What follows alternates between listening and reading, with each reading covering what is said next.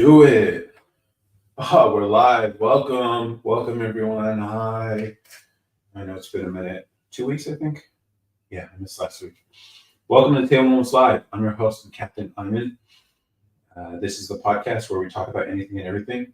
No politics, but kind of relax that rule for the live streams here because people really like to talk about politics, even though a lot of the time it's unproductive conversations. But it's also an opportunity to wake some people up sometimes, just rethink a lot of the propaganda that they see, and perhaps maybe not just eat the bullshit, but maybe start questioning why they're eating it.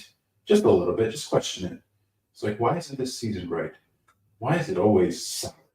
And then finally, maybe that'll open up people and realize, like, a lot of this is a waste of time. Right now, I'm setting up the TikTok thing, but I like to go live on Twitch and YouTube early because I'm gonna grow this one. I have some ideas for YouTube videos that I think I've gotten to the point where I've done this videography stuff long enough that I kind of feel like I know what I'm doing. I tried the whole scripting stuff. I've been experimenting with that on TikTok and the shorts. So I'm getting better. I'm starting to understand how to organize this stuff. Still not that good, but I'm getting better. And now that I think I've reached the point of confidence where I can actually pull off some of the ideas I have. Not only just be able to build them, which took me a while, a lot of practice, trial and error of trying to just build things, but then also being able to document it, which is behind the project. Well, not the whole point. It's a big driver of the project, being able to document it so I can share it. And those of you who've never built don't understand how hard it is to build. Those of you who've never recorded what you're doing don't realize how hard it is to both build and document. If you're building anything significant, it's pretty hard because when you're building and tinkering, it never goes smoothly.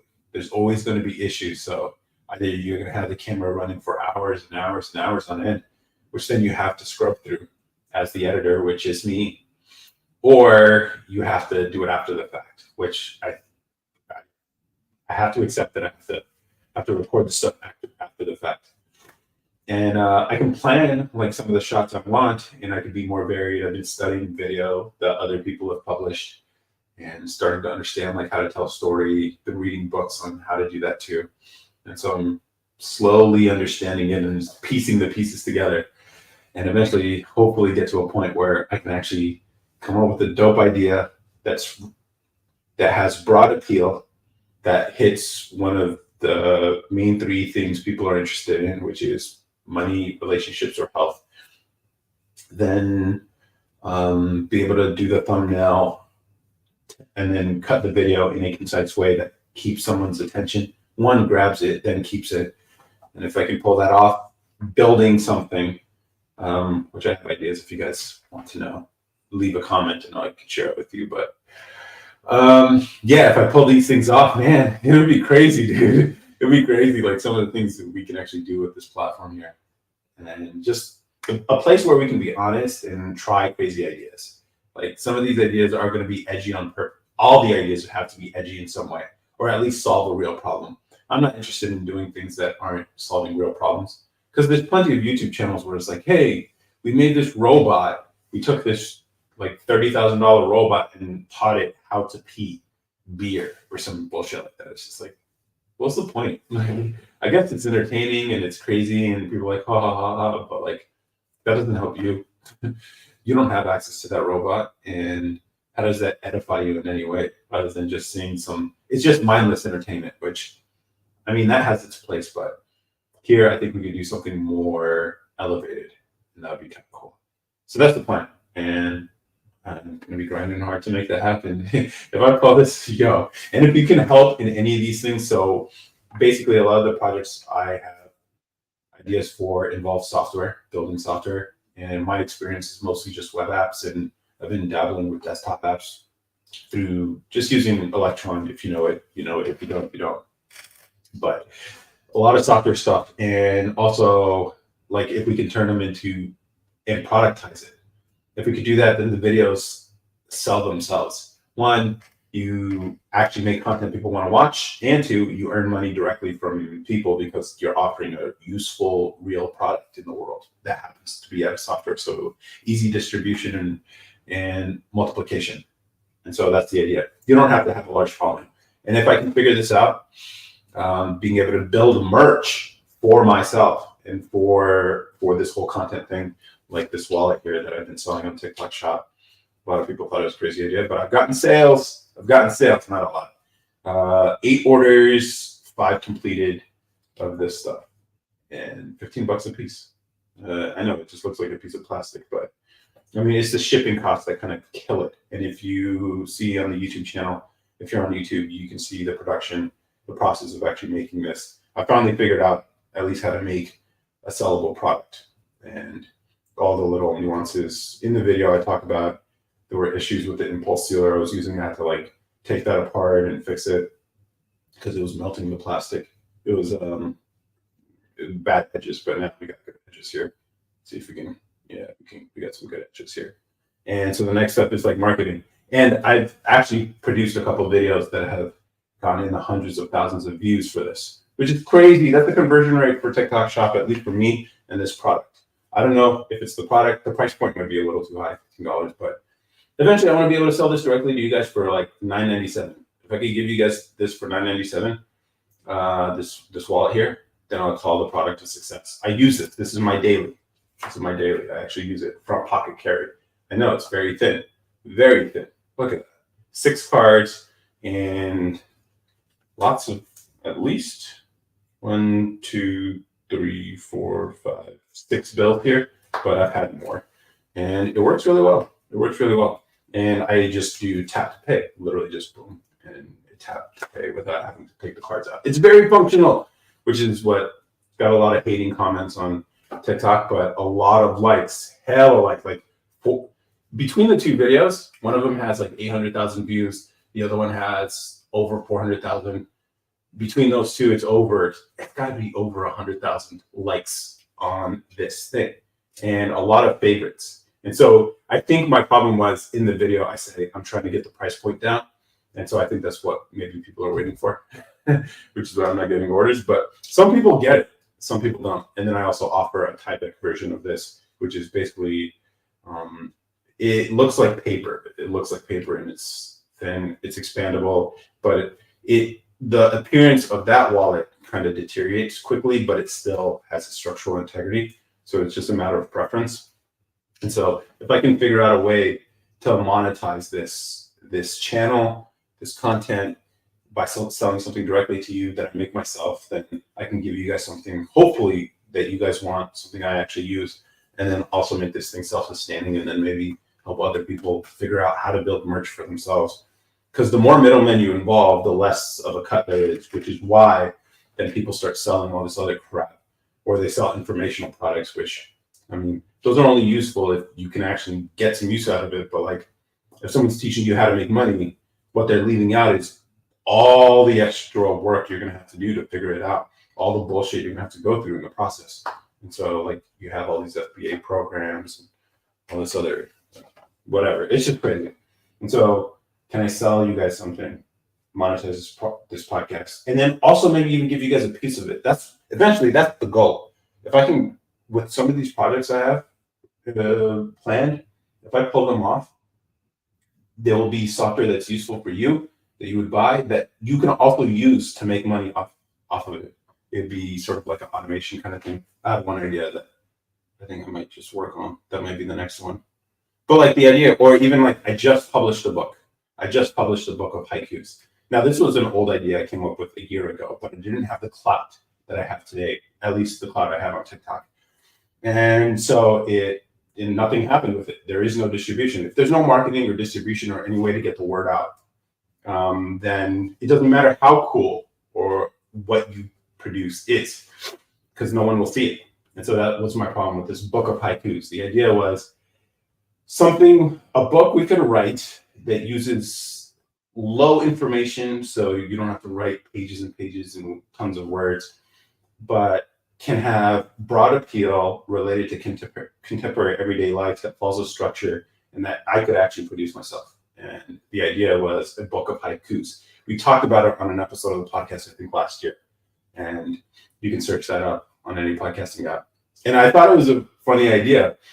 It's also funny that you write a book of haikus and then we're technically published authors. And so the idea was, what if I can build an app that let people submit their own haikus, and then that automatically publishes it to social media. And then based on the engagement of certain poems, whichever ones make it to the top, we include into a physical book that we can sell through Amazon, Kindle Direct Publishing, basically. So we can self-publish this. And then the proceeds from that go to all the people's poems that contributed to the book. And so like we actually give you money if your poem's good enough and it got enough engagement and stuff. But I didn't have clout back then. So literally it was like a small ass Instagram account, barely had anything on TikTok. And yeah, so it's like I actually built the app. It actually tracks it tracks the number of syllables and everything, and then you could submit it, and then I have to review it before I publish it. Otherwise, people are going to be putting some weird shit there. And then yeah, I actually built it, but no clout, so no one used it. So instead, I just wrote 130 plus haikus myself. I did what I had to do. And then I actually put the book together and got the cover. And I wrote the book like a few months ago, but finally I did the last remaining stuff, which is building the cover, proofreading, organizing the manuscript so that it all flows like a book should. And I just literally yesterday published it. Now it's under review. It'll be available. Hopefully, if it makes it through review, it'll be available in about 72 hours. So from now, if everything goes well, and I will be a published author, technically speaking, on a book of haikus. Haikus, if you're not familiar, it's a poem structure that comes out of Japan, where basically it's like the first line is 5 syllables, the next line is 7 syllables, and then the third line is 5 syllables. So it's a very simple, concrete structure. And the idea was I wanted to write poems that are relatable, okay? Relatable to modern everyday life. So there's some joke haikus, there's like observational haikus. I have different categories. Let me see if I can pull it up here. And the title of the book is Hakuna Matata. I think it's hilarious, man. And then the name I use on the book, because obviously you can use pseudonyms when you're writing a book.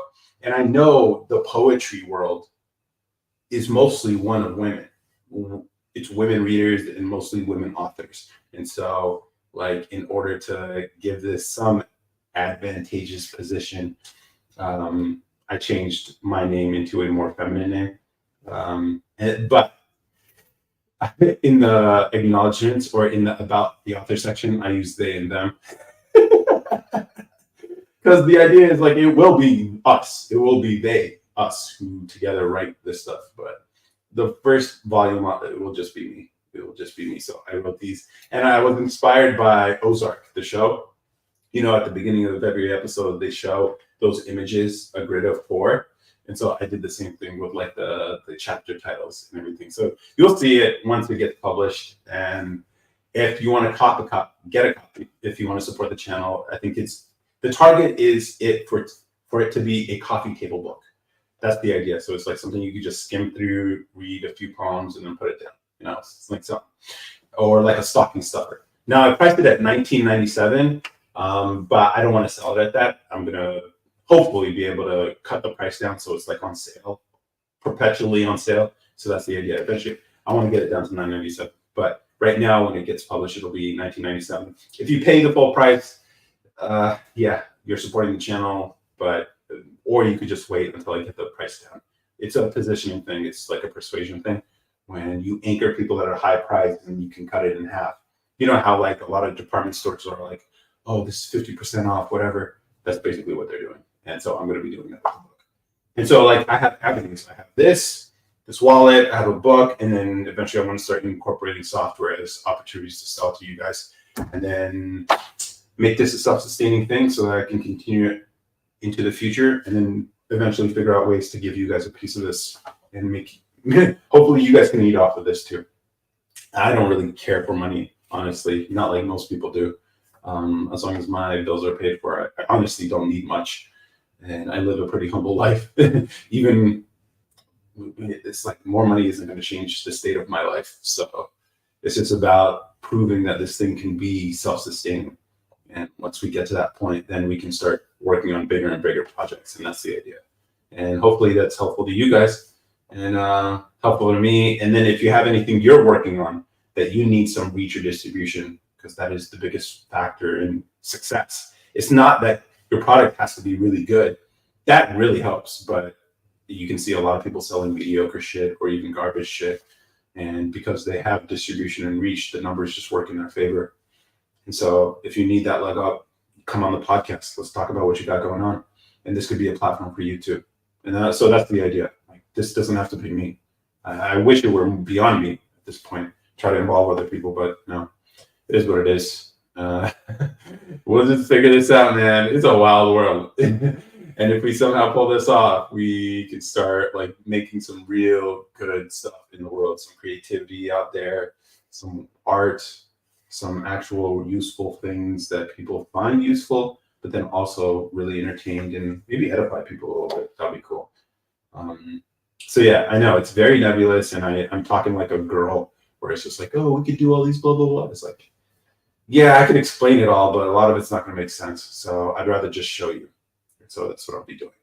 And follow the YouTube channel. You're going to see the big projects and the bigger ideas pulled off there. And then eventually I'm going to have to cut those up and make them accessible to the TikTok audience. I don't plan on TikTok being an end all be all for me. I could lose the platform at any time. And I'm also thinking about that, like all the issues I deal with when making content, and at least the type of content I make, which is like pretty brutally honest and maybe sort of pushing against the sensibilities of these platforms, then maybe I can build tools that help secure a lot of the work that's been done. And if I can do that, then there's a whole other area of this, which I think would be useful, not just for me, but the culture too. But this is a bigger idea that I don't think a lot of people care too much about. So I'm going to keep that. I'm going to keep it at that. But thank you for whoever the one person's watching. If you are on Twitch or YouTube, if you leave a comment, I'll be able to see it. And let's add the people on TikTok. I know it's weird, but it's where the people are, man. It's where the people are. So let's do it. And yeah, big things this next year. I said at the beginning of January that big things were going to happen. And I pulled off some things. Maybe I should do a year-end review kind of thing where I'm just like, hey, here's the things we pulled off. Here's some of the things I wish I'd finished. Here's some of the things that we did pull off. And yeah, it'd be cool. And then I have some targets, some goals for this, at least in the near term, to justify continue working on this. And if I can hit those numbers, then yeah, you're stuck with me forever. No, and then I'll just set new goals and bigger things. And then it'd be nice to collaborate with people eventually. Got a chance to meet someone from TikTok Live today, actually.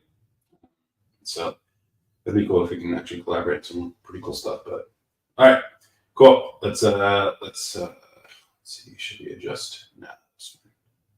Let's get the phone out of the shot. Cool. Let's join on live. 3, 2, 1. Hello, everyone. Welcome to Table Moments Live. I'm your host and captain, Ayman. This is the Table Moments podcast, where we talk about anything and everything. Sort of the type of conversations you have with your friends, where it can be funny, it can be serious, it can be philosophical, but everyone's coming from a good place, and you enjoy each other's company without worry of being judged or anything like that. So that's what this is. And this is the live version. I'm also live on YouTube and Twitch if you want to watch on there. I think the camera I'm using for that is way better. Hey, LT Mythic, what's up, man? Wow, you get to catch me live, bro. Hey, yeah, the wallet's coming. It'll be there soon. But yeah, and then yeah, Want an honest opinion on your garbage bag wallet? I don't know. You'll see. It feels weird. The garbage bag. Although, here's the thing: the laser engraver can cut through dark material. Light material is hard for it to work through. So it worked really well. And then I had to put like a backing of like some white material so you can see the letters. Otherwise, you wouldn't be able to see it. But yeah, it'll be cool. It'll be cool seeing you. And if you can make a piece of content, feel free to tag me in it or not. Feel free to shit on it too. I don't care. Like, here's the thing: I use it. I use the transparent wallet. This is my daily. I use it, so I know it's good. It's really useful. I was literally at Trader Joe's today, just like tap to pay, easy, without taking the cards out. And I like that it's bifold, which is why. You have a lot of these like where you have to like stick the. I am not married yet, Faith. I'm not. How's it going? I know it's been a minute, guys. I missed last week. I was really tired, and the plan was to go on Monday, but I don't know. Things, life happens. But I was at Afrotech this week, and I did get a chance to meet someone from the live. Figured you were on your honeymoon. I don't know if I would take a honeymoon. That's the thing. Like, for what? Where would I go? Like, I'm not a beach dude. I'm not a type of guy who can just sit there and. You were? Oh man, see, I should have checked in. Yeah, I was there. I was at the Expo Hall Friday. Talked to a bunch of companies. It was cool. And then I met Banner Boy. He saw me in the crowd. He's like, "Yo," I was like, "Yeah, what's up, man?" It was cool. Well, I'm expecting good things. I'm going to review it. I'm like, all right, awesome, cool. Yeah, that's crazy. I should have checked in. My bad. But yeah.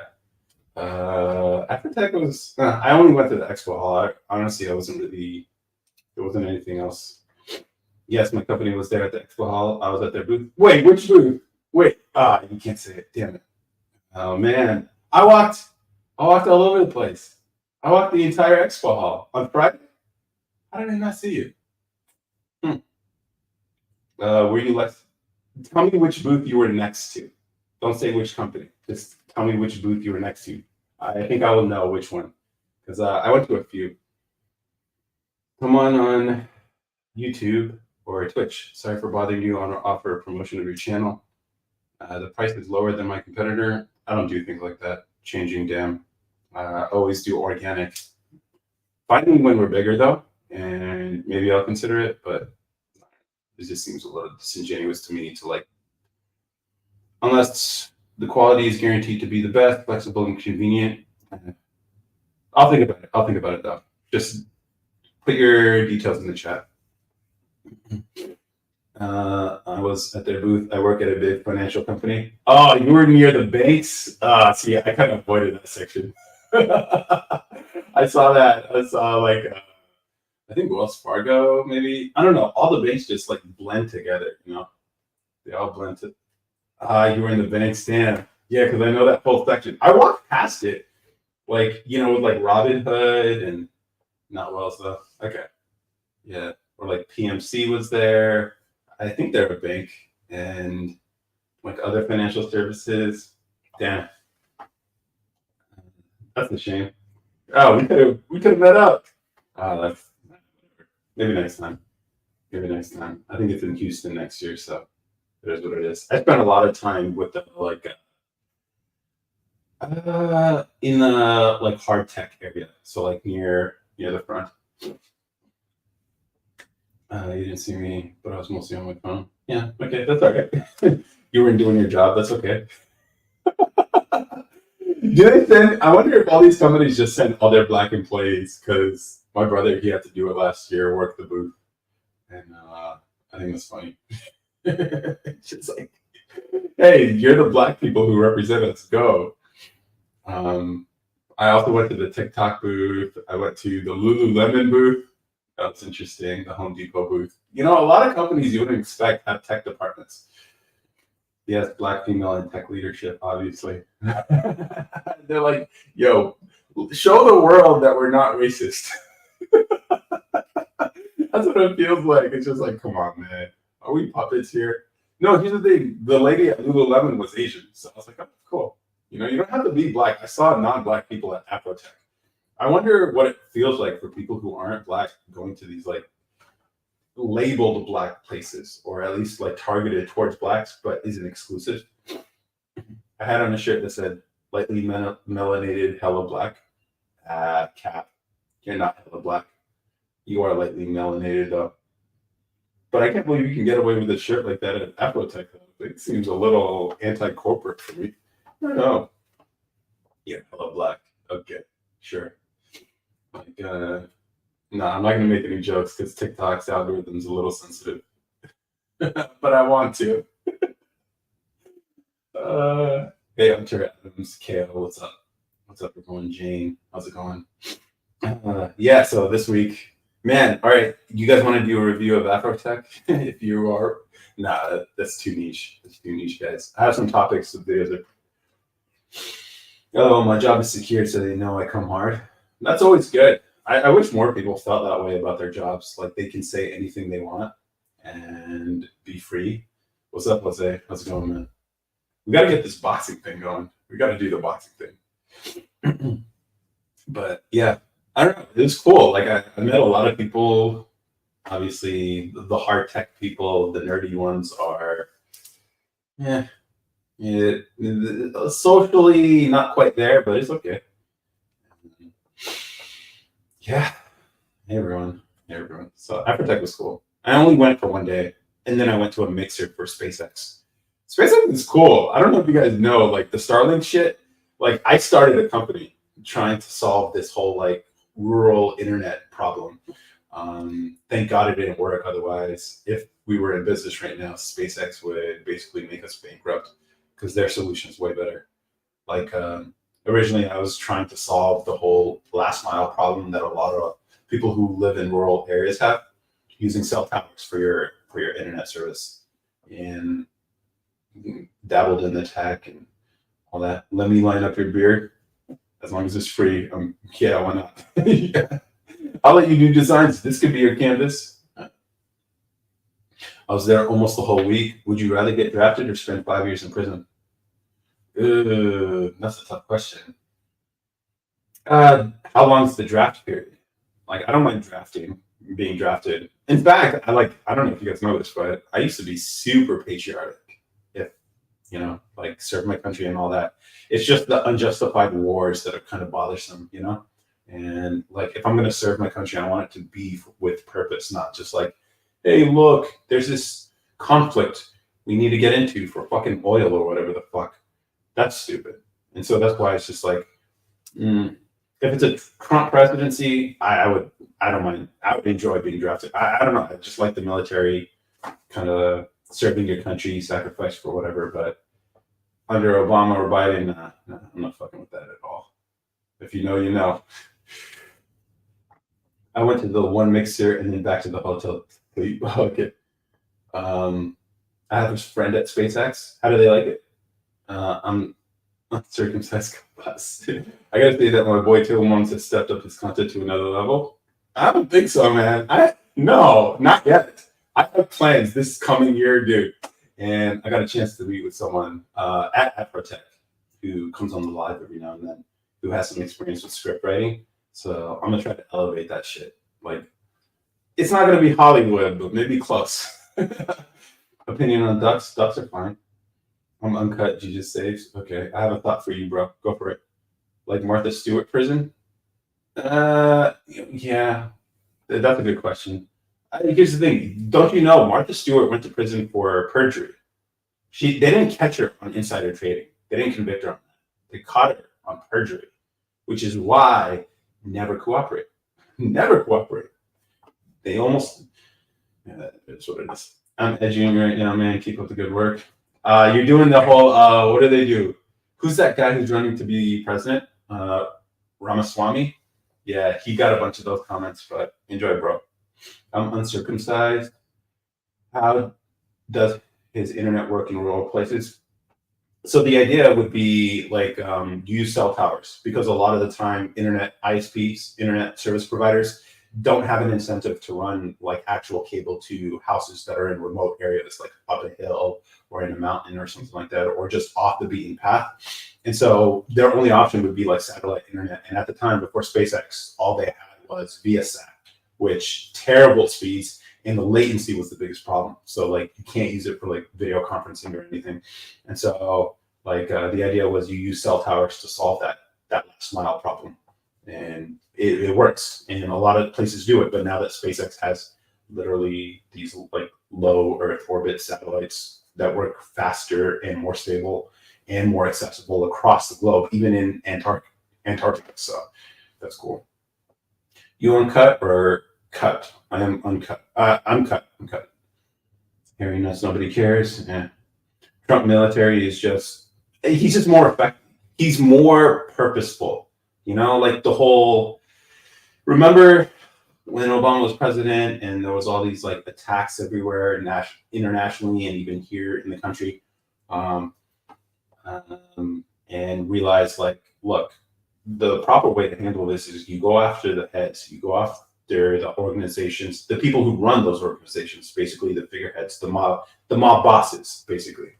And it's far more effective to do it that way. But of course, the Obama administration cares a lot about their image, so they were selective, or they chose not to because it would look bad. I don't know, for whatever reason. And Trump's like, yeah, nah, get rid of them. And so that's why we saw a moment of peace internationally, and then all this stuff started happening again. I take Martha Stewart prison over a draft. It's funny, I thought about making a video talking about the draft, because like every dude in America knows this. When just before your 18th birthday, you get sent a letter from Selective Service saying you got to sign up for this, and if you don't, then it will impact your life in very significant ways. You want to apply for financial aid, you won't qualify, or like other benefits that everyone else is given, you cannot participate in because you didn't sign up for Selective Service. And so I was thinking, like, what if I made a video where I was talking about, like, ladies, if you guys want to talk about military affairs and international conflicts, put your money where your mouth is. Sign up. Now you have skin in the game, and feel free to talk whatever you want. Until then, shut up. That was the idea. And so, like, I might make that video, and then send a link. Put a link in there. And it's like, hey, sign up for. It's voluntary for women. It's mandatory for men. And so, you know, when you talk about like gender equality, stuff like that, women don't want to talk about these things. Not that it matters, because no politician wants to be the one who actually uses the draft. But I mean, it's still there. Creator. Hey, Noah, how's it going? Your views on politics is adorable. It's also true. Here we go. He puts emphasis on his words, but not all of them. Yeah. The comment section is off too, to be honest. I mean, you can believe what you want, dude. These are facts. Like, I think it's just hilarious. It's like people want to be able to speak on things that they don't have any skin in the game for. Nassim Taleb talks about this a lot. You skipped your thought. It might have been banned, dude. Like, I didn't see anything here. He also looks like a suspect in a current case going on. Okay. Yeah, it is. It is what it is. Like, can we not point out the fact that the world had 4 years of peace, and now we have 2 major international conflicts costing us hundreds of billions of dollars? What is the difference, guys? Come on. I like to point out the results. This is the results of your actions in the voting booth. Enjoy. Why are people complaining? People should not be complaining about the state of affairs right now. You chose this. You chose this. It's like 4 years of peace. It was just a mean Twitter. That's all it was. Mean Twitter. Or hundreds of thousands of lives. No. That was our choice. And you guys made your choice, so it is what it is. And Only Know You by Taylor Woods. The world, LMAO, the world did not have 4 years. Yeah, literally 4 years of peace. It was awesome. No new wars. No new wars. It was awesome. Like, gas was cheap, food was cheap, jobs were plentiful, economy was great. Obviously, we still have a spending problem, but both parties really suck with that. Of First Step Act, so criminal justice reform, that was good too. Like, what else? I mean, there's plenty of things that came out of this. Or what's better is what didn't come out of it. You could talk about the benefits of the administration, but talk about the things that didn't happen that could have happened with anybody else. And that's the thing. That's the difference. Like the bad things. Oh, your facts are from Truth Social. Yeah. Or the truth. You can just call it the truth. But I don't know if anyone's active on Truth Social though. That's a shame. Yeah. So, hey, it's a psyop. Ooh, you change your. Okay. How's it going, man? What's the best business book you ever read? Good question. Not a book. It's a podcast episode. Naval's How to Get Rich podcast. It's not. His podcast isn't about how to get rich, but his podcast is titled How to Get Rich. But it's like a series of thoughts and ideas that are put together into one. It started off as a tweet storm that honestly has dictated the course of my life. And it's a grind, but if you can get through it, I think it's useful. So take a listen. It's like 3 hours long. Just type in Naval How to Get Rich tweet storm, and you can listen to the whole 3 hour episode. And I listen to it every like 6 or 8 months, just to, yeah. What's the bit? Your boy seems to be what? Fauci admitted to lying. Yeah, I mean they're all liars in politics. Just some lies are bigger than others. Hey, can you shout out my friend Adrian, who only got one eye? Adrian, yeah, am I saying that right? Smari, is it Adrian? Correct me, and then shout out to Adrian, who only got one eye. I feel like this is like, because everyone will know you as Table Moments. Yeah, I mean, you can call me Ayman. Ayman's a nickname that everyone calls me by. I don't mind sharing my real name, but it's just like no one really calls me that. So Ayman, Ayman, and yeah, I don't know. I have some news, but nothing life major or anything. It's just something I completed that once it gets out there, I'll talk about it. I gotta go to bed. Enjoy your great night. Good night, Faith. I'll catch you in the next Afrotech. Am I engaged? I am engaged. Thanks, bro. You're welcome. Keeps blocking my comment. Yeah, dude. That's what it does. Don't get this account banned too, bro. If you're at rock bottom in life, how do you get back to the top of the mountain? There is no top. That's life. And there is no top of the mountain. Now, for a lot of people, they find an apex on the mountain, some point on the mountain that's good enough for them, but life is just more. There's always more. And so there is no mountain. Now, if you're at rock bottom, like there's always somewhere worse. And yeah, when you're at the bottom, no one really wants to fuck with you or help you. It sucks, dude. It's like when you have nothing going on and you really just need some real fucking help, no one wants to fuck with you. But when you're up, everyone comes to your aid. It's crazy. It's crazy. Everyone wants to be your friend when you're winning. No one wants to be there when you're losing. It sucks, man. It's the world we live in, and people are shitty that way, but it is what it is. Yay, congrats, whatever it is. Yeah, thank you. Only know you as Table Moments. That's fine too. I mean, I only know you as Jose. Morning Squared. Have a positive vision. Okay. Can you talk about when you were a DoorDasher? Oh, yeah, what do you want to know? I did it as a learning experience. I didn't need the money. I was working as an engineer, but I had some free time. So I figured I'd try it. And some of the nuances and issues you deal with as a dasher really fucking suck. Because you're like in the middle. There's this idea called above the API and below the API. It's people who give software. Basically, that's what DoorDash is, right? Some people live above it, where they're the engineers, they're the algorithms, they're the customer relations, all the people who tell the software what to do. And then there are people who live below it, which are the drivers in the restaurants and everything like that, who are told what to do by the software. And when you live below the software, it fucking sucks because you're just a cog in the machine. And especially as a driver, because you're in between like restaurants and customers. If everyone was punctual, on time, and efficient, Dashers could make a hell of money. They could make really good livings, $30 an hour probably. Like that was my entry level salary as an engineer. Okay, you could do that if everyone was on time and everyone was efficient, but that's never the fucking case. Never. Cut the restaurants always say the food's ready when it's not ready, so you're waiting like 5 minutes there. Customers are never ready to pick up, or they live in these weird places, apartment complexes that are hard to find or whatever.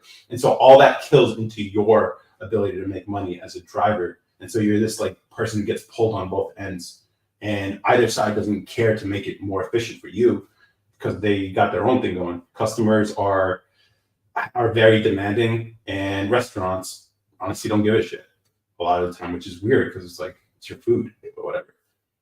And it's possible to get up. It is possible to get up. Like when you're down, everything does suck, but it's up to you to decide like what to do about it. You know, are you gonna decide to make the most out of the situation or grind through it? Like that happens, and there will be points where it's going to be really fucking hard. You will have days, maybe even weeks, where you can't do anything. I get those days too. Those happen to me too, and you'll see it. Like when there's a slowdown in the content that I'm producing, that's what's happening. It's a fucking grind. Shit stops working like I expect it to. It's just like you just gotta like deal with it, and that's life, right? Suffering. That's what they say. So. Morning squared envision your positive future, feel good about it. That will motivate you to take steps. But when you're at the top, that's when they all start clinging to you like leeches. Yeah. And so like my attitude is like, if you're not with me in the beginning, when it's the hardest, because it's always the hardest in the beginning, because you don't know what you're doing. You have to figure it all out. You have to learn and grow at the same time, which is pretty hard, like with any endeavor.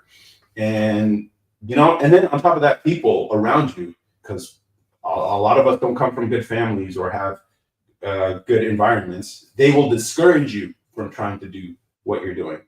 And it's like everything just piles on you at the beginning.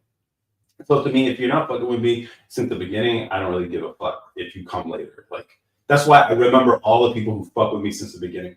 Like the first person who bought this thing, the up next. I remember the first person who gave me a shout out on Instagram when the table moments as a idea only had like 12 followers on Instagram. That's all it was.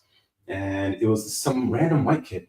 He was like, and it wasn't videos of my face. It was literally just audio clips from the podcast that I put over an image of the logo for this table moments thing. And he gave it a shout out on his stories. I was like, yo, that's crazy. It's like, yeah, I fuck with people like that. And I think people like that are tastemakers. You know, the people who are willing to fuck with something without the top being there. Those are the people I really care about. The rest, you know, a lot of people just follow for the sake of following. It is what it is. It's like, I don't really have much respect for it. Yeah, they'll be there, but it is what it is. I do DoorDash on the side too, man. Oh yeah. How do you like it? When I say only know you at Stable Moment, that's my second part of my comment. The first part is not showing. Oh, yeah. Do I work out? I do work out. Yeah. And there's not much to say to it if you guys want. I mean, it's Planet Fitness, so, you know, the weights are limited, but it is what it is. It's good enough for me. And try to go like 5 times a week. Biggest thing, guys, for health is getting your diet in control. Not actually like following a diet, but just like finding foods that help you achieve your health outcomes, or at least what you're trying to do. And for me, the struggle was always getting enough protein because I hate cooking. And that's why I posted that video about the burger, because I finally figured out something that's quick, easy to make, hella protein, and tastes delicious. And the cleanup, best of all, the cleanup is basically just one pan, one cutting board, and a spatula. And so, like, if you can figure out things that make it easy for you to solve whatever health-related problems that are keeping you from living that kind of healthy life you want, then it'll make it much easier for you to stick with it. What do you think would be a plugin or additional feature for the Dasher app that would be sick? Oh, I think it would be cool if, like, you know how they have virtual restaurants? Now, this isn't necessarily answering the question, but you know how they have virtual restaurants like Mr. Beast Burger? It doesn't actually exist. There is no brick and mortar place, but it's all just virtual restaurant type stuff where you can place an order and it can be delivered to you, and that's all there is. There's no walk-in, there's none of that. So I was thinking, like, what if in the right food category, like baking, like baked goods, that you could bake the stuff ahead of time, then put it on the as available. So like the idea was selling cookies. Like you sell cookies and you are a virtual bakery. Basically, there is no brick and mortar store. And you sell directly to customers on food apps like DoorDash or Grubhub or whatever. And because they're baked goods, they're small volume, high density, high margin products.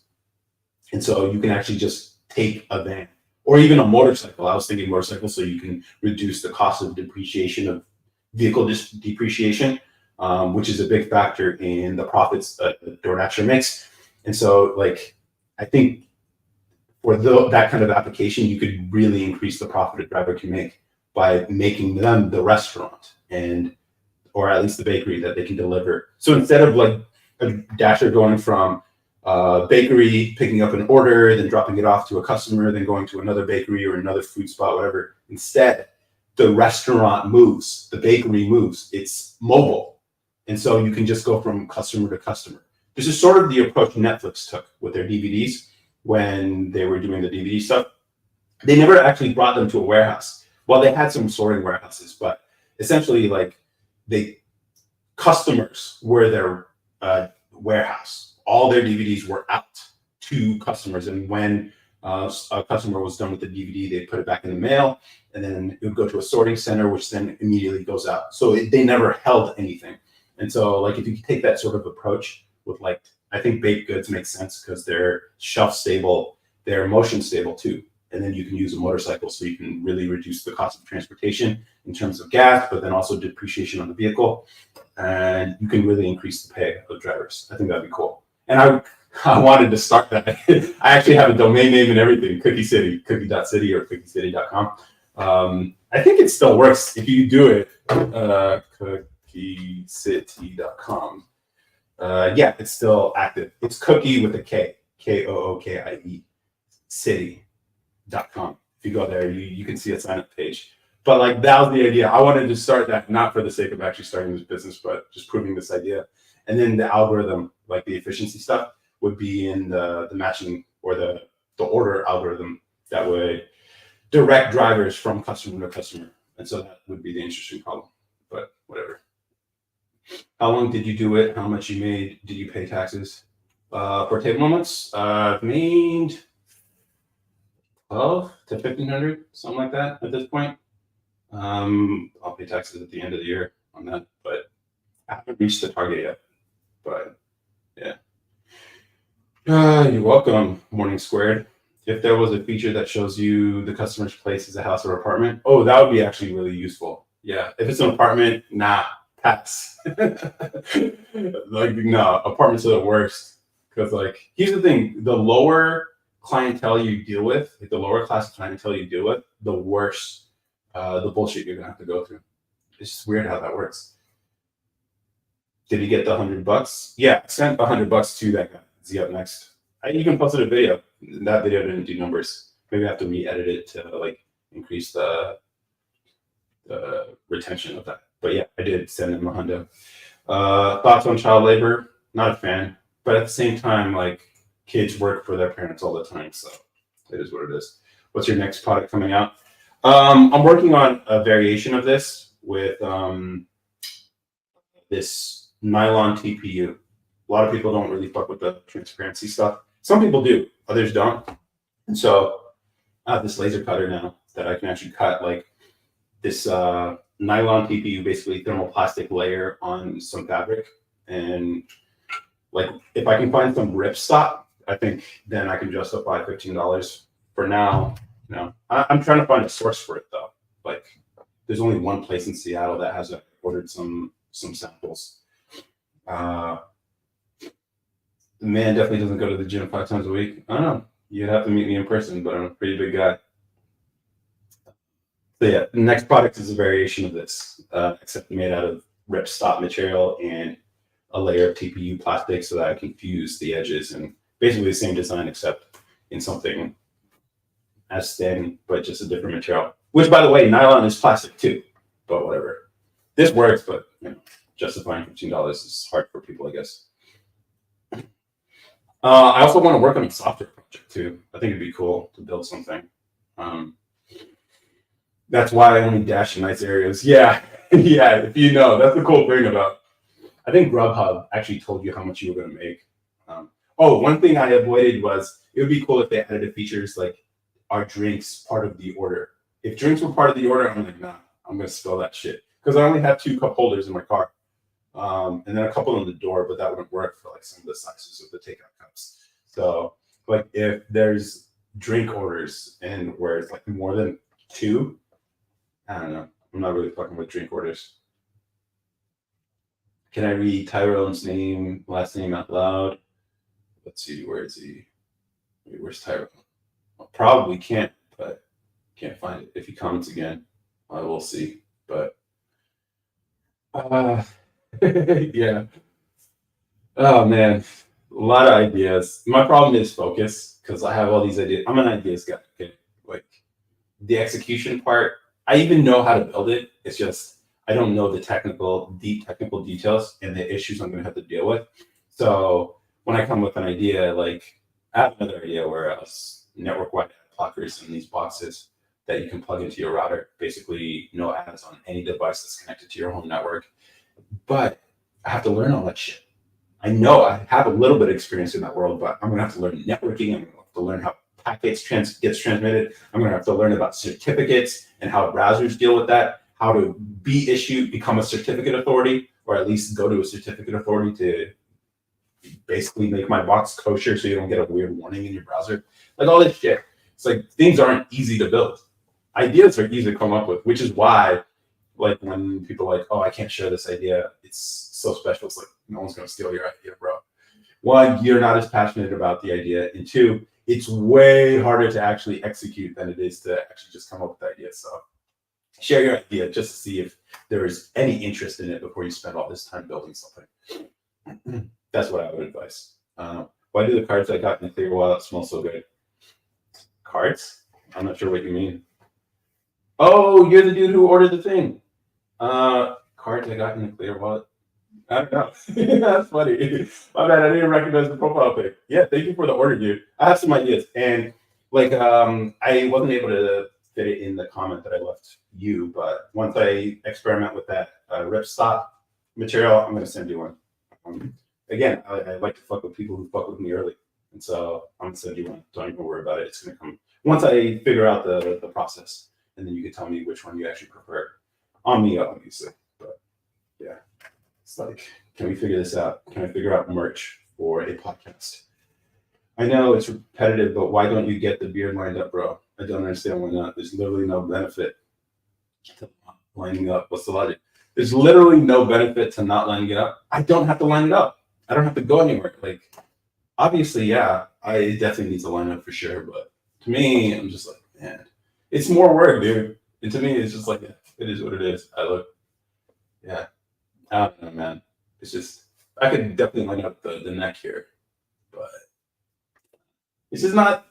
Hair isn't that important to me, man. Obviously, and I know it would help with this social media shit too.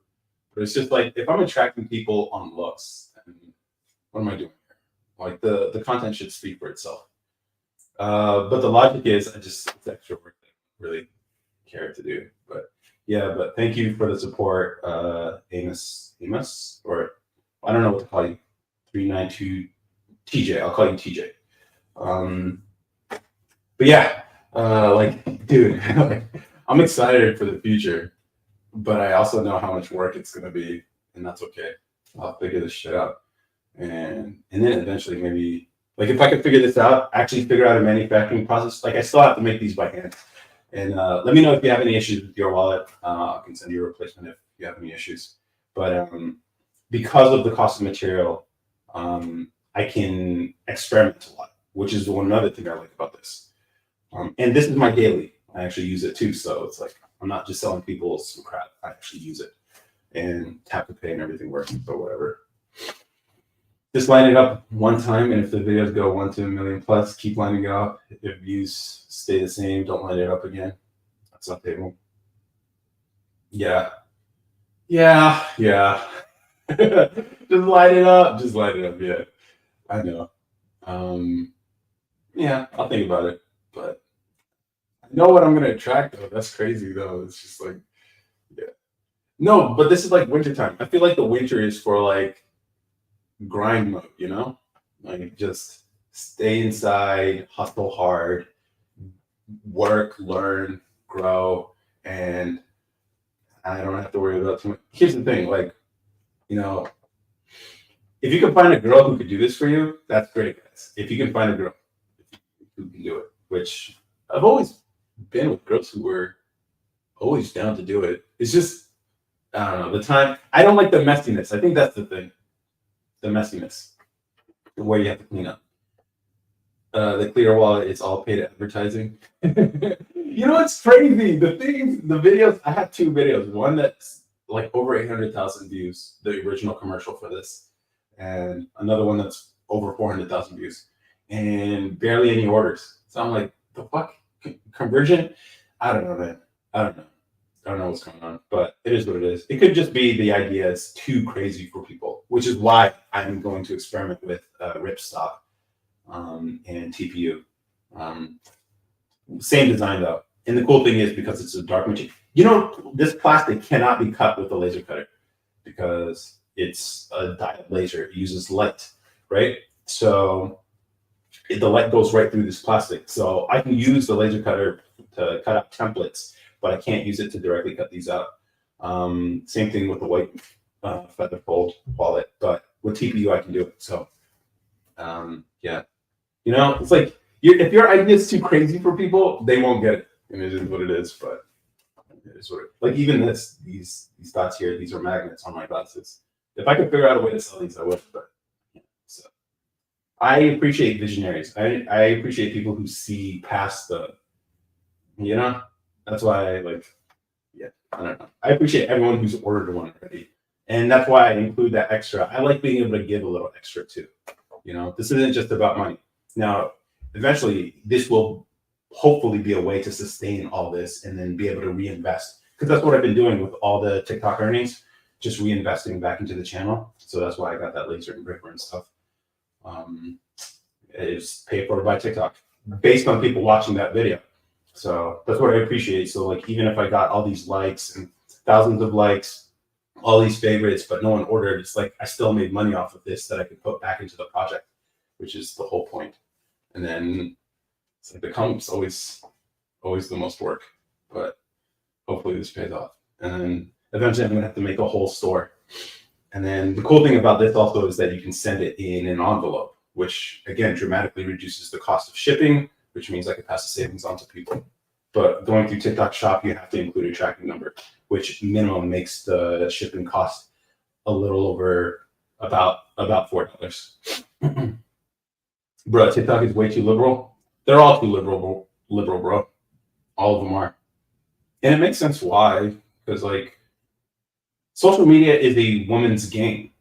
I don't know if you guys realize that. Like, men aren't. This is a woman's game we're playing, guys. Like, so it makes sense why it is too liberal.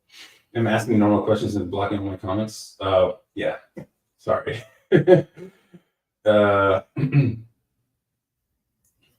What's up, Howard? How's it going? Easy nuts. No, see, that's the thing. I think rainbow dudes kind of fuck with us. See, that's the thing. I think all masculine energy is good energy, but the feminine, when it gets a little too strong, it can suppress the masculine too much. And so I think it's like, I think it'd be interesting. I have some ideas for some videos that might be a little too controversial, but I'm like, you know how everyone talks about bathrooms and like the who can go in bathrooms, whatever. I'm like, no one talks about the flip side of that, you know? The people who go from female to male, which I think might be the cooler ones. It might be cool, down to earth. And you see, like, I have a video idea. Oh man, I wish I wrote it down because now I'm remembering it. But basically, I want to put together a video where I talk about like interesting subreddits you should check out. One of them would be red pill women. So everyone talks about red pill, men. But like, there's a whole side of this community that's women, okay? And they have different sexual strategies, not what men like. This is basically a forum where women are talking about how to become wives and mothers. Basically, it's crazy, but you can read it, and it just. I wouldn't recommend like engaging with the comments or anything. Their space is their space, but like you can definitely learn that there are women out here who are trying to be wives and mothers, and they're all giving each other advice like, how do I serve my husband as a blah blah blah. It's like, oh, the whole thing is crazy. So I think that would be cool to show guys, because I think a lot of men are into this like trap where they're like, women, whatever, all the negative stuff. But no, there are good women out here who are literally trying to do the work to become good partners. So that's one subreddit. I think another one would be OF advice, a subreddit dedicated to create these spiky creators giving advice to each other on how to grow and stuff like that. It's just walls of text, typically women giving advice to each other. And it's interesting to see the other side because they deal with all the things content creators like us they deal with all the time. So it's interesting. Like even in that space, they still deal with the same issues of like bannings. They all deal with bannings. They all deal with like dealing with audience and hate and consistency and all that. All the same thing. So seeing the other side might make you have some sort of like, not sympathy, but like maybe understanding. Like it's not just easy money like a lot of guys think it is. It's not. It's definitely fucking work. And then the last subreddit would be FTM advice. And then you can see like some of the transitions. So they basically talk about their transition into becoming that side. And yeah, they start taking testosterone and all of a sudden they become super horny and all that stuff. Basically, they become teenage boys. And it's interesting to read. It's just like, oh, everything's just determined by our hormones and our biology. And you just realize like when you influence it, you behave a lot like the other side. And it's just like, I think it'd be enlightening for a lot of people. Oh God, they're chill as fuck. Yeah. Yo, you looking for a boyfriend, my guy? Unfortunately, no. But I hope you find what you're looking for, Robin. How many videos are you posting a day? I try to do at least one a day. The one with the nice camera, I try to script those. But I realize like when I'm off the top of my head, it's more punchy and like more genuine.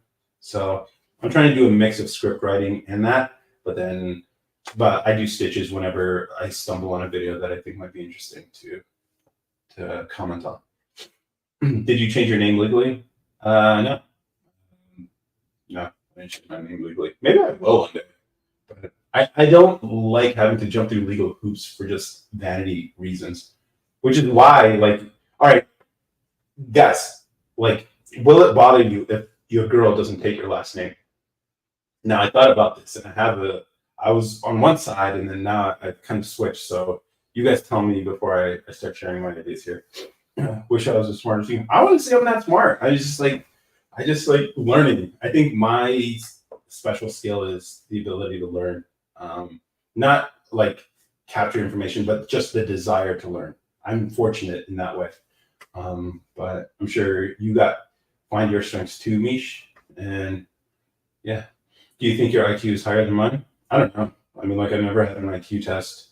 And I honestly don't compare myself to other people. I've met people who are smarter than me, where I'm just like, yo, this is the smart motherfucker. I used to work with engineers.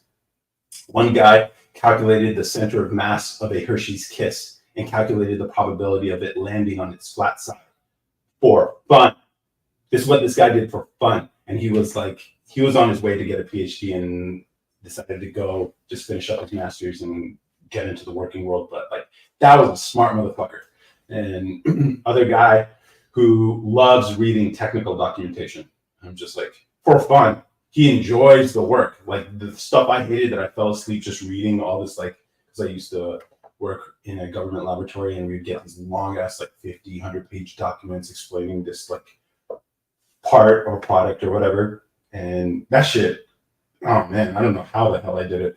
But like reading that sucks. But for him, it's like, oh, do you read this thing? Blah, blah, blah. It's like, what the fuck? That's a smart motherfucker. And then on his off time, he designs stuff. Whatever, but is what it is. No, mine's kind of ass. Wait, what are you referring to? Yes, because I want to be powerful. And for what?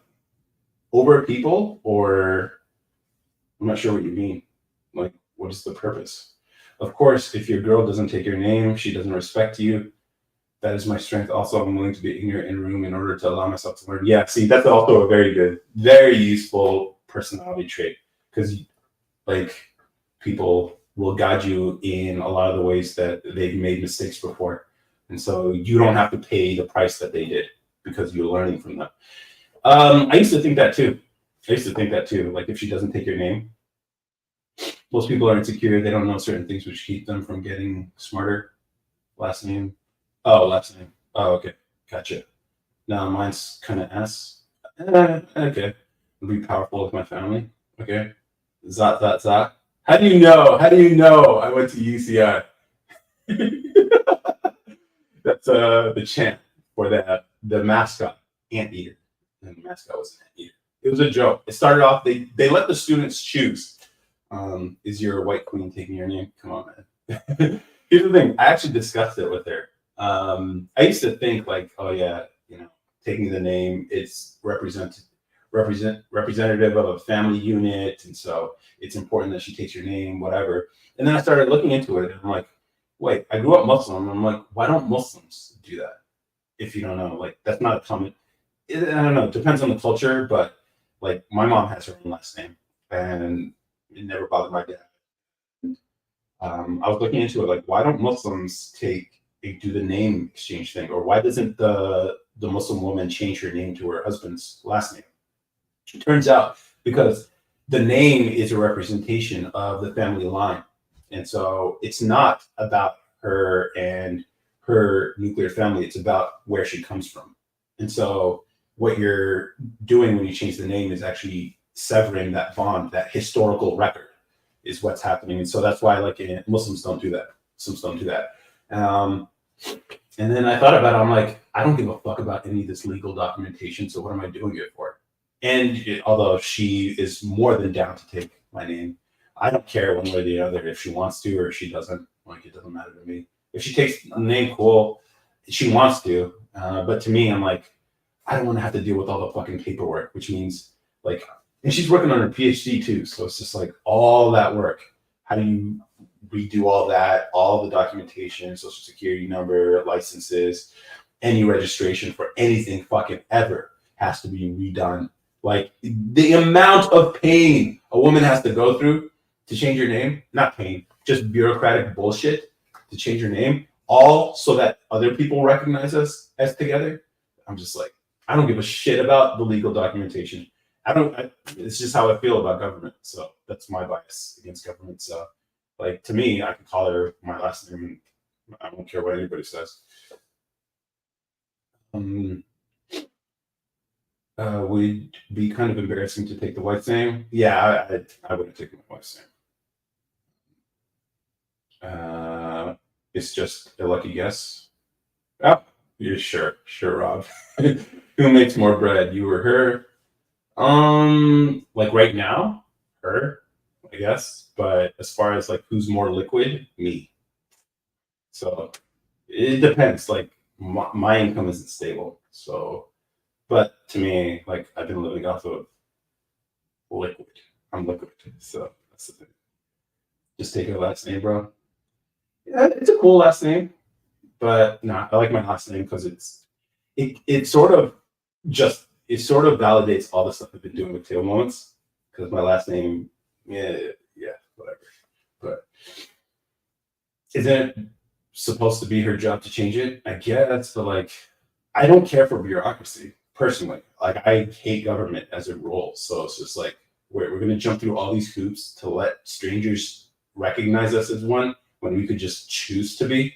That's just a personal thing for me. So to me, it doesn't matter at all. Like, I don't give a fuck what a piece of paper says. I decide my life and the direction it goes and the people in it. So that's how I feel about it. Now, I'm not going to say other people should or shouldn't. That's up to you. But like, I come from a Muslim family. It's not a traditionally Muslim thing. I can understand the justification for family lineage being part of a permanent record through people's names. And so it's It's like, and identification was actually done that way. So like the son of, or was the way it was done. And so like even in the East African culture that my family's from, it's like when I introduce myself to people, often it comes with I'm the son of this person that they know. It's like, oh, you're the son of this, so you're the daughter of this, and all that. So that's what. Uh, Congrats on the marriage, by the way. It hasn't happened yet, but engaged. Sounds like you need to hurry up, get off the live, and get to close out the dryer. What do you mean? No, I'm joking. I agree with you to an extent. But if you don't care about bureaucracy and what people think, why get married? I mean, the whole symbolic, like the religious aspect thing matters to me. Like, I recognize a God, I recognize the union of two people under God. Like, that thing is a choice that two people are making. A communion, right? That's what they call it, I believe. And so I think that has meaning. The intent behind what people are doing are meaning. Like, so I think the ceremony, all that, that's part of it. But as far as the documentation part, that's not important. So, like, yeah, that's how I feel about it. You don't like getting married, yeah. Thoughts on having hair? What do you mean? Like on your head? It's fine. Even if you don't have it, just say you're married between you and her. Yeah, you can essentially say that. Like that's why. Like I also thought about making a video about the whole like gay marriage thing. I was just like, y'all want this? Like you want the government involved in your love life? You can have it. Like enjoy it. And you start seeing the divorce rate of these things, and you're like, you know. I wonder how the court decides because I actually wrote a script for it too. I haven't recorded it yet, so look forward to that video. But yeah, like two people can decide, and then you guys make your vows to each other and in front of witnesses. I guess it depends on what you practice and what you believe, but yeah, two people can decide to be married, and this is what common law was. Like, if you look into the history of like marriages and the licensure of it, it's a pretty dark history. Like, it originally started as a way to keep blacks and whites from marrying each other. That's why that whole approval process, the licensure part, that's where that came from. There's a name for it. I forget what it's called, but it's and then we still do it. It's just crazy. In Hinduism, the wife always takes the husband's last name. Okay. You look like John Jones a little. I can honestly say I've not taken any roids ever. Bird's legs and warm feet. Not sure what you mean by that, John Anthony Cruz. You know, I've been with my girl since ninth grade, no marriage, and our union has always been solid. Yeah, see, I can respect that. It's just like you don't need other people to tell you your shit's real. Now, for a lot of girls, that is true. They need other people to tell them it's real, which blows my fucking mind. But it is what it is, man. Some people are so into the system. It's crazy. Nah, dude. Come on, Pablo. I think a lot of people on social media, because you see all these stories about like cheating wives and all that stuff, it's easy to think that most women are like that because that's all you'll see. The stuff that makes it, that gets views on social media are the controversy, the things that can be shared, the things that make people feel emotions, primarily anger. And this is one of the ways. And so you see a lot of that, but nah, if you handle yourself right in a relationship, no girl's gonna cheat. Like, a lot of girls, yeah, obviously there are cheaters, but like, and plus, if she did cheat, why would it? Okay, move on. It's like her loss. That's the way. That's the attitude. So I don't know why you talking on this guy's relationship though, Paolo. They're always trying to keep us from the white Nubian queens. Yeah, man. So I don't know. See, that's the thing. Like, I actually talked with Banner Boy today. He was in Austin this week for Afrotech, and actually we talked for like an hour. And he had an impression that I was leaning towards the woman hating stuff, whatever, but I wasn't. At least from my perspective, like I'm just telling honestly the situation as I observe it, which I can understand why women might take it a certain way, but it's just the facts that are out here and what guys are dealing with. So, and And that's the thing. I'm not going to lie to you. Like the rest of the world's willing to lie to women and lie to men. The world wants to lie to you. Okay, they make money when they lie to you. Like here, I don't need to say the things that men have already been told, like make something of yourself, blah blah blah. But maybe I could reframe it. And then as far as women who are constantly lied to by fucking everything around them, the first honest man will seem like he hates women, obviously. But I don't know. I think a lot of you women who fuck with the content here can see past that surface, and that's why you might be special among the other women that are up here. Nice to see you here. Great blend in. But we were talking about marriages and how you actually don't need to go through a formal process. It's really a decision between two people to decide to be one under the eyes of God, I guess, if you believe in one. A lot of dudes like Paolo grew up seeing his mom getting ran through. So all women are like that. Come on, bro.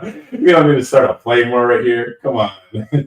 Women lie to women. Yeah, they do. Which is unfortunate because it's just like, here's the thing. I've actually witnessed like a woman, in this case, it was a mom who cared for her daughter's well-being and did not want her daughter to make the same mistake that she did. Okay. I've actually witnessed this. And I'm like, yo, the smartest woman I've ever seen. Like this woman ended up becoming a single mom. She's Black, whatever. But she has a daughter and she realized that she didn't want her daughter to end up like her. And so she knew she was not fit to be able to teach her daughter how to not end up like her because she was like her mother and her mother's mother. And so she decided to have her daughter spend a lot of time, significant amounts of time with homemakers and wives, okay? Because she realized like that's how my daughter's gonna learn, through exposure. And so that's what she did. And I ended up dating that woman, not the mom, the daughter.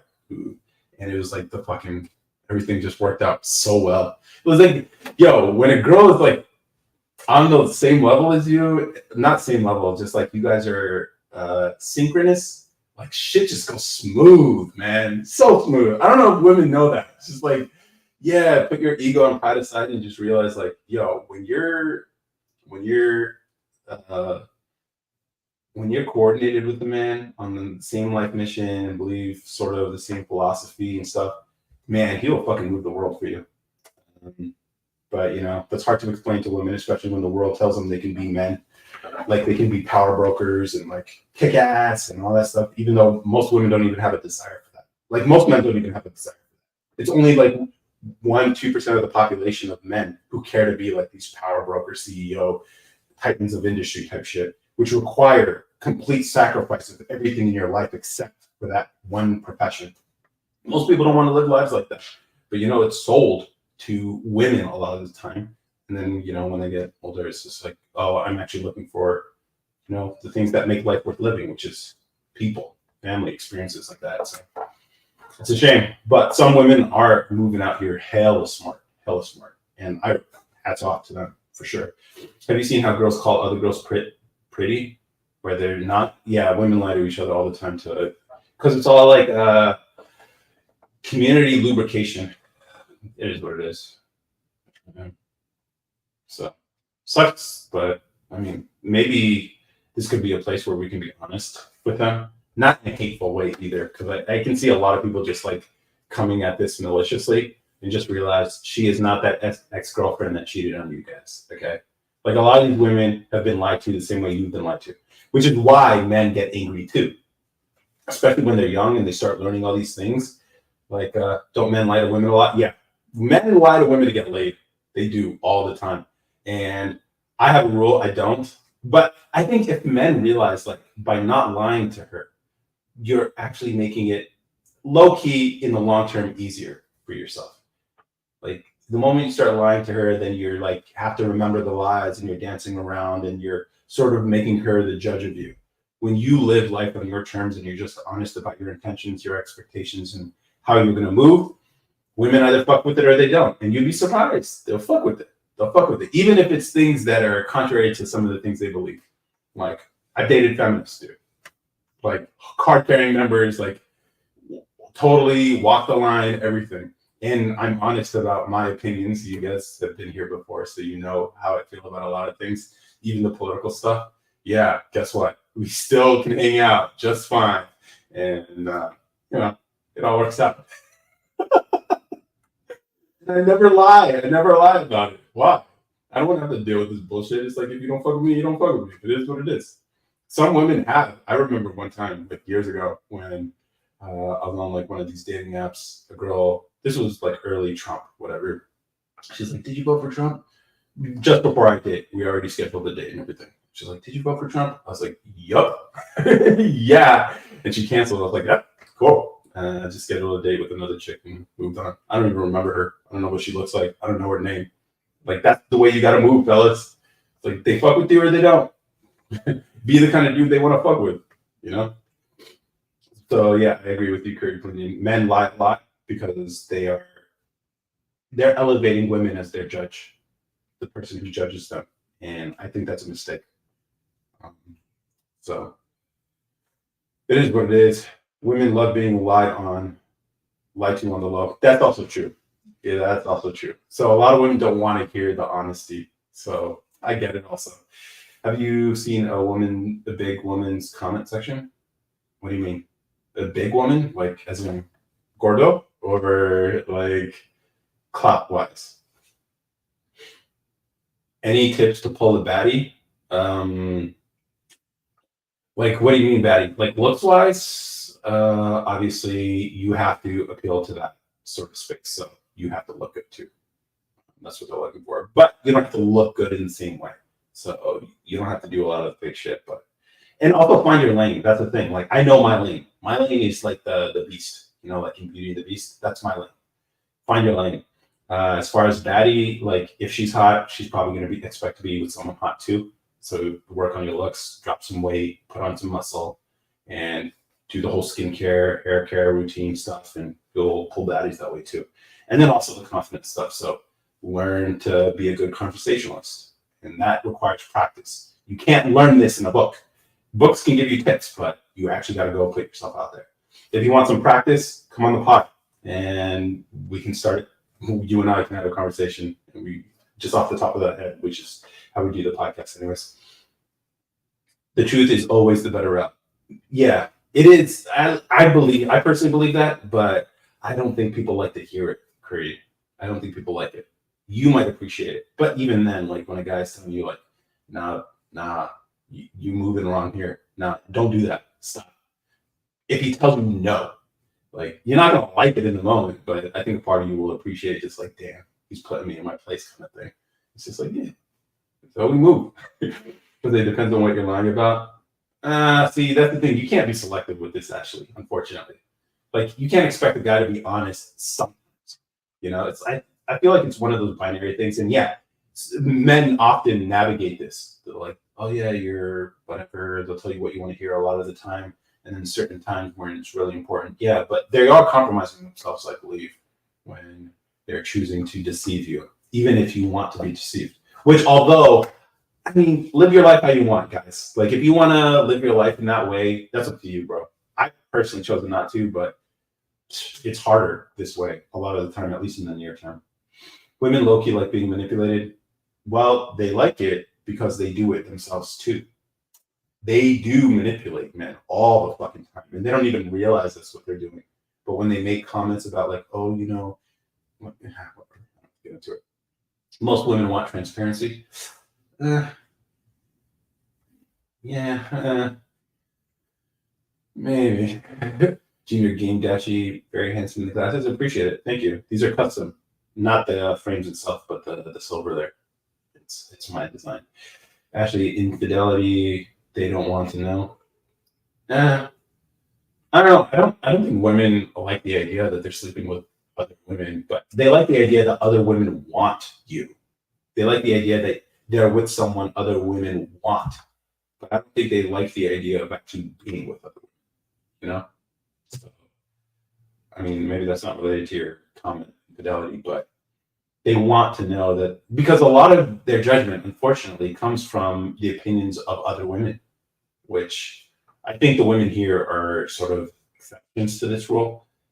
You guys if you're fucking with this content, despite all the stuff I say, you see a deeper purpose, meaning it doesn't offend you, then you are different from most women. But generally speaking, like a lot of their judgments of things come from the opinions of other people around them. Women are more communal, which is why they are better cooperators. They are. Like men are rebels. Like a lot of men are, especially us here. Like we kind of like push the edge, you, me, Jose, with the content that we make. Or at least me for sure. Like I push way too hard. Maybe. But yeah, the fact that we have opinions or anything, that's like men tend to be that way. Sort of solo and rebellious. Yeah, they give that big girl confidence by saying she's pretty. Oh, okay, that's what you meant. Oh, yeah. See, that's the thing. Women lie to each other. It's like, is that useful for her? Is that useful for a woman who isn't that to be told that she is? Like, I'm sure she knows. Everybody else knows, and so you're sort of. It's I don't know. I would take it as insulting. I don't know. It's up to them. You either have the Riz like me or you don't. I mean, like Riz is just being a good conversationalist and cracking jokes a little bit, and then also escalating. That's a big part of it. I think this is where maybe guys get nervous sometimes. I was at one point like escalating the interaction, but once you've done it enough, you sort of like get into the rhythm of it all, you know.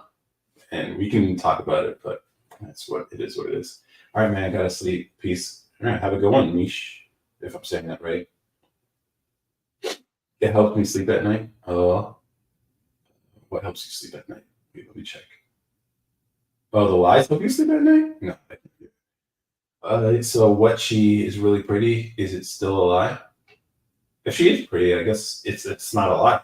But brother, any advice on how to officially farm a cow for ribeye steaks? No clue, dude. I'm considering keeping a cow in my basement. Weird ass comment, and I appreciate it. One big fan, but I have no clue. But it would be cool to hunt one day and just slaughter my own meat, or like cut it up. You got the sunglasses. You got the sunglasses lens on you? No, not on me. They're like in the other room. But yeah, they clip on. It's cool. Eventually, if I could figure out a way to manufacture these magnets with like a sticky backing that I know isn't gonna fall off, and then I might have to partner with the manufacturer, Zenny Optical. I do have an affiliate code on the YouTube channel, but if I can partner with them, that'd be a dope video to make, and then sell you guys. You buy the frames and the lenses from them, and then I sell you a screwdriver to remove the little connector piece, and then sell you the magnets directly, and then you can make them yourself, or you can just make it yourself because, like, you can buy the parts that you need. You're just gonna have an abundance of magnets and whatever.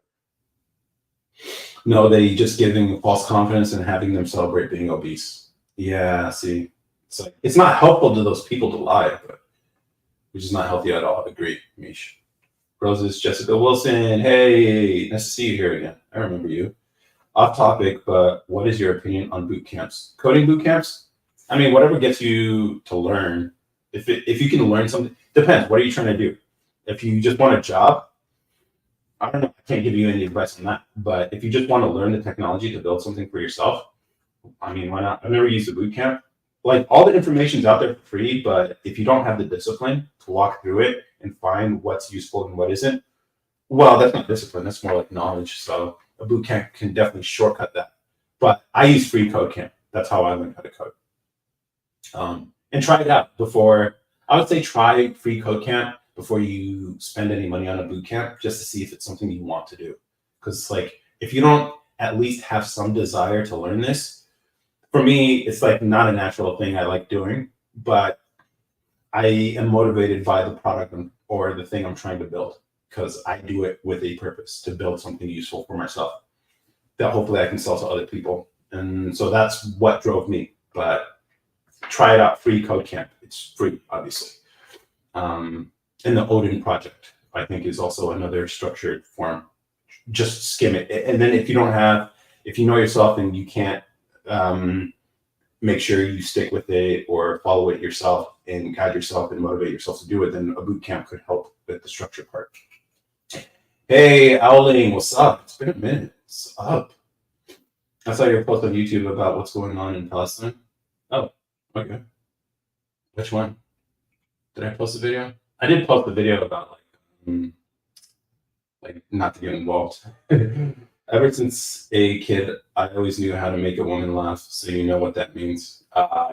Humor is always a great dude. If you have humor, fellas, now it's just a matter of incorporating. What's the word I was using? Uh, Escalation. So physical escalation. So it's not. See, guys, you're not gonna make out with her at the end of the night if you haven't established some forms of contact throughout the day. You know. So it's like one of those things you learn through practice. So are we talking about her being pretty or being unhealthy? To be honest, I was horrified. Okay. I'm not sure what video you're talking about. Slaughter your own meat? Hey, yo. What, you packing? Nothing. I couldn't believe it, especially from an Eritrean black person in America.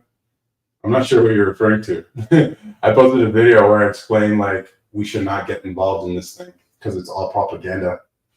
If that's what you mean, then I stand firm behind that belief. Like, this is a conflict that's been going on since forever. Like, and I have strong opinions about Asia too. Software engineering. Okay. Wait, is that a reference to what you were saying earlier about coding boot camp? Let's see.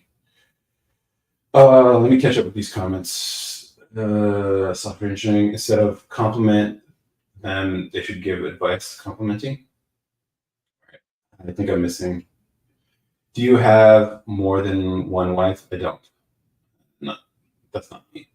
What is your opinion on coding and that it's complex to learn? It's a lot of logic, a lot of logic. So it is. It's some people have an inclination towards it, others don't. For me, it's not. For me, the math and physics stuff. I studied engineering in school, mechanical engineering. That stuff clicks for me. It clicks, but this coding stuff, it's not something that I find that fulfilling. But I come up with ideas of things to build, and I learn what I have to learn to be able to build it. And so you just have to grind through it. And you're going to make every mistake in the book. You're going to forget a semicolon somewhere and spend hours trying to find it. You're going to mistrack your variables and the state of them and all these like bullshit mistakes. And you got to go through all those mistakes before you get to a point where you can actually build something fairly quickly. And so I think it's just one of those drudges, one of those things that you just got to work your way through if you have the either self-discipline to do it or go through a boot camp, or maybe even through school that teach it to you. Shit, I got 3. Okay. So that play for Gaza. I'll just DM you or something because I can't stand you at the moment. Fair enough. Fair enough. Humor is the opposite of tumor. Okay. What do you mean escalation, like towards making out? So like, guys, you know, you're not going to be able to like make out with her at the end of the night if she's never, because it's like women have to get used to the sensation of you touching them, like in her touching you, before you can even get to like contact with your mouths. There's a basically physical barrier. You know this when you go out, there's a physical space that you give to others and others give to you, right? But like when you're first dating a girl, like you haven't broken that yet. And so the part to actually get to that point where you guys can be physical requires escalation. So it starts off with small touches, or like maybe you guys are sitting next to each other and then maybe your thighs touch. It's a small thing, but it's getting her in that space where, and then obviously as she gets to know you more and more, she gets more and more comfortable. Or like when you're dancing with each other, you know, that's a way to start physical touching and stuff like that. But you're not going to just jump in. It's like going from 0 to 100 real quick. It's like you never took the steps to make that something she can be comfortable with. And obviously women have this like sort of safety thing that they're always considering. And so you got to become that over the course of time. In this case, it could be over the course of a date or 2 or whatever. Well, which is why I like taking girls ice skating. Because like when you go ice skating, I know how to skate. I lived in upstate New York for a bit. I figured it'd be cool to learn hockey, so I did. And I have my own skates, so I would take girls skating. Now, most of the girls I've ever taken skating, pretty much every one of them could not skate, at least not well. And so they're always like fearful of like falling over all over. It's like, oh, you're gonna catch me if I fall, right? It's like, yeah, I got you. Don't worry about it. But here's the thing: when people fall, they grab you. And so I was like, I didn't have to do the work. She did it. So she like grab onto me, and then I'll pull her up. And then by the time after ice skating, she's so used to me holding her and her holding onto me that it's a fucking wrap, guys. It's a goddamn wrap. Like, so it is what it is. And then obviously you can show some expertise because I knew how to skate, like backwards, forwards, cross, and all that stuff. Can't be both at once. Did you go to a mosque? When? Who are you asking? Humor or pretty? Have you sung out loud before? Yeah. Karaoke. You guys have never done karaoke? Can't be big and pretty. Some big women can have slender faces. That's just luck of the draw, I think, genetically. Which is why, these apps, you got to be a little iffy. You got to be a little careful if you're going to be on a dating app. If all you see are face pictures, she's maybe doing MySpace angles and all that stuff, whatever. And yeah, you got to be. Are you a counselor? I'm not a counselor. Although the shirt might make it seem like I am. But I feel like men get away with being big easier than women do. Yeah, I do think so too. I can get away with higher percentage of body fat than my female counterpart, but I do have a lot of muscle, so it is what it is. Mish noted, didn't know. Now I do. What's the most you've ever profited in one single day in your life? Profited? I've gotten bonuses before. I used to work for a pharmaceutical company, so they had like annual bonuses, pretty fat checks. But taxes are a bitch. They suck. Taxes are awful. So yeah, sizable, big fat checks. Arab Walter White. I'm not Arab. Do I look Arab? No. Here's the thing. I like to consider myself more of a Gustavo. I think I'm more of a Gustavo. Although he's more calculated with his outward impression. I'm not. Well, I think I am calculated, but just not in a way that makes sense to most people. Walter White, though, that's funny. What if you just smashed at the first sight? You can't. I mean, some girls are down. Like, if the venue makes sense for it, you can. Why not?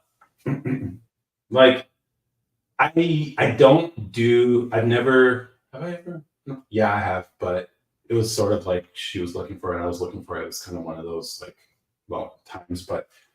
I usually just use first dates as a screening. This is why, I wouldn't. My strategy was always first date is a screening, just to see if she's crazy, if she matches her pictures, whatever. Because I mostly did online dating. I don't really go out like that. And then everything checks out, and then the second date you can get some action. That's how I did it. I mean, there's no rush. I don't understand. Like, guys, what are you rushing for? I can understand, well, I mean, if you guys are feeling each other, then whatever. But it's beyond that. Once you've had enough taste of it, you're just like, I'm looking for something I can hang out with, Just not like, but, some guys just need it. And it is what it is.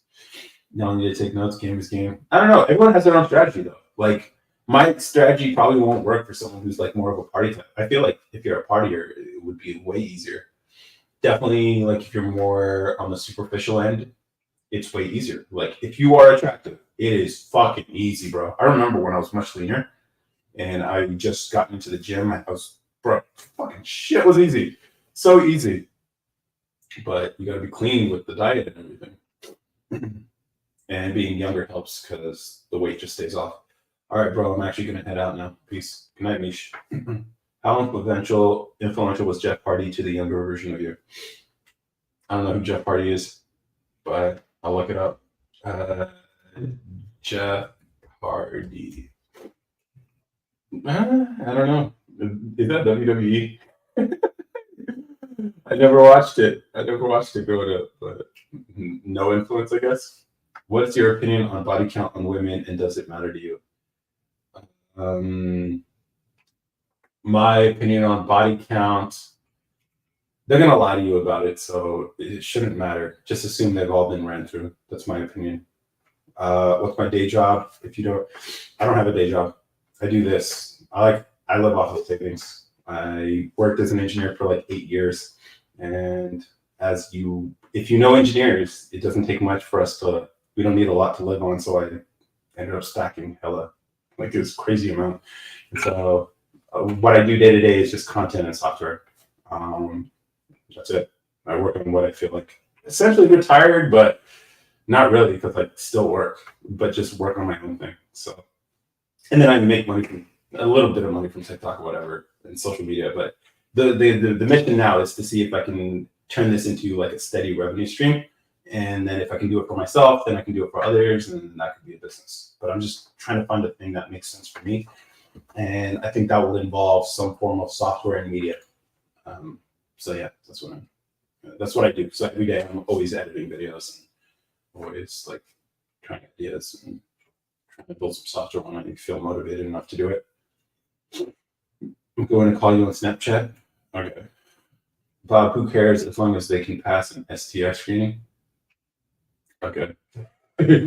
Answer your question. Your question didn't go through, bro. That's your problem. Your question didn't go through. Ran through?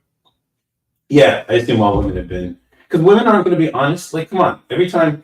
Here's the thing, guys. And ladies, you guys can correct me here. You can correct me, but like, there are certain interactions, sexual interactions you've had that you don't count as part of your bodies, even though maybe you should. Like oral, a lot. Some women don't count. Just the tip, some women won't count. Like that one interaction you had when you were on vacation, that was a vacation leg. Maybe it doesn't count. And so when they say multiply by 3, that's where that comes from, guys. And then also with men try to overplay their numbers.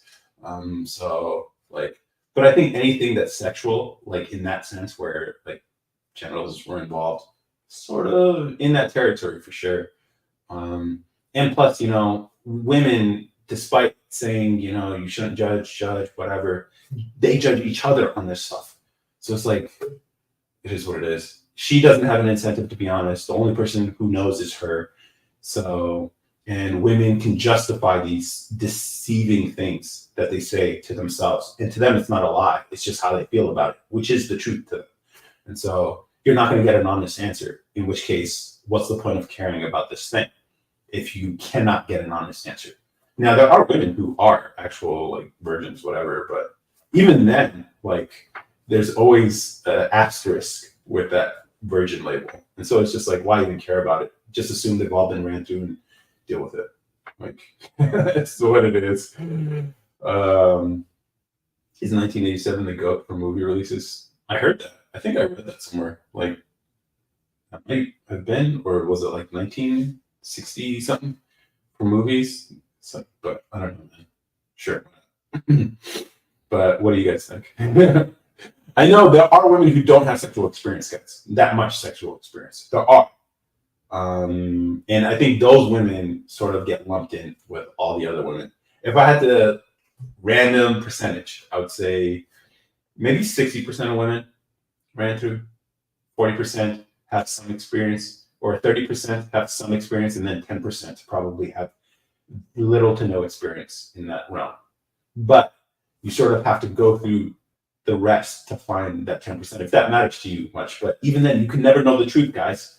So then why care about something you can't control? Because, all right, she can tell you, oh, yeah, the body count is 0 and you're my first, whatever. And then if you find out years later, like, she has a history or whatever, it's like, what are you going to do? Like, oh, leave her ass? It's like, okay. And then what? Is that a good outcome for you? Like, think about it from your perspective, guys. And if you can come to accept that so it's just like, I mean, here's the thing. I think women, every time I've had this discussion with women, I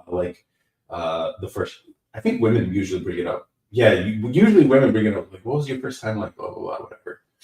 Or if that conversation comes up, I've never met a woman who was like, yes, that was the right time for me to lose my virginity. Never fucking met.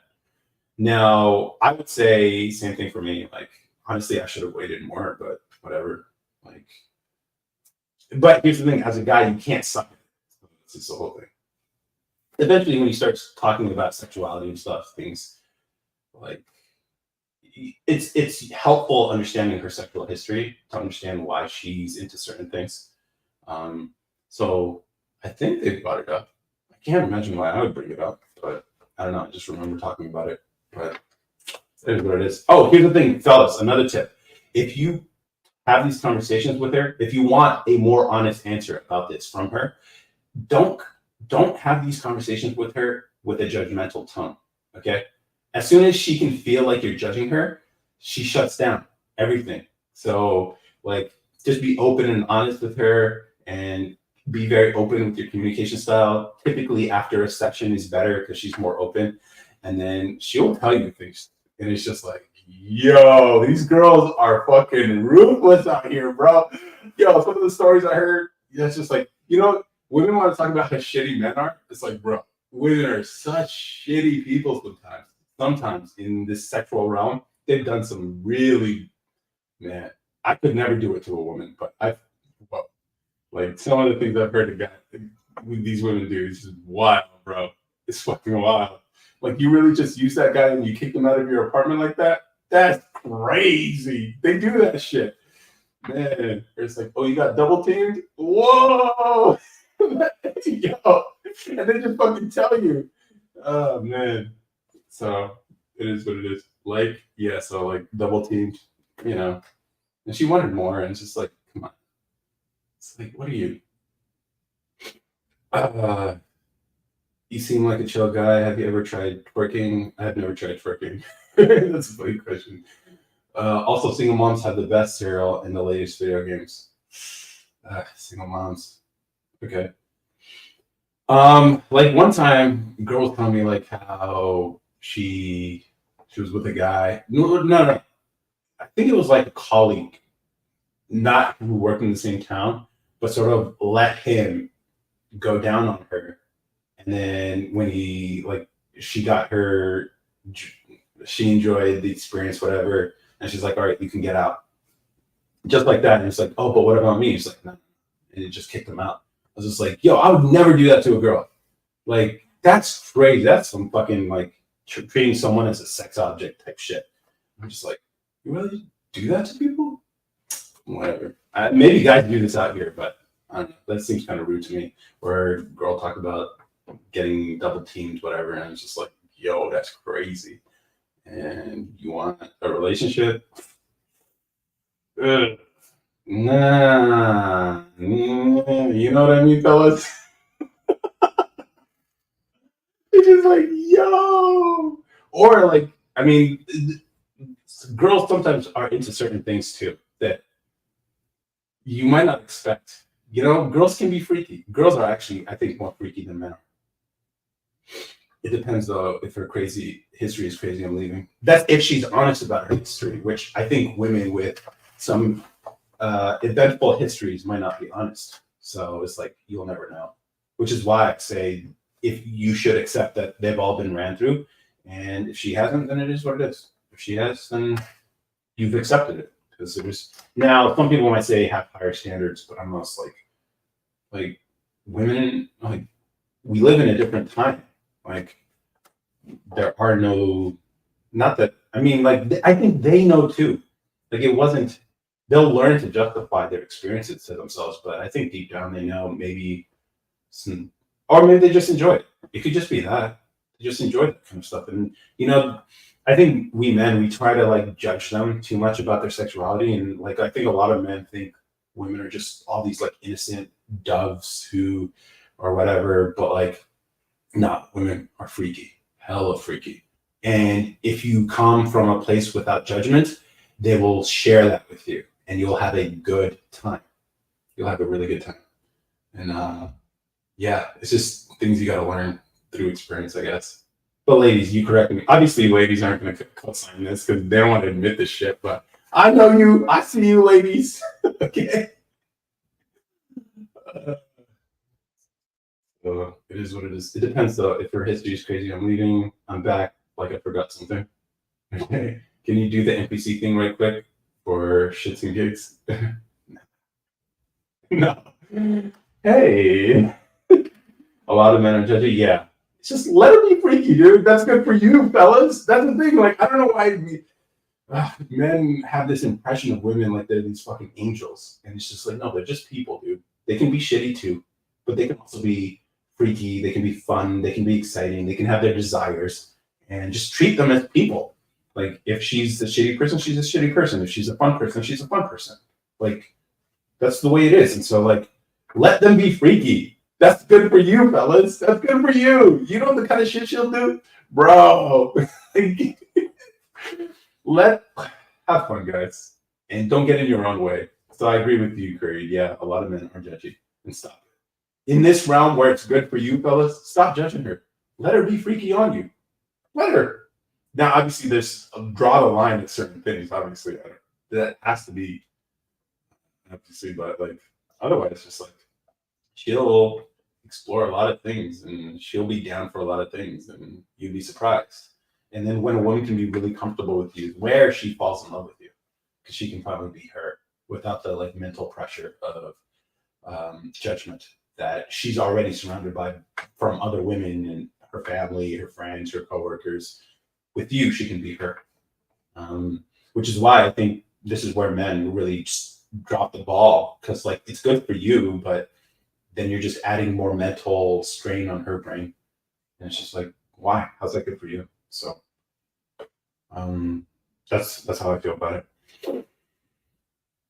A lot of men are judgy because they are jealous. Yeah, it could be jealousy, Bob. I think it could be because a lot of men just don't have the experience. So it's like that's where men, you just gotta get the experience. Go.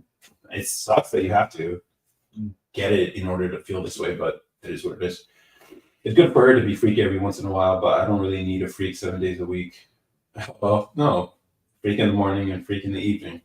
Yes, why not? Like it's good. Freaks are fun, dude. Freaks are fun. A lot of men talking themselves out of getting it, yeah, unfortunately. But they don't know any better because like they're given bad advice by the women who raised them. So it's like women weren't honest about it. The women in their life who raised them weren't honest about how women are. It's all just like deifying women. It's just realize they're real people too. And when you understand that, then you can just judge them as they are and just accept them for who they are actually. So yeah, it is what it is. But that's something guys have to work through. And then I think women also understand like, yeah, if you're trying to find this dude to like be a companion with, that requires you to put yourself out there and do that scary thing of like sharing yourself. And I think men, if you let her give that space for her, she will share things with you. And women, you have to also be courageous enough to do it, to be out there. If you're looking for certain things in life, I don't know. I think fear drives a lot of people, and I think it did me at some point. But I don't know. At this point, I'm probably a little too fearless, on bordering on recklessness. But I don't care. I'd rather be on this side of the line than on the other side. Norm, love your vids. I'm a big fan. Thank you. Appreciate the support. I can't even get a text back. They're not texting you back. That sucks. Like I can't give any game for girls. I don't know any. Like go to Red Pill Women or something, but I can't tell you how to like get a text back or see. That's why I don't even talk about that kind of stuff because I can't tell you any game for girls. But I've noticed like um, cooking always helps, but it's probably like stupid advice. I don't know. I have no game to give you. How many bodies are on your record? Of course, asking the questions out here. How do I achieve this physique? Which physique? Could you explain what you mean? Which physique are you referring to? Uh,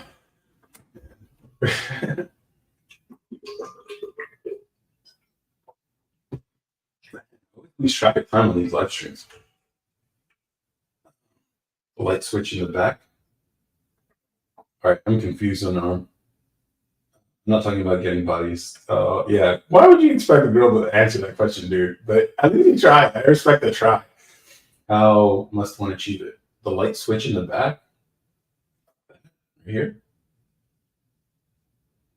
Achieve this physique. I still don't understand what you're saying, bro. But Tim Wong's physique is achieved by eating a lot of East African pancakes.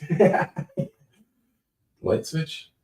I still don't understand what you're saying, man. Is this like a subtle reference to something? I I actually switched to burgers, turkey burgers.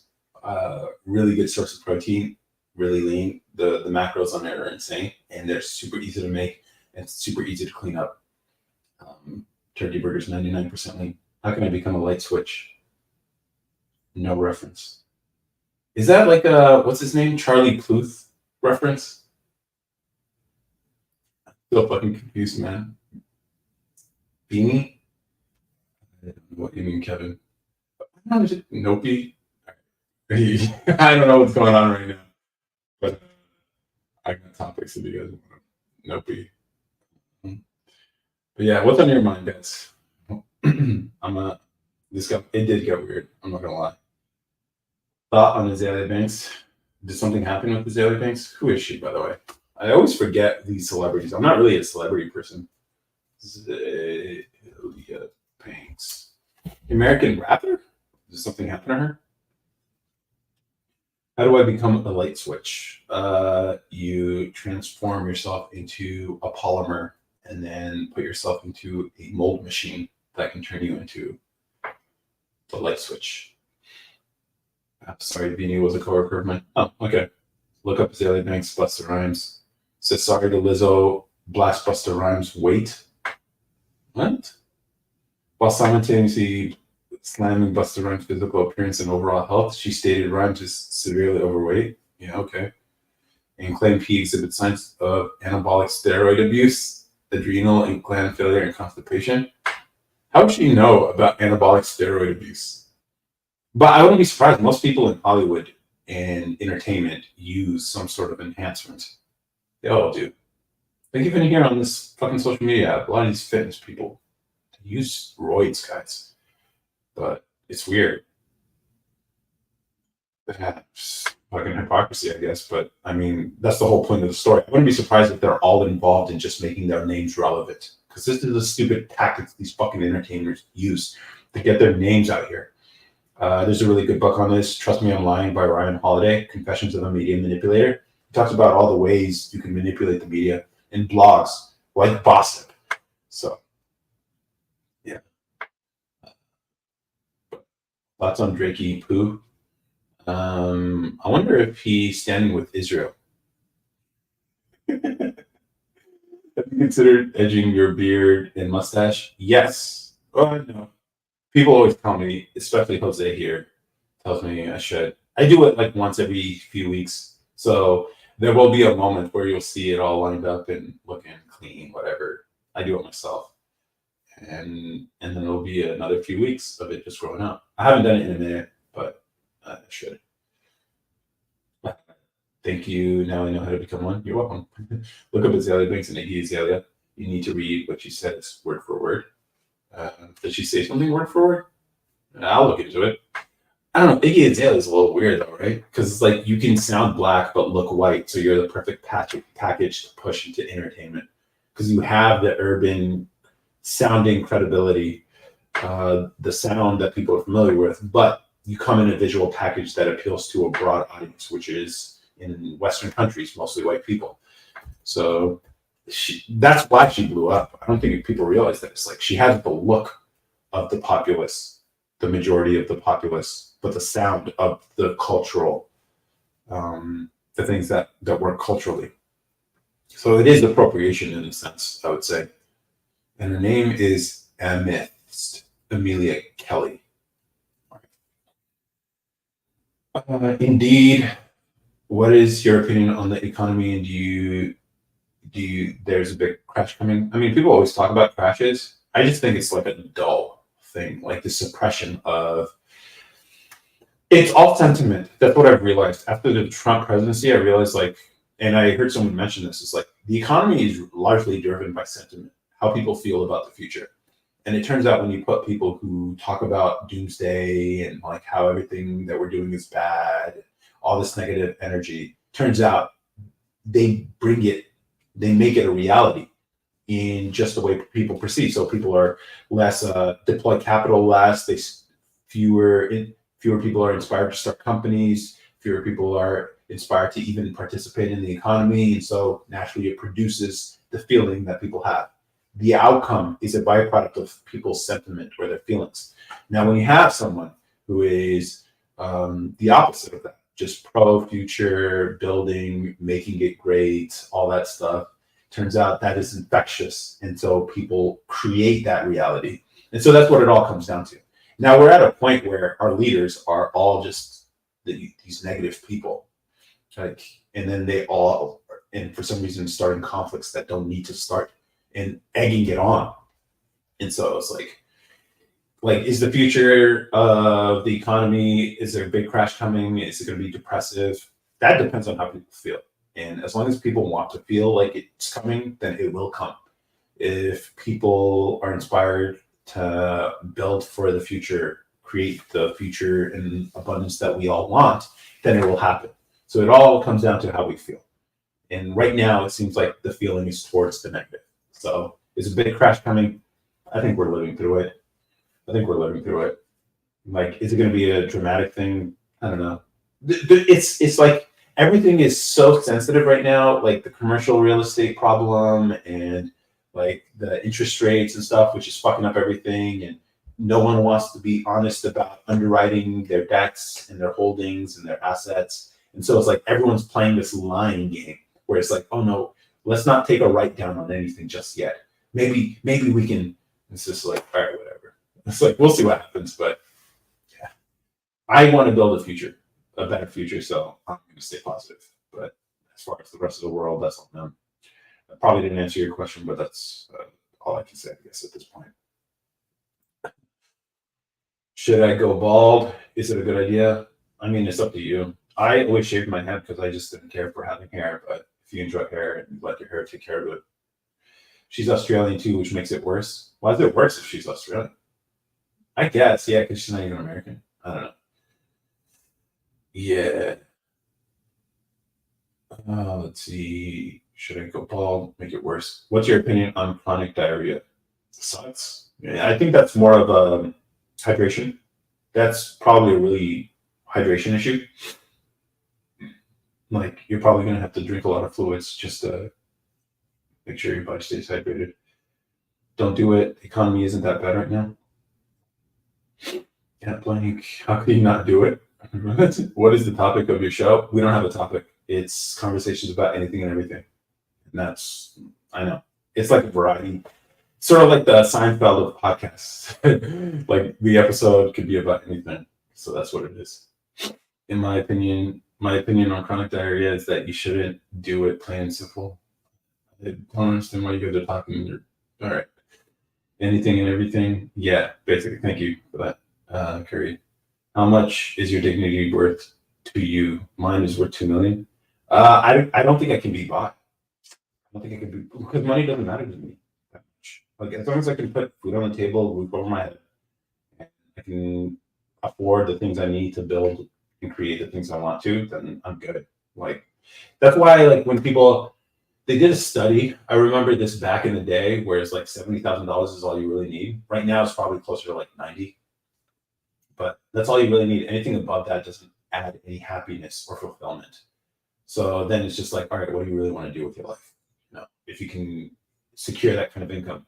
And I think we can get to that point. There is no reason why we can't live in a world full of abundance where people have all the food they ever need. Anyone can afford shelter, a house, whatever. And we can all just enjoy living life in pursuing creative endeavors. We can live in that world if people were driven to create that world. Now, a lot of the time, you know, people are taken off that path because it's like, take the safe option, do this, do that, take the easier thing, and don't work on yourself, don't challenge yourself. And so it's like, then people live these like sort of, for some people, that's enough. And that's cool. That's great. Contentment is always good. But for a lot of people, it's like they're just living these lives of quiet desperation. It's just like, man, if I could help people out of that, that'd be really cool. And, you know, I'm trying to create that life for myself where I can actually pursue, be me as I am, as authentically as I am on here, sharing my opinions as I know them, and the truth as I observe it, but then also be able to sustain a living off of this and then also help others maybe do the same thing too. If I can get there, then I'll call this life a win. What does your dignity mean to you? Yeah, I can't, like, to me, it's not something I could ever give up. Like, what is dignity? Like, dignity is the state of quality of being worthy or honor or respect. And that sounds like a more outward definition, but for me, it's internal. Like, there are things I know I could do to materially advance myself, but I choose not to do it. I often take the harder path. And my brother made a comment to me this week, and I was like, because I know there's certain things I can do that would make this whole content stuff easier, but I choose not to do it because I know, like, I have to live with myself knowing that I did it that way. Which is why, like, I don't do reaction content, even though I know I would kill it, because, like, I have hot takes. Like, I could easily just, like, do that. And my biggest video here was technically a reaction video, but I didn't know, whatever. But, like, it's like, I know I can do it, but just because it's easy doesn't mean I should do it. Because I'm trying to actually be good at this. I want to create better art, better, and be more creative and be able to express, communicate things in genuine and honest and unique ways, in ways people haven't done before, in ways that I can only do. And that requires me actually learning this stuff. And if I find that infinite content machine type of strategy where I can just do reactions like people do, then it takes away this opportunity for growth. So that's why I constantly take the harder path. I mean, it's just like, I would ask myself, why the fuck do I do this? Why? But I don't know. It's just me. I gotta live with myself knowing that I took the easy path. It's not something I live with. So I would consider that my dignity. And that's, if dignity is the state of being able to live with yourself for your actions and the choices you've made, then yeah, that it means more to me than anything, because it's the only way I can live when I keep it intact. What if you can't afford anything and your pet iguana is starving? I mean, there you're morally flexible, because I mean, pet iguana, I'm sure you could find. That's the thing. Like, there's so much abundance in this world these days. You can find free food. So, like, so much food gets thrown out. Like, I don't think your iguana cares that it's eating 1 day expired, whatever the fuck iguanas eat. I don't even know. I wouldn't, but you can sell it. Blank. What do you mean not challenging themselves? Like, some people get really comfortable in a position. I was there. I had this cushy government job, and but I felt my soul getting crushed every day. And it was a cushy ass job. I literally could just chill all day, and good salary and everything. But so I actually chose to leave engineering. I started off as a mechanical design engineer and chose to leave it and take a role in business operations, where it did challenge my social skills. I was a very extreme introvert. Like, even being able to do live streams like this is a crazy idea, considering the person I was once, especially in high school, where I was like super loner by choice. People want to be a friend, but it's just like, I wasn't really fucking with that. But yeah, and then so I took a job that forced me to be in front of people and teach and all that stuff. And then I left that government job, which it was an internal transfer, and then went to a pharmaceutical company. So I got a taste in the free market space and learned as much as I could, and then left that. So yeah, a lot of people really do want an easy path. It's crazy. Like, when people talk about this, I've heard this so many times from people close to me, just like, oh, that's too much work. They actually say that shit. It's too much work. Like, I only have one life. I'm like, make it interesting, and yeah, the work can be interesting if you choose the right work for you. Would you consider twerking with mustard under bald head a loss of your dignity? Me twerking or someone else twerking with? I don't understand that one. So you're gonna have to explain that a little more, Blank. I thought it'd be funny to pot quarters off of strippers twerking. That would be hilarious. I actually talk. See, that's the thing. I talk about these crazy ideas on the podcast, the audio.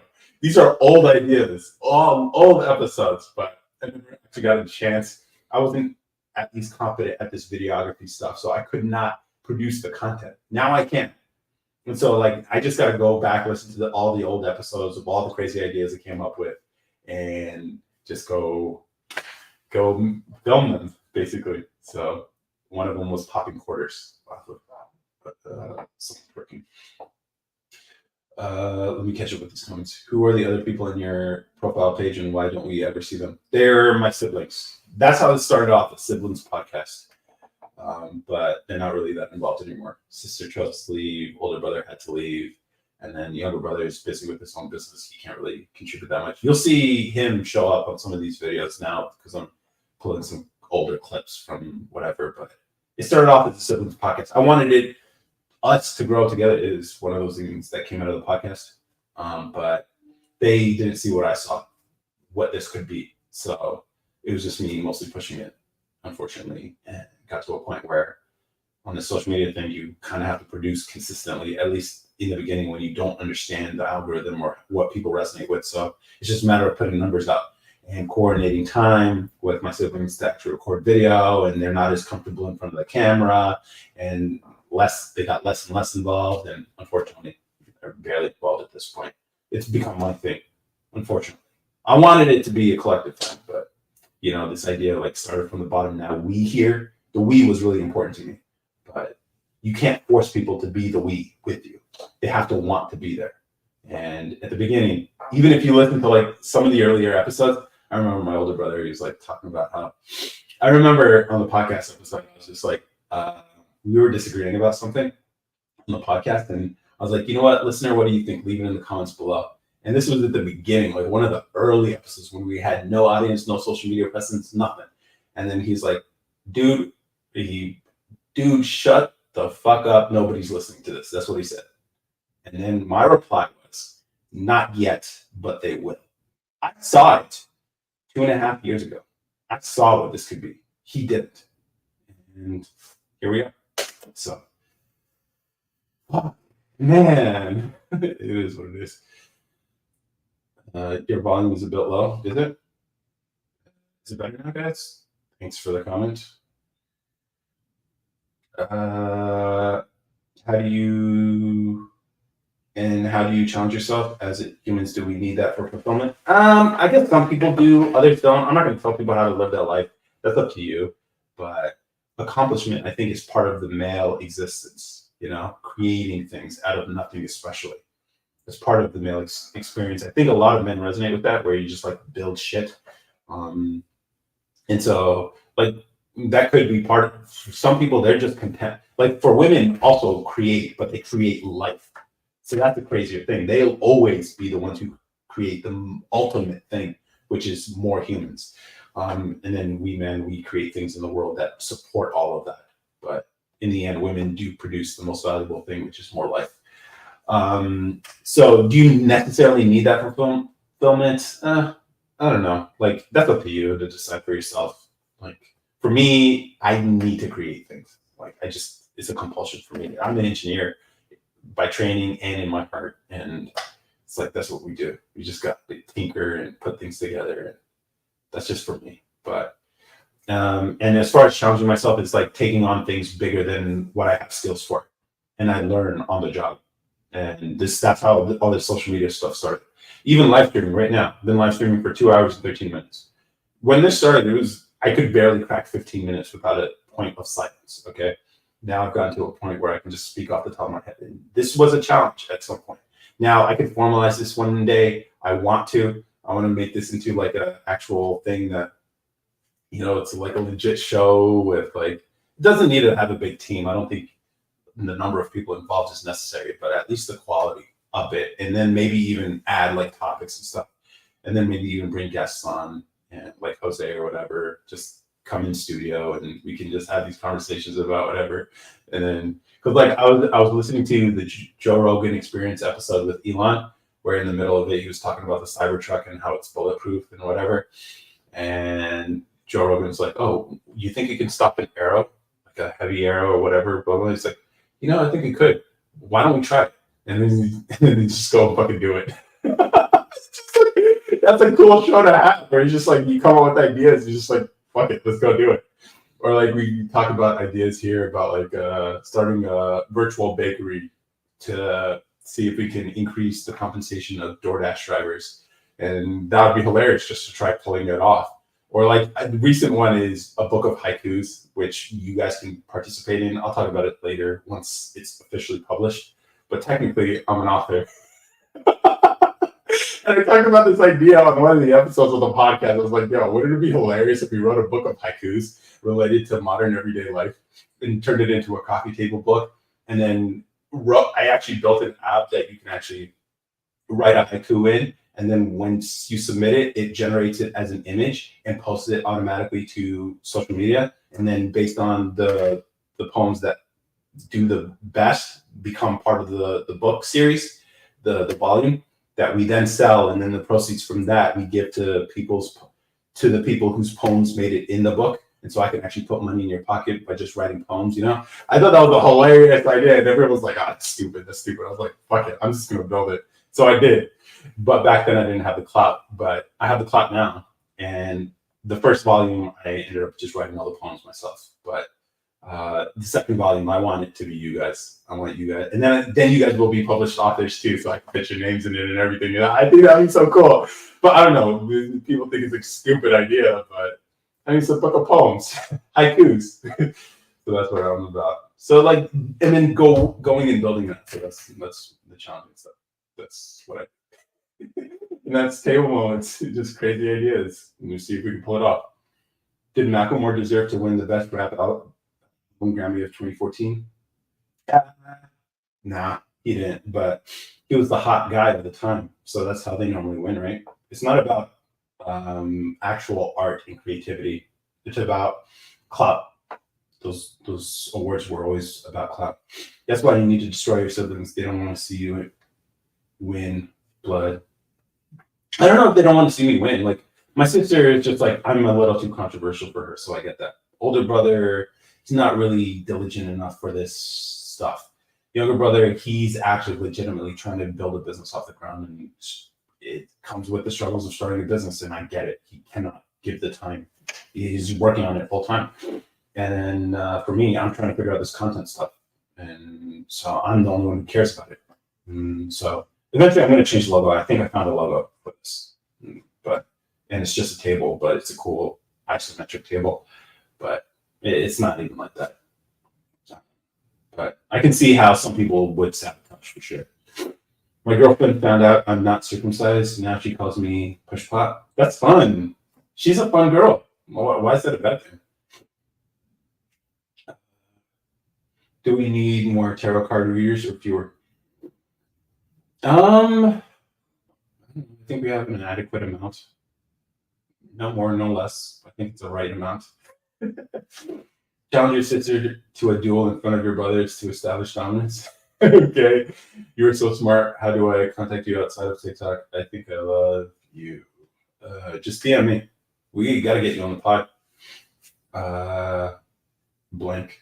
And you have okay, interesting profile picture. Am I single? I am single. No, I'm engaged. I'm engaged. I don't know why I answered it that way. Diana Mahan. Yeah. Hello. Do you know any way I could possibly get in contact with Keith Lee or Ellen DeGeneres? Interesting problem. How would we contact Keith Lee if we wanted to? You would have to make a splash. Maybe, oh man, you'd have to show up on all the blogs in some way. Because you have to realize you have to get in front of them, right? And probably related to some food review thing. Probably have to draw him in with like some sob story about like some cancer person who started a restaurant that's really struggling but makes really good food, and then probably involve his audience in some way. Maybe if you can get his audience to co-sign this message, then maybe he could consider it, and then that's how you get it. Ellen DeGeneres, you got to sell your soul to the devil, basically. I don't know how to do that. I wouldn't recommend it. I don't trust her. I don't trust anybody in Hollywood. I'm sure your fiance is great. Will she come on live? No, never. I would never expose her to any of this stuff. I don't trust social media. You guys are ruthless. Even though she is tough, and she's like, oh no, that's not gonna bother me at all. I'm like, you don't understand the amount of hate that you can get by playing this game. Like I got a bunch of hate from Sam Cedars fans, like because I came on the show and whatever. It's a whole thing. But yeah, no, it's brutal. And then they follow you across platforms. The hate follows you. And it's like I don't need her because I know what they're gonna say. I know what they're gonna say. They're just gonna people on social media are ruthless. So it's just like people who want to play this game. You're in this game. You should deal with it. Like all the people who like. I know this is right. I actually have conversations with other content creators sometimes, and they're like, you know what? I just delete hate comments or I don't invite any of that, whatever. I'm just like, I respect that because not that I respect it. I understand that strategy because that just it can put your account at risk or something because they can say some wild shit and that can mark your account, whatever. And it's just like, why deal with the negativity, right? Here, I take a different approach. I like the haters. The haters feel me. For me, I like the conflict.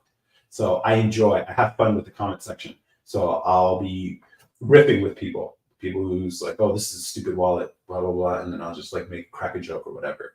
Or like comebacks, like the dozens. That's the way I treat it. And it turns out if you enjoy my videos, you might enjoy the comment section more because I'm pretty fucking hilarious with the comebacks. At least, yeah, it's a joy reading them, some of the comments. So that's the way I treat it as more content. And plus, I think I can make haters and trolls into friends, which I do. And like one of them, I don't know if he's still on here.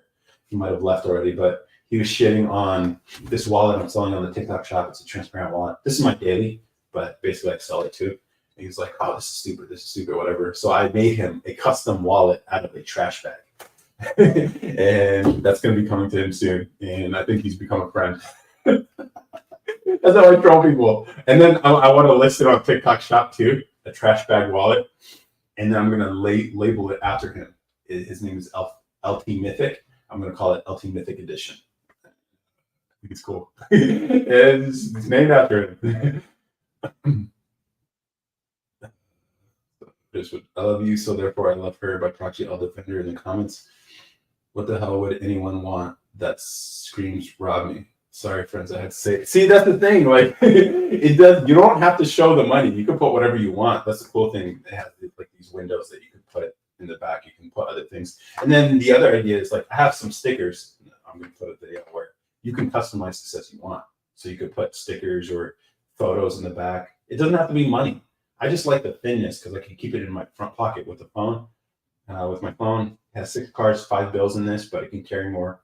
Look at how thin that thing is. And it's bifold. It's bifold, so I can literally pull the cash out. Like thin and light wallets like this don't normally come bifold. They normally come like you have to fold the money and put it in some fucking pocket. Then when you're at the like checkout, you're actually like pulling the money and then you have to count. Just like here, I don't know. I like the convenience of this and I made it and I use it. So that's why I was like, let me offer to you guys too. Now the price point might be a little too expensive for what it is, but I have to pay for shipping. When it says free shipping, it's because I'm paying for it. So that's why it's as much as it is. If I can eventually market it to teenage girls and young women and they will buy, yes. And so that's the next strategy. That's the next, I'm working on that video.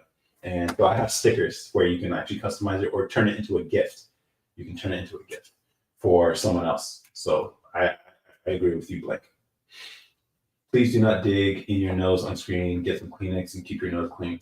I don't know what it is. When I'm on live, for some reason, it always feels like it's running, but it's not. So I don't know what's going on. It is. I did turn off the AC before I came on, and I kind of don't want to interrupt the stream. So deal with it, man. Deal with it. It is what it is. Oh, it's Diana. I don't know, my nose itches. I don't know what to tell you. Dig, brother, dig. You're at home. It's all good. Yeah, it's better than like eating. I can't stand people who eat on stream. That noise of the chewing and stuff. That shit bothers the shit out of me.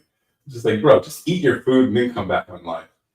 I know Jose likes to do that though. So if your audience is cool with it, it is what it is. So Cocoa Latte, what's up? But yeah, that's what this is. And if you're new here, welcome to Taylor Moments. Welcome. My name is Ayman. I am a content creator, I guess. Jose is my uncle. Big dogs don't bite. Little sheep last summer. I don't know what that means. Those are us. 69. Perfect username. I appreciate it. I had some topics prepared. So far, all this has been off the top of the dome and the feedback that you guys have given. But if you've seen some of my latest videos, I talk about how cleaning sucks, which kind of ruins cooking. I talk about stupid math that women do sometimes where they think you guys pull your resources together. And so you guys are twice as rich when in fact you're just, women cost 3 times as much as a man. So you are actually become poorer as a dude when you get with women. I also posted a video about selling to women. So I think, Blank, you make a really good point, and I also recognize that as a point too. Women are way easier to sell to because they will buy something just because it's cute. Men, on the other hand, they have to really fucking justify it, which is why something like this, like, I can make this myself. Oh, it's just cheap plastic. It's like, yeah, I even show you how to make it on the fucking YouTube channel. Go make it yourself, please. I like people who craft too. But if you don't and you want this,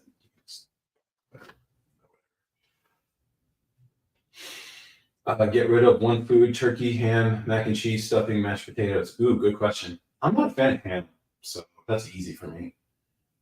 Turkey, I like ground turkey, but I don't like turkey when it's served in the Thanksgiving way. It's just a little too dry for me. So you can get rid of that too. I don't care. If it's ground turkey, I make turkey burgers like almost every day. 99% lean, bro. Hella good macros on that shit. If you struggle with protein intake like I do, just make turkey burgers. And I posted a video here on how I make it.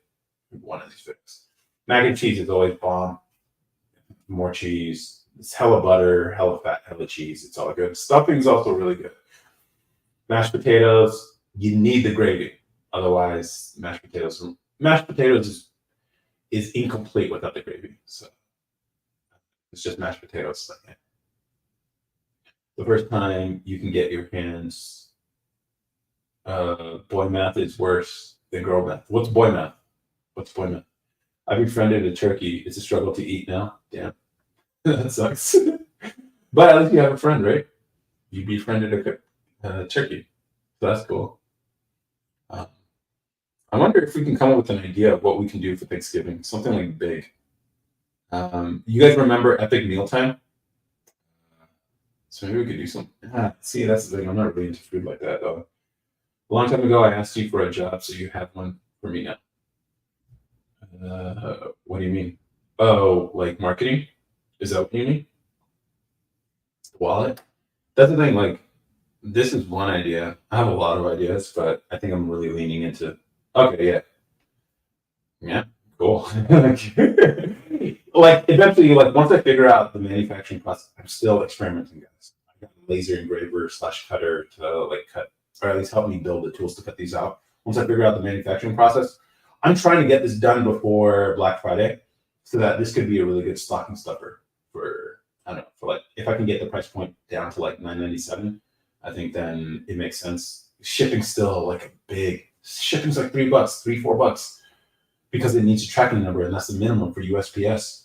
And so that's what sucks about it. Like if I could sell these directly to you guys without the tracking number necessary, like I could literally put a stamp. The cool thing about this is it's thin and light. It fits in an envelope, so I can literally put it in an envelope and put a stamp on it, 66 cents, which means I could pass the savings off to you guys and charge you guys less. And if I can figure out faster ways to make this, then I can drop the price even more.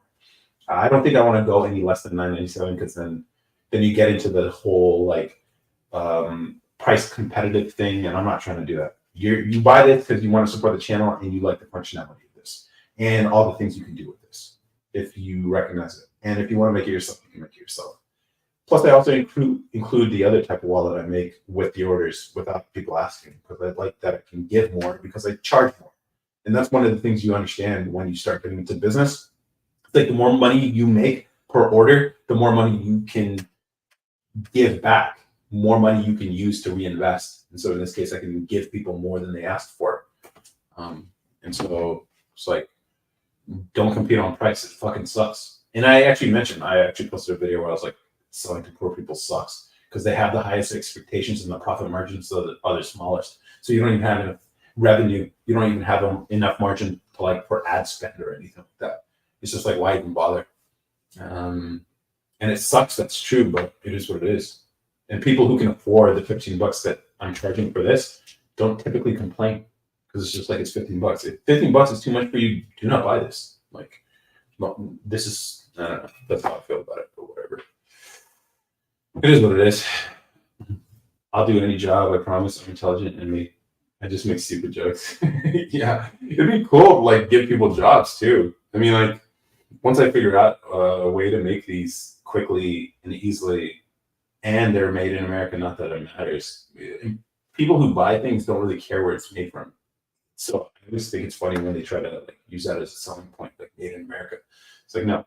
The cool thing about being made in America or made here is that I can drop down the shipping price. We can make it literally to order. So like when someone puts an order in, that's when I make them.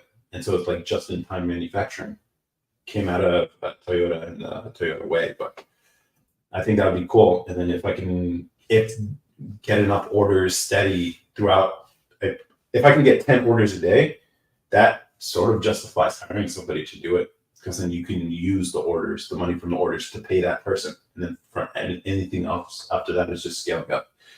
I care where it's made from. Too many African and Asian and South American kids are being exploited. Yeah, I feel that. I can understand caring about that, but the average person doesn't care. Uh, you doing, my brother? How are you doing? How you doing? I'm doing good, man. How are you? What is my ethnicity? I am East African by ethnicity, but I am American born. So I'm American first, East African by ethnicity. That's right. Do I look not full black? Is that what you're saying that? Or is there some question about it? Sorry, me in Jamaica, not good with English. What's that guy's name? Chet, what's his name? He's like the son of a Hollywood actor. Chet Hanks. His Jamaican accent is on point. It's weird coming out of a white guy, but sorry, me in a Jamaica, no good with English. Did I say that right? How you doing, my brother? Yeah, I'll try my best to read them accurately, these comments, but we'll try.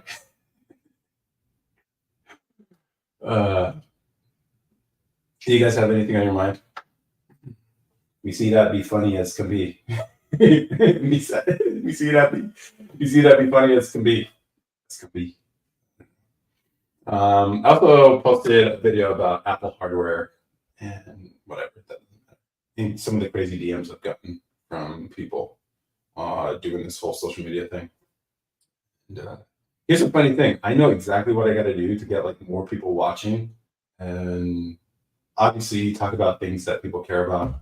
So like relationships, money, or health; those are the big three. So if I stuck with one of those topics, could get more viewers. And then also if I slimmed down a little bit too, trimmed up the beard, definitely get, and then improve the lighting a little bit. But I like that this is ragtag. We're sort of like small. I already struggle with comments, so maybe this is a good thing. Keeping up. You look kind of India descent. Oh, interesting. I can see that. I guess. What's an astronaut's favorite part of a computer? The space bar. Nice. Nice. It's not the escape bar or the escape button. But yeah, that's a good one. What would you advise someone who had a hard time learning and does not know how to learn? That's a good question. That's the thing. For me, there's certain things I struggle learning that I just like. Friction is what I've noticed is the thing that makes it struggle to learn. Yeah. Depends on what you're learning too, but friction, the things that that impede you from actually learning. So like, let's say if it's software, like the old way of learning software was you'd have to download like some IDE, which is like an integrated developer environment or something that lets you type in code and does some auto stuff. Then you gotta understand downloading packages and libraries before you even write your first line of hello world.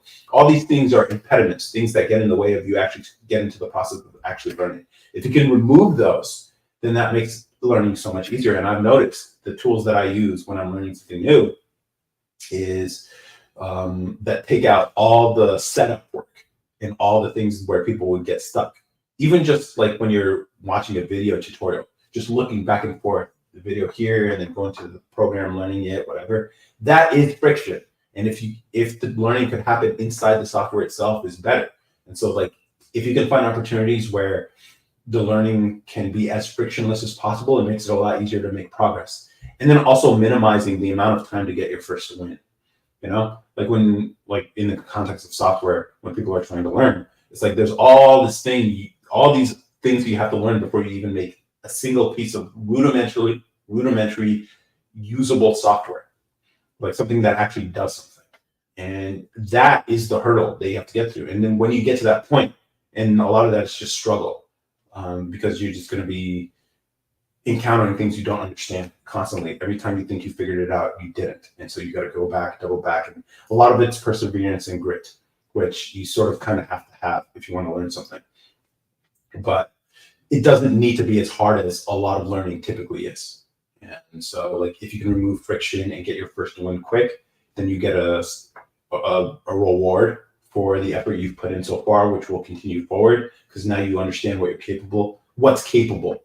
At least a taste of it, and then also removing the friction so you can get to that win quickly. And if you can do that, then once you start being able to actually produce real things with whatever you're learning, then that's when it starts becoming a joy. But you can't get there. So that's the beginner's hump. So that's what I would do. That's what I would say. And if you want to learn how to learn, that's a good question. Find sources that have little friction and give you a quick win. But how to learn, actual process, I don't know if that's something I could describe. For me, it's always been like a brute force kind of thing. So I don't think that's useful, where I'm just like sort of stubborn. I'm too stubborn. And in some parts of my personality, some aspects of my life, it's too much stubbornness. But when it comes to learning something, it's very useful. So if you're not like that, then I don't know. I'm probably not a good source for but yeah. Okay, good night. I gotta go to bed now. I'm gonna DM you. All right, cool. Looking forward to the DM blank. You are cute. So if you want more viewers, improve your personal grooming, include teeth cleaning. Yeah, I'll do that for sure. Does less distraction help in having really good discipline? Yeah, discipline is one of those things where it's like people who are like disciplined about things, you tend to notice they're actually just really good, or it's something that sort of aligns with their personality. And so it's just like, come on, this is something that sort of just fits your vibe. And that's not, discipline is a hard thing to maintain in the long term. I've noticed, at least for me, I expect to struggle with like discipline and especially focus in the context of discipline. So for me, it's about just reducing friction so that you make it easy, and then also making decisions. So like a lot of us want to do things, but a lot of us haven't decided to do things. Once you decide, it's sort of like inevitable. And now it's just whatever you encounter, you're going to do, you're going to overcome. And so like for me, that window is about 6 months. 6 months of wanting to do something before I decide to do it. And I noticed it with like everything I do. I thought about writing scripts for these videos for like 6 months before I actually started writing. I also thought about making videos 6 months before I actually decided that I'm going to start making videos. And so it's just like, for me, I just know my shortcomings here in this space. So yeah, trust this man. Thank you. But trust yourself, Ian. Trust yourself. Different glasses, perhaps round, nerd like, or contacts. Yeah, I guess, but I appreciate the input though. Oh, you shared the live, Giancarlo. I appreciate it. Cool. Inca. Oh, chapstick cheek. Check. My glasses are too big for my face. Check. Okay. To give you context, I want to start a software engineering boot camp and have to overcome certain shortcomings. What are the shortcomings? What are the shortcomings? If you don't mind sharing, but software engineering boot camp, it's cool. I mean, I think if people learned like how useful software could be, you don't even have to be that. I'm not a good programmer at all. I'm self-taught. Like I read documentation and try to like cobble something together into something useful. and somehow I've been able to pull off certain things. But even then, it's still a struggle for me because it's not one of those things that sort of clicks for me. And anytime I come up with an idea for something to build, it's always using some new library or framework or technology. So I end up learning from scratch every time. I'm trying to get better at that by building in the same sort of realm. But hard time learning and discipline and knowing my way of learning. Yeah, I think teaching people is one of those interesting problems because people are different.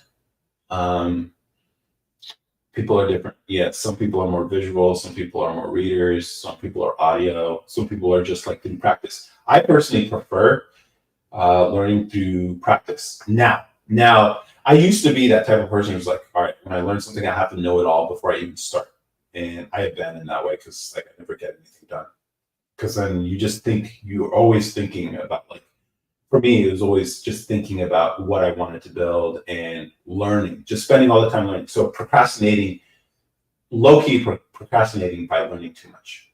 And what I've decided to do, at least I've taken my life in this direction, is go build and learn along the way. And so that's how I've taken on the project, which also has its drawbacks because as you learn and the decisions you make earlier on in the process, you'll realize were the wrong decisions, but you're stuck because like code and stuff like that. Like if you decide to structure your database in a certain way and you realize, oh man, it's really fucking up the reads and writes or whatever, or like you didn't write this to be independent of this other function, so now it's kind of stuck and it has to loop longer, or you know what I mean. Is what it is. Your bald head really inspired me to be a millionaire. I know now make over 100K a month. Thank you so much. Can you read my comments? Yeah, stop ignoring me. You need to stop talking and start reading. No, dude. I'm not like these other live streamers, dude. Like these other live streamers depend on you guys to be the content for the stream. For me, like the whole idea is like I get to interact with you. It's a conversation that we all get to have. And I think part of it is my job to like sort of speak. Like, I'm not gonna pawn off the work of entertainment or on you guys, although you might want me to. But like I think a lot of people who are in the audience think like people on this side of the camera are just like pawns. Like, and the NPC thing probably doesn't help either because like you're literally controlling this person.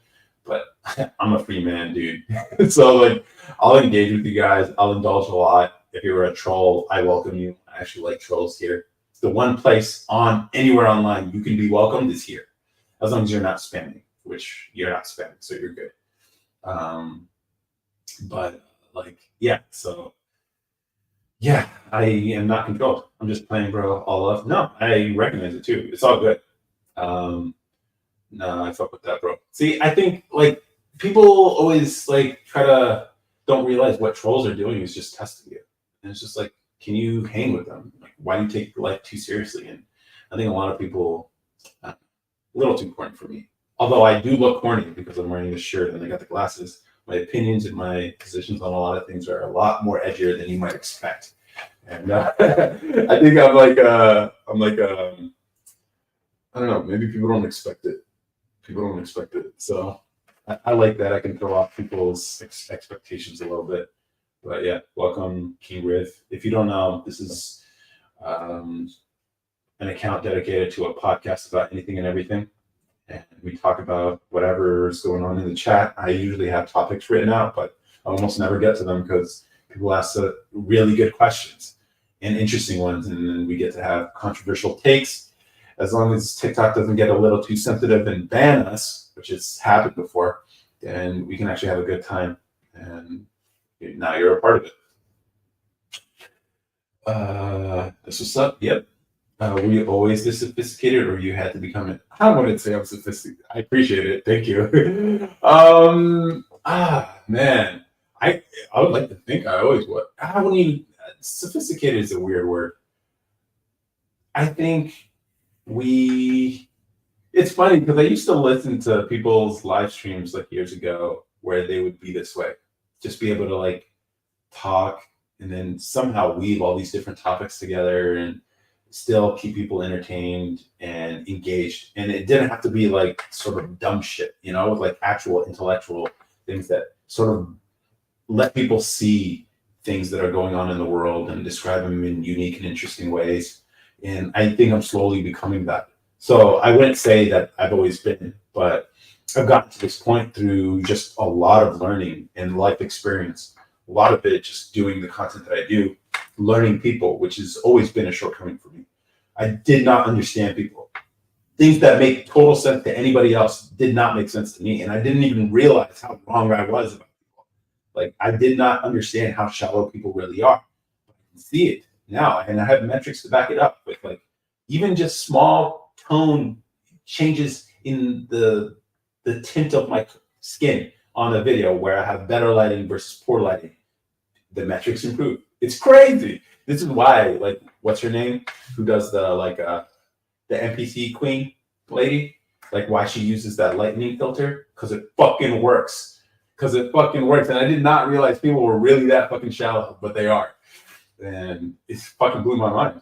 It blows my mind the things I learned through this. And then all the things that are so obvious to people, like, yeah, the average person is pretty self-interested. The average person is not really interested in learning or growing or anything like that, which is why if you're here, you are exceptional. You are absolutely exceptional, because this does not appeal to the average person. The average person wants to be fucking entertained. They want a fucking dancing monkey doing NPC bullshit, whatever. They like that. That average person likes that. If you're here, you probably do not fuck with that kind of shit, unless you're there just to troll everybody else. Like, here it's a different vibe, and I like that it's and somehow this stuff attracts smarter people. Like, some of the professions of, like, some of these people, scientists and fucking C-suite executives, whatever. It's just like, it's crazy.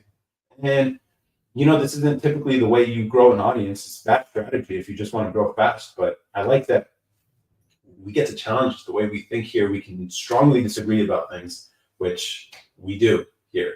And you guys can disagree with me completely about a lot of fundamental things that we all personally believe, but we can all still coexist and be in this space together because we're all coming from a place of honesty, I think, at least from our perspective. So that's what I like that we're doing here.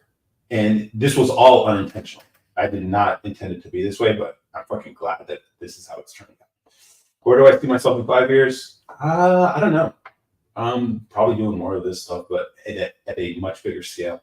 This being more than self-sustaining and actually reinvesting a lot of bigger projects and actually shifting. A lot of the problems that people talk about, you know, the basic ones like housing, money's a big thing for people. And, like, if I can help free people from, like, some of the oppression in their personal lives, which they don't even realize exist, but if I can help that, and then on top of that, help put people on.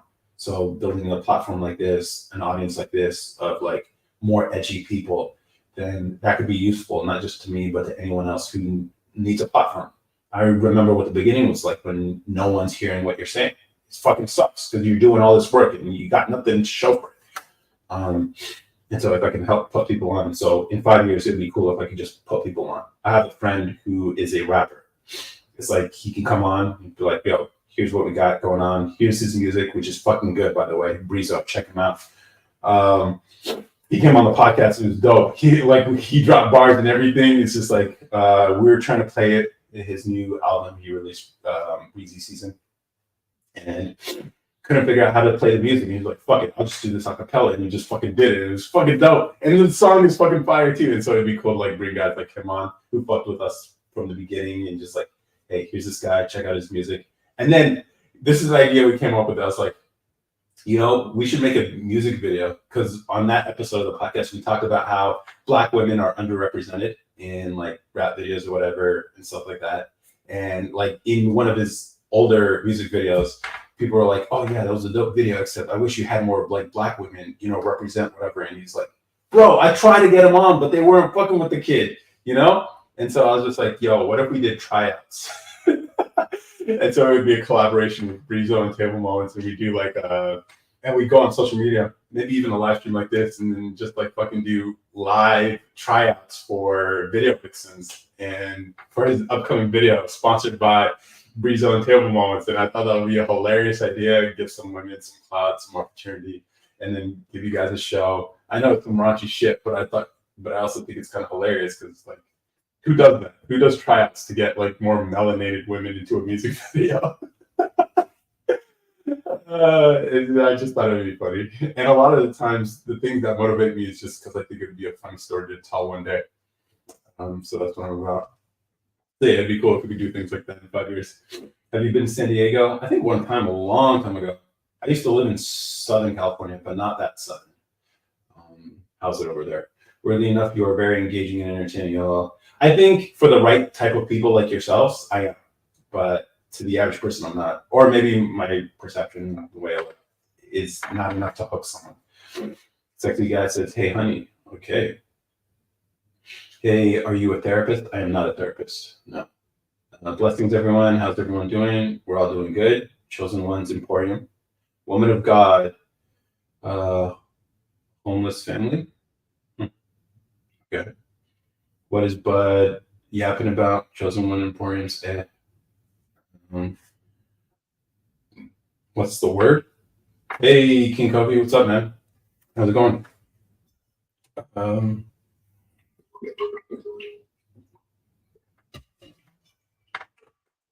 Homeless? Like in a bad way or just by choice?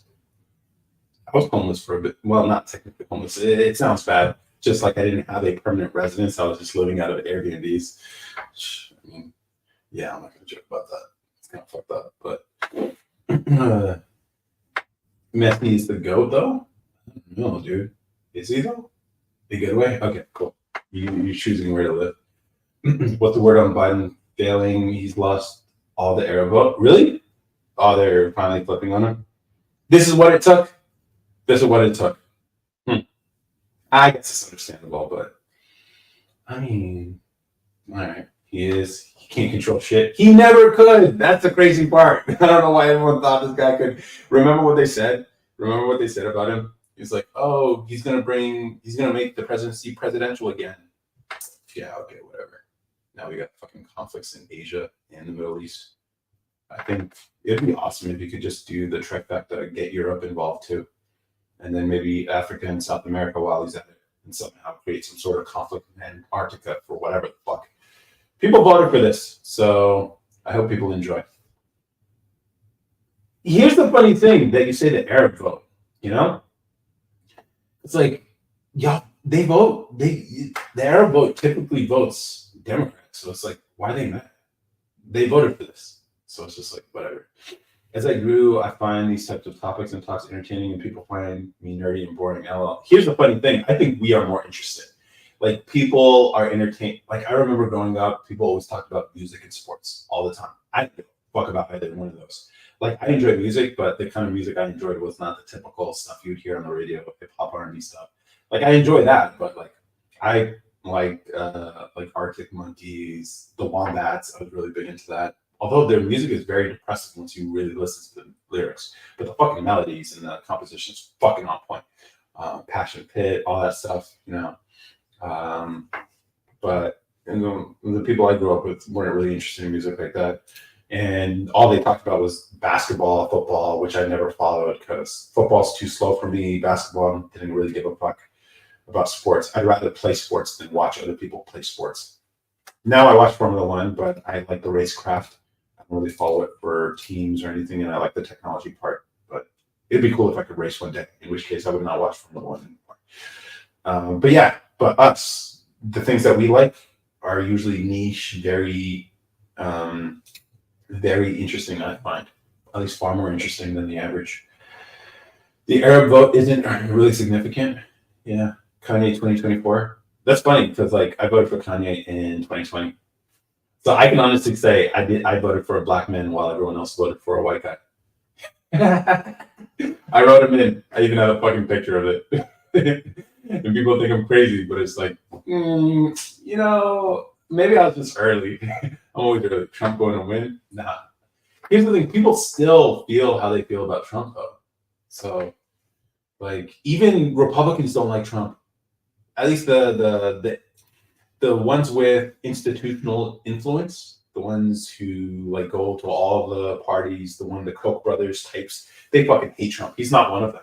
And so, like, You think he can overcome that, and on top of how people feel about him?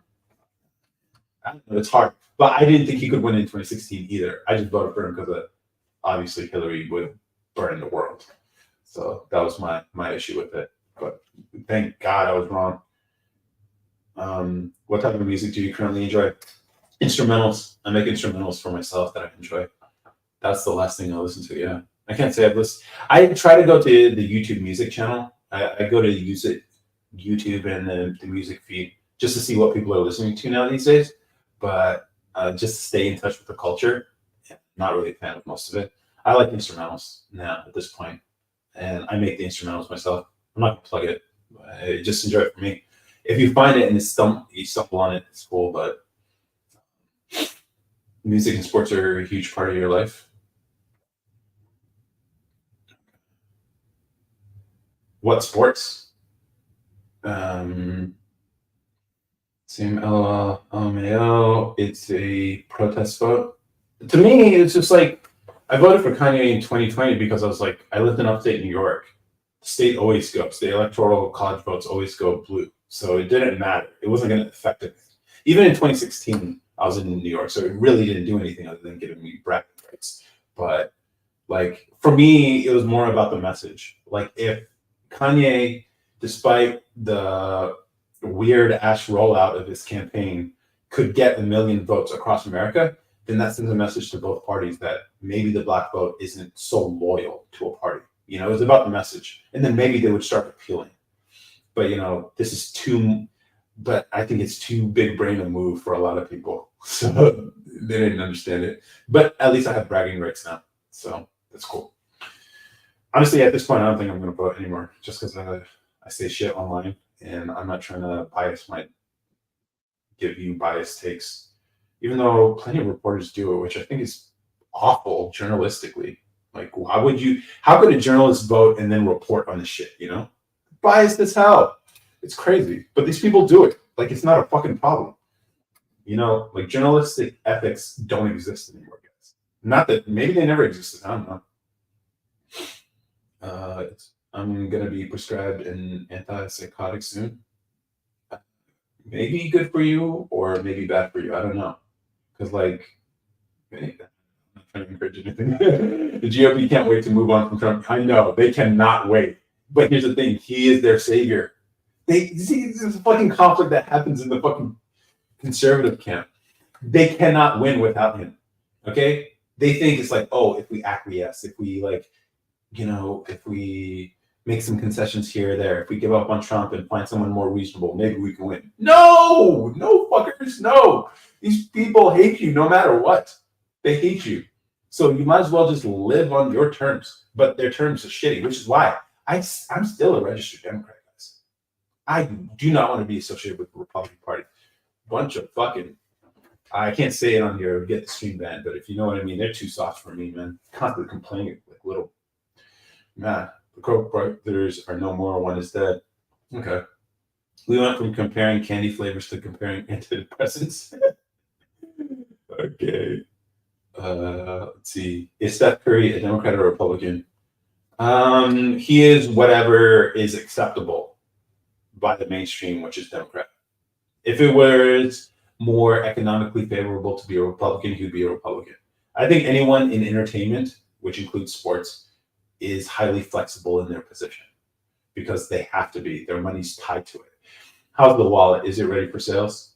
I mean, I've been selling this wallet here, Ryan. Nice to see you here again. I am working on. I am working on a different material, so that's coming along. One that is opaque, and that's in the mail right now. And I have a laser cutter too that helps me cut these out. So maybe I'll send you the prototype. You can test it out. It's not made out of a clear plastic. It's made out of ripstop nylon with a TPU, a thermoplastic coating on it, so I can actually fuse the layers together that way. And I also bought an iron to help me but it doesn't have it. I don't know. I'm experimenting with a lot of materials, but I do remember your comment about the clearness stuff. The 2020s has been the worst decade for music so far. Is it because of TikTok? TikTok and the TikTokification of the music industry. Like these artists have to have clout before they can even sign a deal, which means then you're just making things for the algorithm, which removes any creativity or artistry out of the music itself. Because now you're just appealing to the masses, which is why it's like McDonald's. You're making McDonald's music, which is whatever. I think that could be one point. But what do you think? How can one become more smart or intelligent? Reading books, observing people, constant learning. Reading books is always good. Naval has a hierarchy. Naval Ravikant, he's in startup world, but basically, doing is faster than reading. Reading is faster than listening, and listening is faster than whatever. But basically, you learn the best and the fastest by actually doing. So whatever you're trying to learn, just go fucking do it, and you'll learn the fastest. You'll make a ton of mistakes, and it'll be a brutal process because you're constantly like failing. And part of this journey is of learning something is failing. But reading is also very good too, which is better than listening, I think, at least for me. So I read books all the time. New book that I got, Brandon Kane, my books. So, LOL. I enjoy soccer, European football, as you can tell on my profile page. Oh yeah, Messi. Okay, got it. How do you feel about him playing for Miami now? Is it kind of like cheapening his brand, or is it all good? King Kobe, I've seen you in my dreams. Why do black people always say folk? I don't know. I say people. I say homies and posse. Hello from Wisconsin. Hello. How are you enjoying do you guys get those brutal winters in Wisconsin too? Or is that just a Michigan thing? Thought that was a white personal thing. Yeah, I don't know. I think black people say folk too. Black folks. I've heard people say that. We are homeless and haven't eaten 2 days. Can anyone please help? If you guys want to help, but also like weird that you're doing it in this stream. There's only 16 people here. It might be better if you go to a larger stream. Your funnel's bigger there, and the likelihood of people actually giving you money, but more successful there. The world is a simulation type thing. Lucid dreaming allows you to see this. You can see that. You can see that. Trump isn't even very conservative. He's more left than most others in his party. Yeah, that's also true. But it's crazy how they like try to call him far right. It's fucking crazy, dude. He's more like Bill Clinton. That's why it's funny when people talk about this shit. It's just like, I don't think people really observe this objectively. They're just reading stuff. It's to your life. Enjoy, Brody. Enjoy. Yes, that one, you can't see the money. Nice. Yeah, I'm working on it, man. And once I figure out that it's coming, I'm trying to source the material. Do you know how hard it is to find fabric with a thermoplastic layer on it? Like, you can buy it from China, and they're used in products that are sold all the time. But to find just rolls as yards of fabric is hard to find. There's one company in Seattle that I ordered some stuff from. It would dramatically increase the cost of these things, but it would still make a profit. And so I think I could offer that as an option. But this gives you customizability, and that one would just give you ruggedness and thinness, but not all the cool like transparency features that you can have with a wallet like this. And for those of you who don't know, I sell these as a way to like, I use this and I sell it on the TikTok shop. You Muslim? I was Muslim. Is that the purpose of a hit? What do you mean? I'm not sure what you mean, swag. Learning happens with a J curve. You get dumber before you get smarter. That's a good one. That might actually be true. Definitely feel really fucking dumb when I'm learning shit. I'm like, I don't know any of this stuff. This is what I felt like when I was like trying to learn the software shit. I still suck at it because I don't give it enough practice. Because I only build things when I only get practice when I try to build things, and it's always constant, like just fucking Googling, Stack Overflow, all that shit. Yeah, I think he did it for a family, but would prefer Messi to stay in Europe. You think so? I don't know. I feel like when you get older, your body starts breaking down, and you want to end it on a high. Get your fat payday. I don't mind that. Like you won everything you could win, right? If I'm correct, if I understand Messi, I didn't watch that much of it, but he won everything you could win, right? So, you know, and then plus America's a bigger market, so it's like a mutually beneficial thing. MLS gets some clout, and he gets a fat payday. How can one enter the flow state more often when learning? The ability to focus more. I've heard people say like just starting. It's like the hardest part is starting. Like I even notice when I'm like learning language on Duolingo or something. Like once I get after past the first few lessons, first couple lessons, then I'm on it. Same thing with like softer stuff. I'm on it when I'm doing that. Once I start, the starting is always the hard part for me. That's what I've noticed. So it's not about focusing more, it's more about getting yourself to the point of that initial hump of distractions.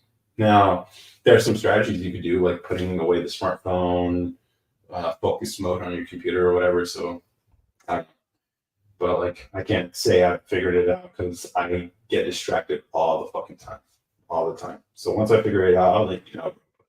I still struggle with it, Bob. I still fucking struggle. Chosen Ones, Emporium, find a close by pantry. They will help. Yeah, I love to Texas, but 420 is still illegal there, so backwards. Yeah, yeah. I live in Texas, so yeah. Messi chose Miami over a bigger payday from Saudi Arabia. Yeah, well, it's really Saudi Arabia got that money, huh? Oil money, crazy guys. That oil money is crazy. They took over golf. They have plenty of Formula One tracks. I actually really like that track in Saudi, Jeddah. I used to play simulation like Formula One game on PlayStation. It's a fast track. It's a fucking fast track, and I enjoy it. It's a simple track, but it's a fast one. Um, he won literally everything, so I guess he deserves his payday. He's also earning a bunch of money. Yeah, doesn't he get ownership as part of playing for Miami? So I think it's a bigger play. Although Saudi might have more money, like as far as America as a market, you cannot beat it as a market for sports. That's why the Formula One Las Vegas thing. Like, why do they need an extra race in America? Because the money's here, dude. Like, America knows how to do sports well. That's the one thing. So, and us market, U.S. market, yeah. Glizzy. Use musical software to create your instrumentals. Yeah, Logic Pro. I'm back.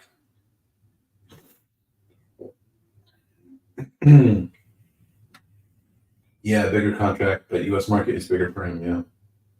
Ronaldo took the Saudi money. Messi didn't, so he won more fans. Oh, okay. People don't like the Saudis. I like what they did for golf. They kind of got these golfers paid, so that's cool. He gets partial ownership. Yeah, I think ownership's always. Hey, Frank's Tech 18. What's up? How you doing on Twitch? Partial ownership of an MLS team. That's not much. Americans don't care for soccer right now. If they can do what Formula One did in America, then it will be very lucrative. But and here's the thing: like if America cared about soccer, all the superstars will be Americans. I don't know if Europe understands what's about to happen. If America decides to care about soccer and like have like every kid starts off playing soccer in every kid in America starts off playing soccer, but we just don't stick with it because there are other sports. But like if soccer becomes this big thing that people really care about, I mean, it's not really that exciting to watch compared to like the NBA or, which I know you guys are going to disagree with me. It's like, oh, it's a beautiful sport, the touches, Jogo Bonito, blah blah blah. All that. I get it, right? I used to play. I would play in the backyard. I prefer futsal. It's faster pace. I like the fast, and I like that the goals smaller and it's a lot of like on concrete, whatever. But it's just a different style of play. I like faster paced sports. I don't know what I'm talking about at this point. What if God was very ugly? Will you still believe in him? Yeah, I don't care. Why would I care what God looks like? Hundreds of millions to create new MLS team now, though. MLS is increasing hugely. Yeah. Meanwhile, the best basketball players are now European. Yeah.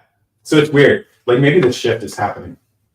Like Europe started caring about basketball, but I think it's because here in America, it's shifted. It used to be the fundamentals used to be important. Now it's about superstar. And so it's just like they don't give a shit about actually playing good basketball.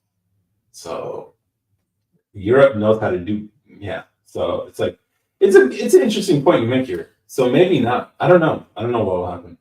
100% agree. When soccer booms soon, USA will win World Cup in the next decades.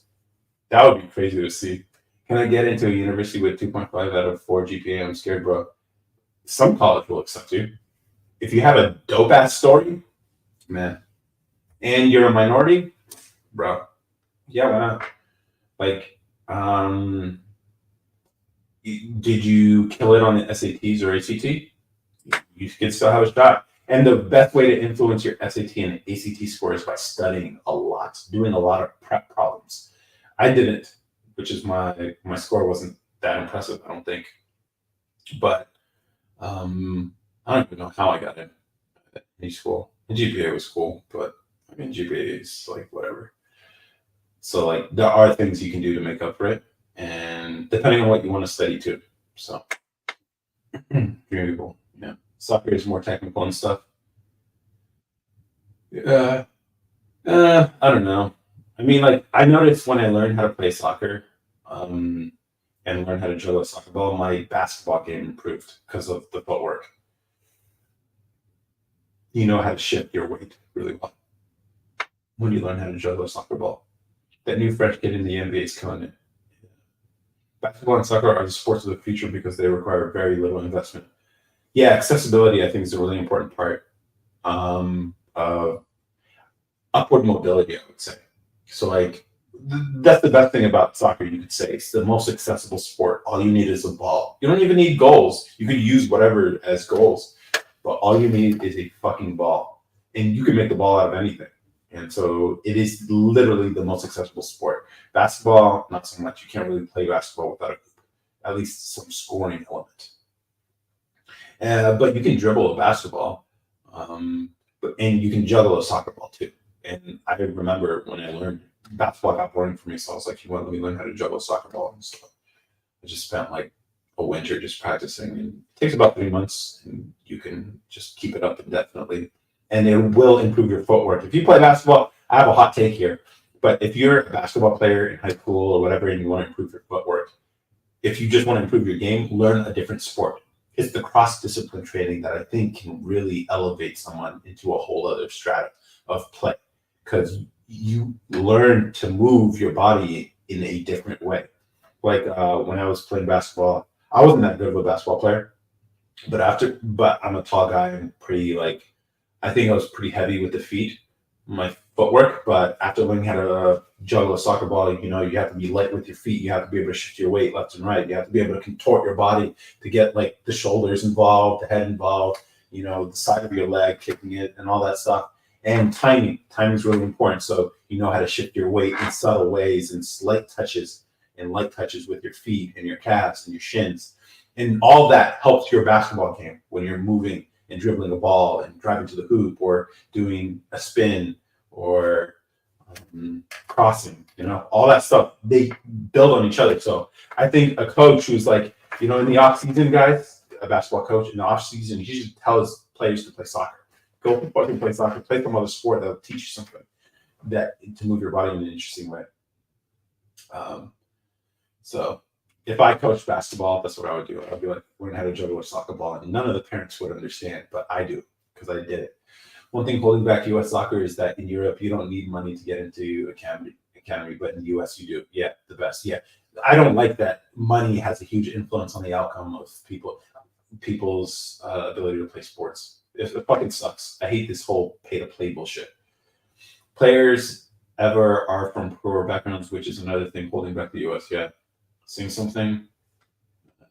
Not much of a singer unless it's karaoke and I'm really feeling the song. Tall people are overpowered. They get to play every sport. Short people don't get to play soccer and basketball.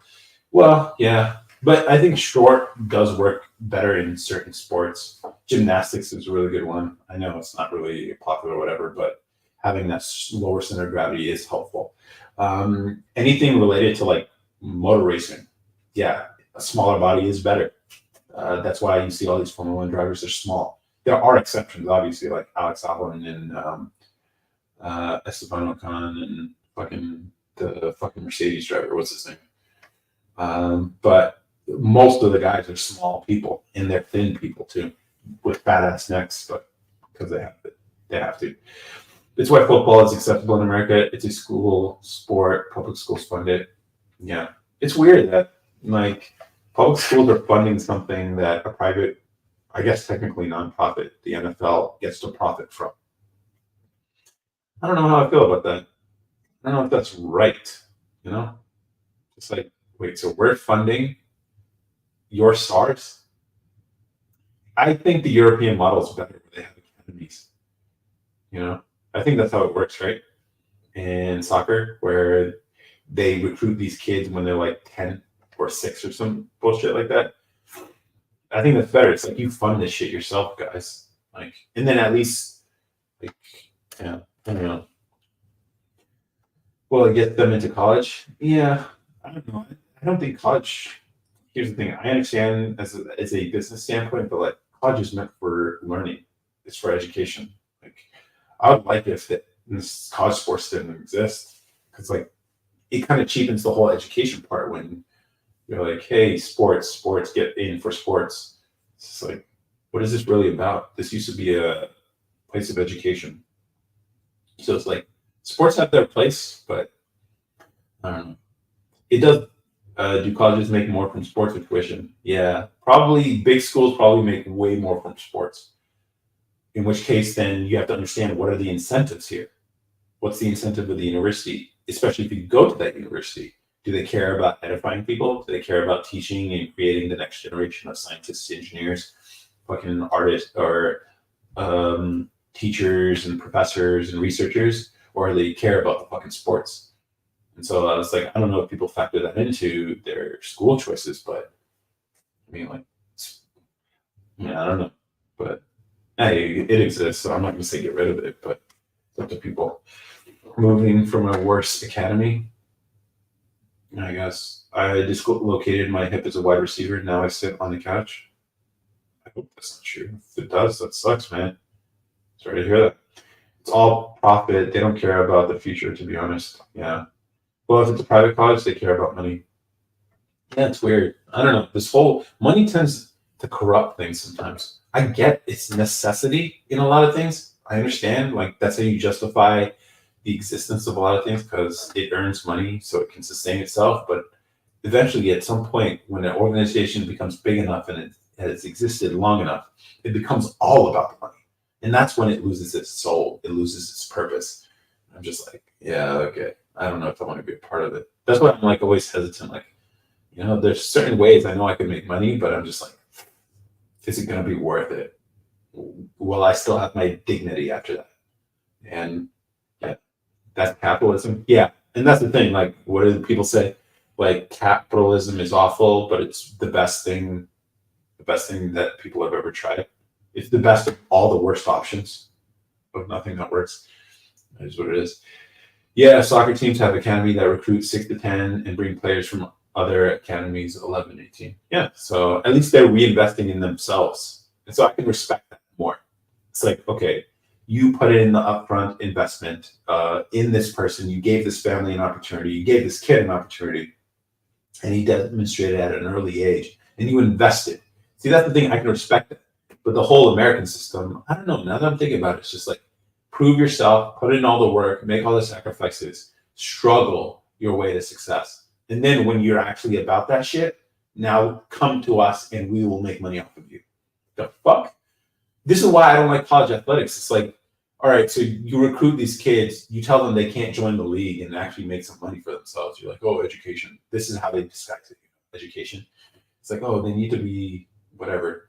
It's just like, you know, they're only going to the school for the sport, right? Because they can't go directly to the league. At least this is for the NBA. And it's like, all right, so you're going to exploit their likeness. You're going to sell their fucking jersey. You're going to get their performance while they're developing and possibly risking injury. So the colleges can have a way to make some money. It's like, it seems really exploitive to me, but I don't know.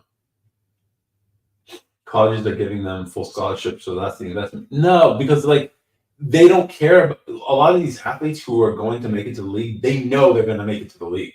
So then why are you wasting their time? You know, like it wasn't until now that they could actually at least make some money directly off of their name. Until then, it was only the colleges that could do it. And so the college can make as much money as they want. They can sell all the jerseys, they can sell the tickets, they can sell fucking games and the fucking everything. Except the student themselves, all you get is to say you went to our university. And then if they leave after a year, what was the fucking point? What was the point of the scholarship? They didn't get the fucking degree. So then who is this really for? You know? Yeah, the US system is shit. It's exploitative. Yeah, it is exploitative for sure. Some of them get injured in freshman year, they can still get an education for free. Yeah. But like, wouldn't it have been better to join the league, get a rookie contract, you get injured and your contract's already guaranteed? You know? You can always go back to school. But like a chance at the league, there's only 450 players ever at any time. And you get to be one of those. And it's just like, nah, spend a year at risk. That doesn't seem right at all. But I don't know. Like, it would be interesting to hear athletes talk about this, like what they would have done if they made the right decision and blah, blah, blah. Because like, we're all talking from the outside, you know? But it does not seem right to me at all. The system is shit, but it makes them shit ton of money, so they're not changing it. Yeah. That's unfortunately the truth about a lot of things. Too many people benefit from the way things are, even though they're shitty for the people who are exploited the most. And things will never change because the money's too good. Uni system is exploitive, period. Mm-hmm. I can see that too. Like a lot of people are promised these degrees that will make them enough money to pay off the degree, and then they enter the job market and struggle to find a job. And it's just like, it's like, what? I don't know. Yes, 100%. That's what happens in Europe. I don't know about EuroLeague, but they might have basketball academies. I think they do, actually. But I don't know. They also have rules now. Players have to maintain a C average or be kicked out. Yeah, but you know they're playing games with that shit. You know, it's just like, oh, they'll hire the best teachers. They'll even like, hey, guys, make the teachers even know. Because you have to understand, like, if you're that teacher who gave them below a C, your job is at risk because you're fucking with their money. You see the problems with all this incentives thing? Because the system itself, even honest actors in it, cannot be honest because they will be negatively affected by fucking with it. And so it's just like, all right, they can say all this stuff, whatever, but it's like, someone's below C, they'll make it work, okay? It's like, come on, teacher, come on, give them a chance. Oh, you're not going to give any of the other non-athletes that second chance? Oh, no, but you'll give the athlete the second chance. You see what I'm talking about here? Man, honest games, we're surrounded by liars and cheats, guys. They're everywhere. Exactly. Yeah. If you're a professor, are you going to fail the best player on the team? Hell no. Exactly. Especially even if you have tenure, it's just like, no, these people got to play politics too. And that's what I hate about this whole thing. That's why I hate gatekeepers. I have like a strong distrust for anyone who like participates in these like fucking broken systems. You know, I'm just like, man, I kind of want to fuck shit up a little bit, you know? Like I have all these big ideas that I cannot pull off yet, but yo, if I could pull it off, everything gets broken because it needs to be broken. Shit like this. Like that's why I liked what's his name? Big baller brand, LeVar Ball. It's like, yeah, you can call him crazy or whatever, but at least he's fucking with the system. He got college players paid because now they had a second option. That's why it's like when people give him shit, I'm just like, this guy actually he made a positive impact in this sport. Actually got college players paid.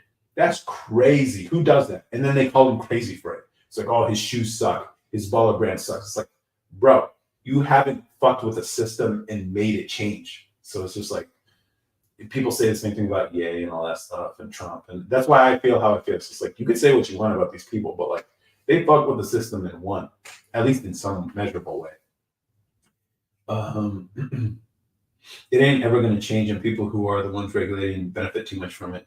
I don't know. Like LeVar Ball, he somehow did Ye win? I think when the dust settles years later, like even right now, when people are talking about all the stuff he said about, what did he say? What was the tweet that got him canceled about Jewish something? But like now you can see what's happening. People picking sides with this whole Israel-Palestine thing. Now people looking real stupid. Just regardless of how you feel, whichever side you're on. Like if you're on the Israeli side, obviously you're not fucking with the A. But if you're on the Palestinian side, all the shit you said he was saying, he was out of pocket. Now what? Now what? I'm not telling you which way to pick sides. My opinion is we should not get involved. Up to you if you want to. It's all propaganda at this point. But, you know, when the dust settles, we'll see. You can say crazy things, but when you go the anti-Semitism route, you're done. But that's the thing. He was all about love, though. So that's the thing. They'll always label something in a negative way if they don't like you, which is one of the things I've learned through all the people I've seen get canceled, which is why, like, if you decide to take a stand against any of this corruption, you're going to be labeled. You're going to be targeted for cancellation no matter what. They will find something, they will reframe something, they'll twist your words, they'll re-edit it in any way to cancel you however they can because you're fighting against this corruption. And if that's the case, you might as well say whatever the fuck you want. If you're going to play this game and you want to fight against the system. Now, a lot of people take the strategy of like, hey, you can move carefully and not rock the boat. Do you, man? I can't. I know myself. I'm too much of a like fucking stubborn guy. And I know it's going to be the downfall on me one day, but one life to live, man. That's the way I see it. So I'm still going to say the shit I say. And if I can fuck with the system a little bit, like I have, you know, it would be cool. Like some of the things I've thought about. Obviously, I want to solve this cancellation problem people have by living it myself. That's why I like software, not because I'm naturally suited for it, but because I think this is one of the solutions, ways to get out of it. But also, I'm thinking about big ideas like, what if we could crash the housing market to make housing affordable for people through not through financial instruments or anything like that, but by an oversupply, by making construction dramatically reducing the price of construction by like 10x if we could do that. I don't know how the fuck I could pull that off, but that would be so cool to do. Now, all the people who have homes would be underwater on their loans, but all the people who cannot afford homes can now afford homes. And I have a bias towards the future. And people would hate me for that. They're like, oh my God, you know, my life savings was in my house, blah, blah, blah. It's like, you're playing in a broken system, you know? And so it's just like, but are people thinking about that? I don't know. Big ideas, man. Will I pull it off? I hope.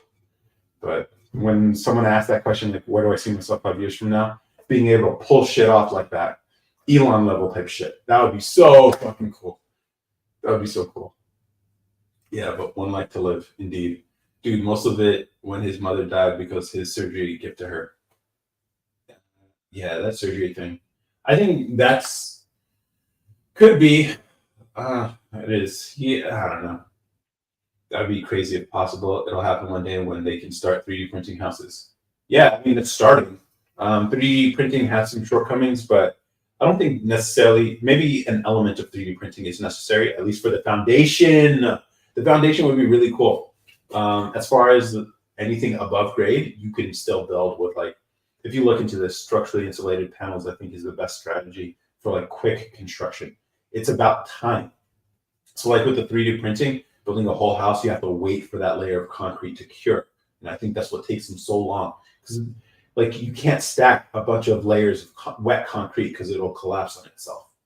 You know, even if you include polymers in there, because concrete is heavy.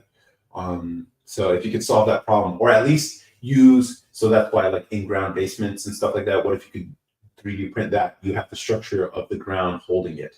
And maybe you could do it something like that. They already do like pour in concrete foundations. So there's no reason why like you can't do something like that and maybe incorporate 3D printing and then build the foundations. And then above grade would be like structurally insulated panels that can be pre-manufactured and shipped on site. Maybe in these like Lego style pieces where you can put them in, there would have to be some structural changes in the way we make houses. So like, what if you didn't have any utilities on any external walls? That sort of simplifies the framing of the house.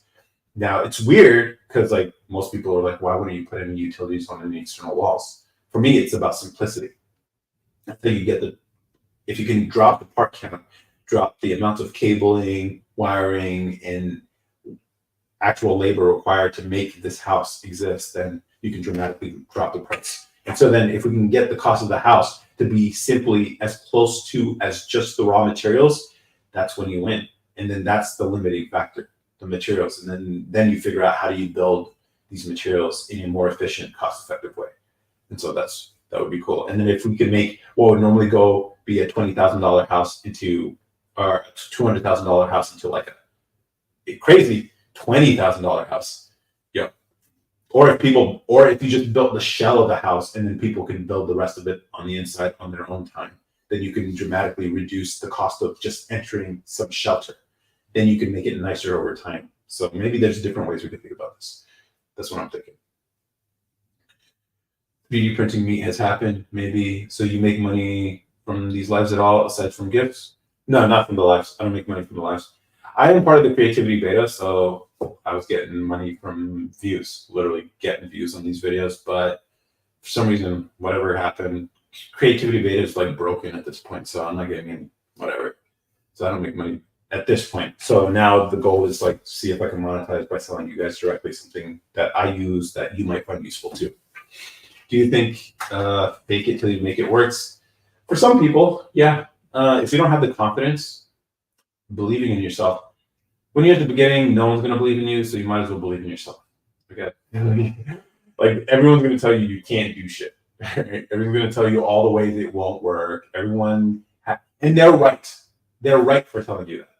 Okay, because it likely won't work. But I mean, like, who else is gonna motivate you if not yourself? You know. And so, fake it. It works for people.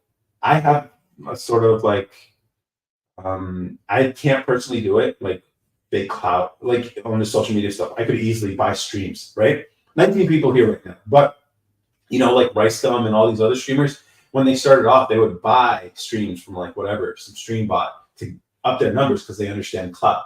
They understand by having a high number there, other people are more likely to watch. And so I could do that. And I've had offers for that, to increase the follower count of the Instagram and all that stuff. And I've chosen not to because I don't want to fake it till I make it. I want to make it my way in an honest way. And I can't say it's not the efficient way of doing this, but to me, we talked about dignity earlier, and this is a part of like keeping my dignity by knowing that I did this in an honest way to myself.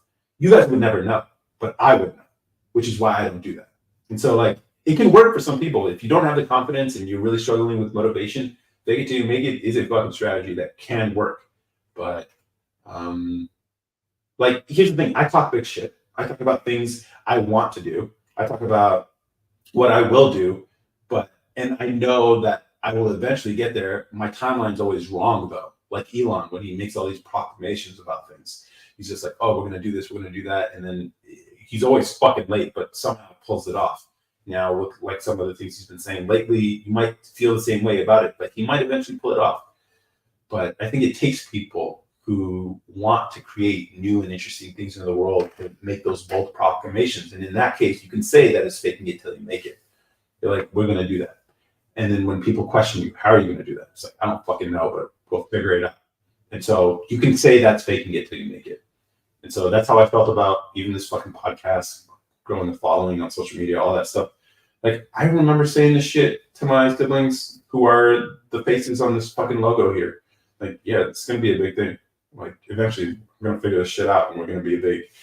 I don't think we're at a point where this is useful to other people yet, but I mean, I have faith that I can figure things out. So if you have faith you can figure things out, and, fake it till you make it is not a bad strategy, I would say. High interest rates are already starting... let's see. High interest rates are already starting to lessen housing prices. That's a good thing, I think. Yeah. So banking policies, federal banking policy has always been a weird one because I hate how much influence it has. The whole idea was like it's supposed to be fucking independent. The economy is like its own thing. Now everything moves by the step of the Federal Reserve. And it's just like, what are we? This is our economy. It's just like it's crazy. But yeah, that's good. Now it's bad for a lot of people who bought at the high, but it's good for people who are trying to enter. But then inflation is a big problem too, because it's like, okay, yeah, maybe the housing prices drop, but the money isn't worth as much, so maybe you don't have as much of it. I don't know. It's a whole delicate balance. You could make it happen. Yeah. If you had to choose your final drink, smoke, what would it be? I'm not much of a smoker, but last time I drank was some Jack Daniels with some lemon juice and honey, whatever that's called. Hottie Toddy, I think it's called. It's pretty good. It's pretty good. It's a hot drink, so that's pretty good. You have a job outside of this? I don't. I just do this. I'm trying to turn this into a job. But I'm financially secure, which is why I can do this. And it's not something I would recommend unless you're in a good financial position. I'm sort of at the point where it's just like, I gotta fucking make this work. Yeah, it is what it is. That facts never lose your dignity. If that's facts, never lose your dignity. If you make it big, but you know you did it in a wrong way, it sucks. Yeah, I guess for some people do not give a fuck. You see this with influencers all the time. These fitness guys who use steroids and got big and then they don't give a fuck. You think Liver King gives a fuck that he fraudulently got his way to the top? Nah, bro. Nah. These people live fine. You sort of have to have that sort of like Machiavellian personality to be able to do those things. I think us normies, I would say we're normies in that case because we have these like internal voices that keep us from doing this dishonest shit. But the average person is more flexible in this than maybe you even know, than I even know. And that's one of the things I've learned about people through this social media stuff is like people are not as morally conscious as they say they might, or as they might project. A lot of people can do things that I honestly would not be comfortable doing. And I know that makes it harder for me to grow. I know that makes it harder for me to progress in life in certain aspects. And other people are just like, yeah, it's like, don't rock the boat, don't say what's on your mind because, it's like, they're right. They're right. If all you care about is just winning, it's the fastest way to win. Like, be sort of 48 laws of power. A lot of the laws of power discuss this in very clear terms. Like, be strategic about what you say and what you don't say. Well, for me, I've just been like, I want to be me and I want to do it my way. And if I can pull this off, then maybe other people can pull this off too. Now, I can't say that I've pulled this off yet. Like this whole like sustainable living, speaking your mind freely, all that. And all this can be taken away from me like that. Like I could be canceled tomorrow. I could lose this account tomorrow. Even fucking now. I've been banned off live before and it's just like, all right, I got to figure out a way. And so that's where I am right now. And if I can figure this out, maybe I can help others live in an honest way who have these sort of like internal voices that keep them from moving in these ruthless ways that other people are capable of. So they have an advantage in that way. But if you believe in spirituality, morality, God, or anything like that, then it's not a way you can move. But whatever. Now we're getting real like cerebral with this stuff. You need to know that you deserve to be on the top, not that you faked it. I don't think a lot of people on the top really fucking care how they got there. They just care that they're there. Which is the tough truth to accept, man. I know. It's like, you would think people care, but it's like we project our own personal beliefs on other people all the time. And that's what I was doing for a lot of my life until I started making stuff publicly and I realized, wow, people really are fucking different. They don't care what I care about. They don't give a shit. A lot of people are fucking ruthless. Even my own fucking siblings. I hear them say things and I'm like, damn, I would never do that. But they don't care. It's like, yeah, just take advantage of the system. It's free money. It's just like, what? Like, that blows my fucking mind. But people can do it.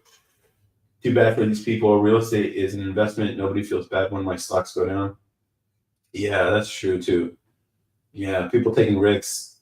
People want the high side, but they don't want to accept that they're taking risk and they don't want to accept the low side. But here's the thing, like banks get bailed out all the fucking time. Like, so it's just like, why do the rich get bailed out all the time? It's just like, I'm like, let these fuckers fail. If we're gonna let the average person fail, and obviously the average person doesn't want to be accountable for the choices and mistakes or financial mistakes they've made too. So it's like everyone just does not want skin in the game. Everybody wants all the high side, but don't realize the risks that they're taking. And then when the risks happen, they want other people to pay for the consequences of that. And it's just like, When you live in a world full of people like that, no wonder things go to shit. No wonder. So for me, part of the skin in the game thing is speaking my mind and living it as I am right now, especially with things I've said on some of my videos. I'm like, I'm paying the consequences for it. I don't give a fuck. And it's just how I move, dignity and all that. You look like you sell real estate. Can I get a quote? I don't sell real estate.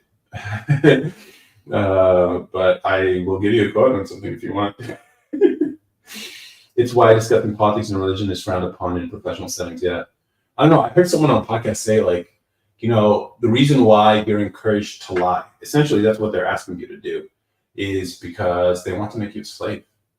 They want you. You're a slave of the mind, is what I heard this person on the podcast. I'm gonna have to think about it a little more, but like, I can see that point. It's just like the only people who can speak their mind freely are the ones with power. So you're sort of admitting that you don't have any power, at least in that realm of your life. And I get it. Like you have to survive. So it's like, I was in that game too. I was in that game, but I could never go back because I've gotten a taste of freedom, which is why I have to make this work. And so that's what I'm about. Freedom. If I can spread this fucking freedom to you guys, bro, yeah, my life will have had purpose. That's true. People are terrible at the top a lot. No, multiple famous content creators scam their way to the top. Yeah. Yeah, sadly, yeah. And that's the thing, like people who are really good at, I have this theory, like a lot of people who are like really good at entrepreneurship in like some of these sketchy areas, like, info products and, like selling how to make money type things, or people on social media who know how to get clout and make the videos that appeal to the lowest common denominator, all these people. They don't have that thing. I have a theory that they don't have that thing inside of them that tells them, hey, maybe, this is not the right way to treat other people. That sort of like ruthlessness is necessary. And so when they talk about like, oh, I fucking hustled hard, it's like, you have something in you, you don't have something in you that the rest of us have. Restraint in some sense of morality. And so it's just like, it's like I'm trying to teach myself to be more like that, but still move in an honest way. And so like, that's why I'm selling these, and that's why I'm honest about it. I can tell you guys that is whatever, I could lie to you guys about it, but no, I'm telling you, it is a 10-cent piece of plastic, but most of the cost is in the labor, actually making this, putting this together. And if I can drop the price, I will. And this is what I sell in the TikTok shop, by the way. If you buy one, you're supporting the channel. Nah, that's fine too. You can say it's stupid. I don't care. I'm like, it is what it is. I use it. That's the whole point. That's true. You can never really. That's true. You can never freely speak with you not being in power. It can all be taken away. Yeah, disagree. They just don't want to divide people. Religion and politics are most divisive topics. Politics is the governance of people, right? It sets the rules for the way we live, and so it's understandable why people would disagree. Here's the thing: you can disagree. A lot of the people who watch this, who are on this live stream, who watched and liked the videos that I posted, they disagree with me politically. I even met with one of them today. He was in town for Afrotech, and we actually just had like a long chat before he had to go home. And we disagree politically on a lot of things, but we still both come from an honest place, so we can still get along and have those discussions. Sort of like what this live stream is here. So it's like, it's not about dividing people. It's about sharing ideas so that we can get to like a deeper truth and still understand where everyone's coming from. And so it's not about dividing people. And I think this is where like it gets lost. Talking about these topics doesn't necessarily have to divide people unless you let it. For me, like we had a discussion about guns today with the guy I met, and he's pretty anti-gun, and I'm like, I like guns, I like machines, and I'm an engineer, and that's what a gun is. It's just a machine to me. And so we talked about the context in which you would use them and the justifications for protection versus like just as sort of like technology, and how could you legislate away technology and the ideas behind it. And so you see, like it could be divide people if we let it, but for us it was just like a civil conversation, like even here. And so, but you're entitled to your opinion here. Morals, OBC, I'm not sure what you mean OBC. Something like Michael Jordan once said when they asked him to be an activist, but Republicans why choose to.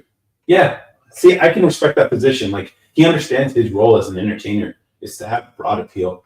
And so it's like I can respect that because he understands his role. Now, a lot of people these days in sports and entertainment like to pick the favored side. And so in this case, it's usually the left side. And so it's like I can't even tell if they're genuine with their thing. And the fact that he even chose. So Michael Jordan, in saying that, probably wasn't received well for saying that. Probably wasn't, but he chose the stance, which is, look, I'm not going to alienate these people, just because the rest of you want me to. And so, in effect, he did take a stance. It's just one of unity. That maybe the people who hate Republicans don't really fuck with. Yes, as soon as you talk about that, you divide people, you give away a lot of your audience. I guess. I'm not against gun ownership. I'm against gun ownership being a fundamental right. I mean, a fundamental right to resist your oppressors. I mean, like in the context of the whole Palestine-Israeli thing, you can see why it might be useful having, not that, I don't know what Palestinians' position on gun rights are, but I'd be very surprised if they were anti-guns. Be very surprised. Also, Israelis too. Like, it wouldn't make sense because, like, what do you want to fight against your oppressors? And so that as a fundamental right, your right to resist any oppression. I can see that. Like you see what's happening with like fucking but most people don't let it be a civil conversation and let it divide people. I think people get too emotional about this stuff. Like if you can come at it, at least if you understand that people you're discussing this with are coming from a at least honest point of view, at least to them. And you guys understand there is no malice here. It's not like, this is why I hate the way it's framed, which is why if I were to tell you, it's like stay out of politics, which is why I try to stay out of politics. We have a rule here. It's like we talk about anything and everything, but no politics. Now on the live streams, I let it slide, but generally the rule is like, it's not going to be a political podcast. We're not going to just talk about this stuff because again, people get really emotional about this stuff. And then when you get into the stuff, people get like, when the emotions get involved, then they become irrational. And then you start attributing malice to the other side. Like, oh, these are evil people. As soon as you say that, now you can't even have a fucking discussion anymore. Because they've already decided, like, how do you have a discussion with evil? You know? That's why it's always stupid when, especially Democrats do this a lot. Now, Republicans are starting to do this too with the whole cultural stuff, which I think, again, it's not a good strategy in terms of like being able to convince people. It used to be Republicans just think Democrats are stupid. Now they're starting to think they're evil too. Maybe the politicians are. I would say all politicians are very ruthless in their character. And I don't think any of them could be trusted, including Trump. But I just think Trump's lies don't cost lives. Okay? That's what I think. They don't cost lives. That's all I care about, man. It's like, let them lie to us all day, every day. And we'll just see the results of their actions. And as long as their actions don't kill people and they don't make people poorer, then I think we're good. Who cares what they say? You know, show us. So that's what I'm about. But whatever. Gun ownership should be a fundamental right, but there are a lot of tricky things to decide with that. I don't know. Like for me, it's technology. You know, like the whole idea that you can ban 3D printers. It's like New York's. I guess New York's trying to. It's like, what are you gonna do? Like eventually, again, another idea for me that I thought about. We talked about crashing the housing market. As a way to settle this fucking debate, I think it would be funny if you could just plastic eject lower receivers for these things. And so like anyone can build a gun with these things and literally give the lower receivers away for free. Now you got to buy this shit. But what if they're plastic injected and you make the mold and you basically, it'd be funny to be at a gun show and then you just have a box full of lower receivers and like, it's free. Take whatever you want. And because it's free, it doesn't need serial numbers. Because the government's power is very clear in that it can control commerce, the exchange of goods and services, especially when the transfer of money is involved. Now, free isn't commerce. And so that's sort of the loophole. This is also the restriction with the FDA. Like, they don't approve a drug for consumption. They approve a drug for marketing, the actual commerce play. So that's why pharmaceutical companies can give drugs and run clinical trials because they're not charging for the drugs. And so like the Commerce Clause is a beautiful thing. It's very restrictive. Well, it's very expansive in the way they use it a lot. This is why I think like civics is really important for people to understand. Like everyone went to high school. We all took that history lesson, U.S. history, U.S. government classes, but nobody understands how our government works. Everything has to be justified in some way coming from the Constitution. Every law. Now, they get a little fast and loose with the words a little bit, and that's when it goes to the Supreme Court, who finally adjudicate on these issues. But the source is the Constitution, and so if they cannot justify it in some way, referencing that, then the law technically is unconstitutional and can't exist. And of course, governments try and then they fail and whatever. So you can work around it by making things free. I think that would be hilarious. What are you going to do? You can't do shit. Now, obviously, you would get hella canceled and like they'll drum up some charges on me or whatever. But I think it'd be hilarious. Just like, oh, you think you can legislate guns away? How about I make them free? Now what?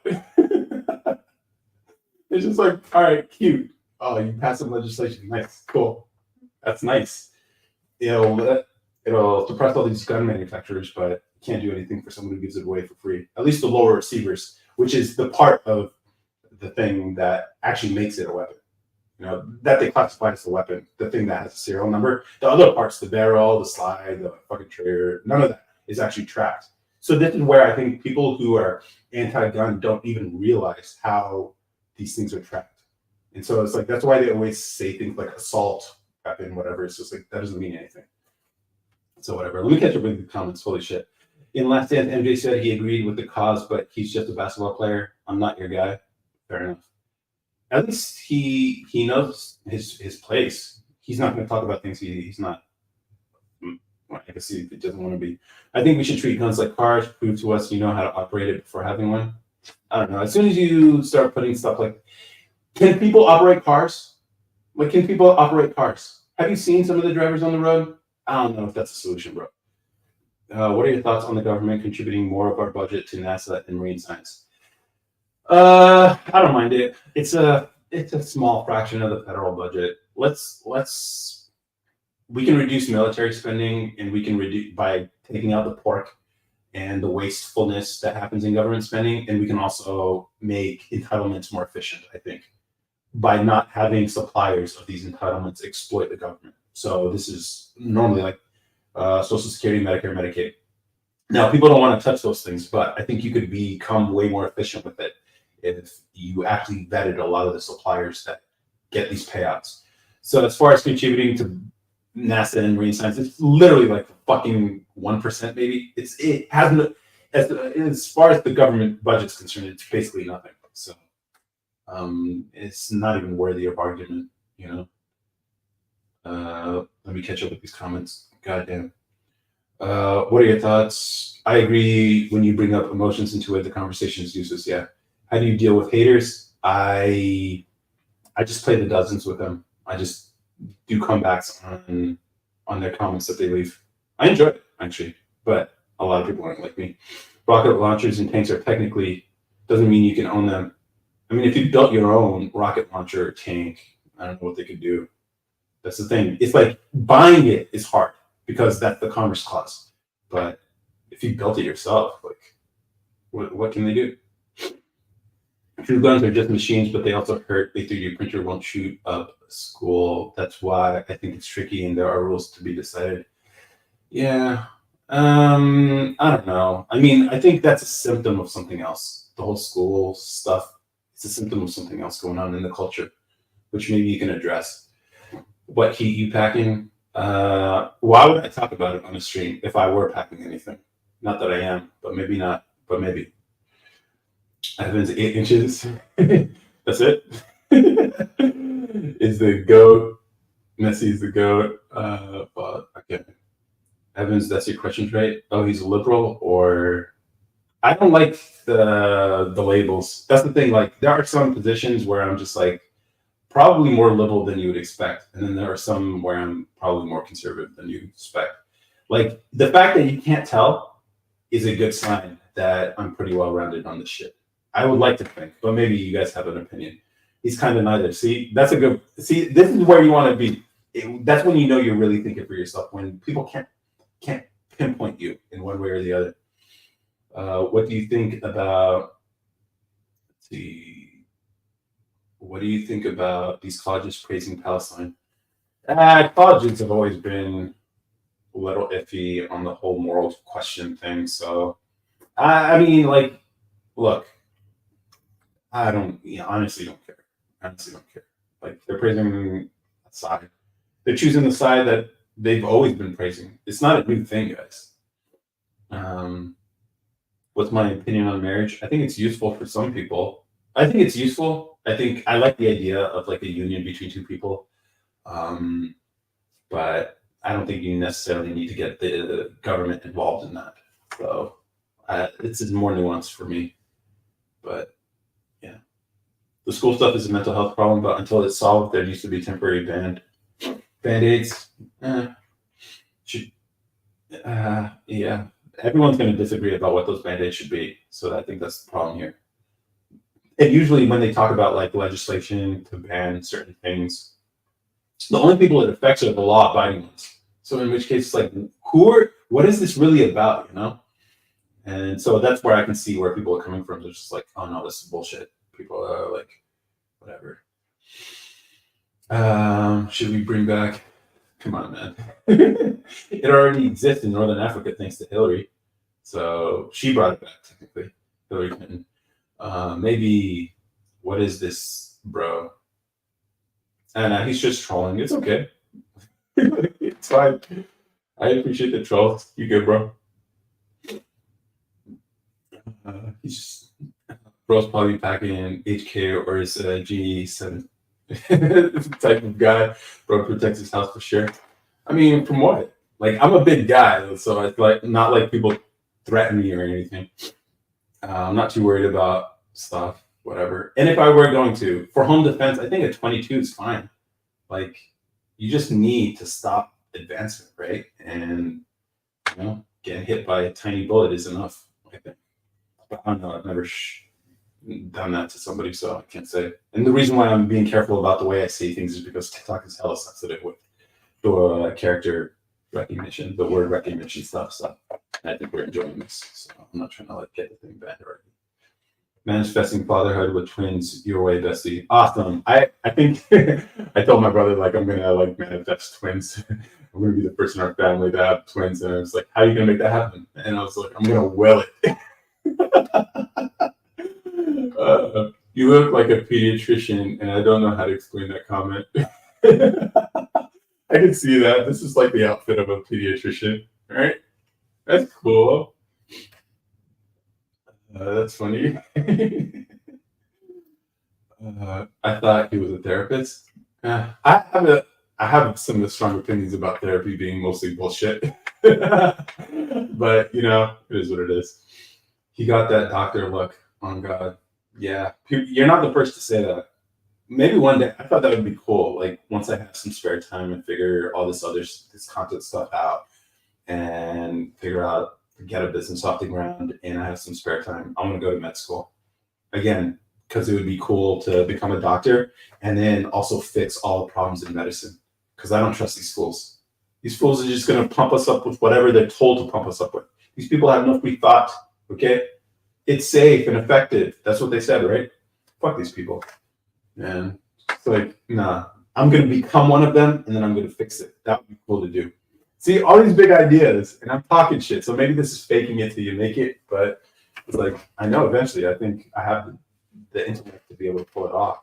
I mean, it wouldn't be to actually be a practicing doctor. It would be to disrupt the medical industry by being someone who understands it from the inside. That'd be cool. Bro's not a player. No, I wouldn't say I'm a player. I'm a hustler. I'm a hustler, homie. 9mm 22 won't do shit. I mean, like, if someone's intruding in your house and you pop a couple of those into their chest, and then they'll run out. That's all you need. You're not trying to take someone's life here, Like that's the thing. Like if someone's breaking into your house, I would assume they would think no one's there. And plus, do you really want to deal with the fallout of like having taken someone's life? Or a well-placed 22 could be enough. I don't know. Plus, I'm pretty sure 22 isn't going to make it through walls, which might be useful if you're like defending your home and you have a family. You don't want a bullet going through a wall and then hitting someone you love. You know, he does. It's that beard with the glasses. It could be. Dude's the psychiatrist. Oh man, oh, that's a dope ass handle for sure. The fucking psychiatrist. Holy shit. I don't know why that appeals to me, but that's like some like yeah. I like that you want to do a lot. I feel the same. One life is not enough to do all the stuff I want to do and change. Yeah. And so that's like you have to sort of make concessions and focus. And that's always been my problem. Focusing. I have too many ideas and too many things I want to do. And I think part of adulthood and maturity is understanding you can't do everything. But I mean, if you only have one life and a lot of the work that comes with it, but I like learning. So it kind of fits my disposition here. Um, and maybe you too, but who knows? Like, I like fixing things. Like in my personal life, that's what I do. And one thing you cannot fix is people, by the way. That's a hard lesson I've learned. I like to fix things, but you cannot fix people. How do you feel about our new speaker? I haven't looked much into it, but I know some people don't like him because he's too evangelical, I guess. But I don't know. I could, in the moment, take someone's life for self-defense, but I could never deal with what I have. Yeah, I think like men have to get to a point where you are capable of taking someone's life if you have to. If you have to. But and I don't know if women understand that. Like we have these urges inside of us for like conflict and combat, which is why like men get into sports or like combat sports and stuff. It's like we have that urge to like fucking conquer shit. But civilization, for the sake of civilization, we've tamed our that energy, that part of ourselves. But that's always dormant. At least I like to believe that's dormant in a lot of people, unless it's been like brainwashed out of them. Hey Zax, how's it going? Yo, can I join? I'm gonna be getting off soon. My phone's at 10%, so maybe next time though. DM me. Usually the first thing we do before I've never invited someone on live before, but maybe one day. I think the first step is like getting you on the podcast first. Done afterwards. Most break-ins happen 11 a.m. to 3 p.m. because houses are empty. Oh, that makes a lot of sense actually. I'm gonna have to double check that, but yeah. Can I join? Can I join? Yeah, definitely hollow points so it won't go through walls. Okay. Plus, you need to be ready and have a lawyer for self-defense. They'll try to put you in jail even if you're innocent. Yeah. So that's the thing. Like you have to deal with this stuff. It is generationally in men's head, but many people don't have it afterwards. Yeah, I can see like that being bred out of people, or at least brainwashed out of people. But I think it's healthy. I was thinking about this today. Like the primary emotion men feel is anger. That's the primary outward way of men expressing themselves, which is largely demonized these days. But anger, especially the podcast I was listening to, was made a really good case for anger. Especially righteous anger can move you to do some pretty amazing things. It can drive you, motivate you to accomplish things, to do good in the world, all driven by anger. And so and I can see how women, if they were listening to this, would be like, oh man, anger is dangerous, blah, blah, blah. Anger is dangerous.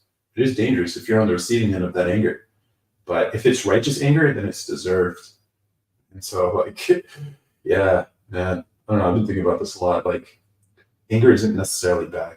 It's usually a sign that there's something wrong, that something in your life is probably screwing you in some way or doing you wrong in some way, and you haven't resolved it. You can channel it in productive ways. So I fuck with anger. I'm angry at the world, dude. At all the stupid shit we got to do with, and all the fucking social media shit that works, and the things that I wish did but don't. I'm angry at the state of things because they should be better, but everyone's just putting up with bullshit. Yeah, dude. True anger towards something derives many changes in the world. A vendetta against something. Anger comes from something being incorrect. Yeah, that's what I think too. But I think my understanding needs a little more refinement.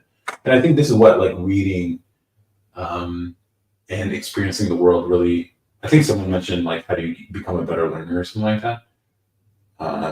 that might be related to this. So like books are always good, especially timeless books, like old philosophy works. There's modern versions of it.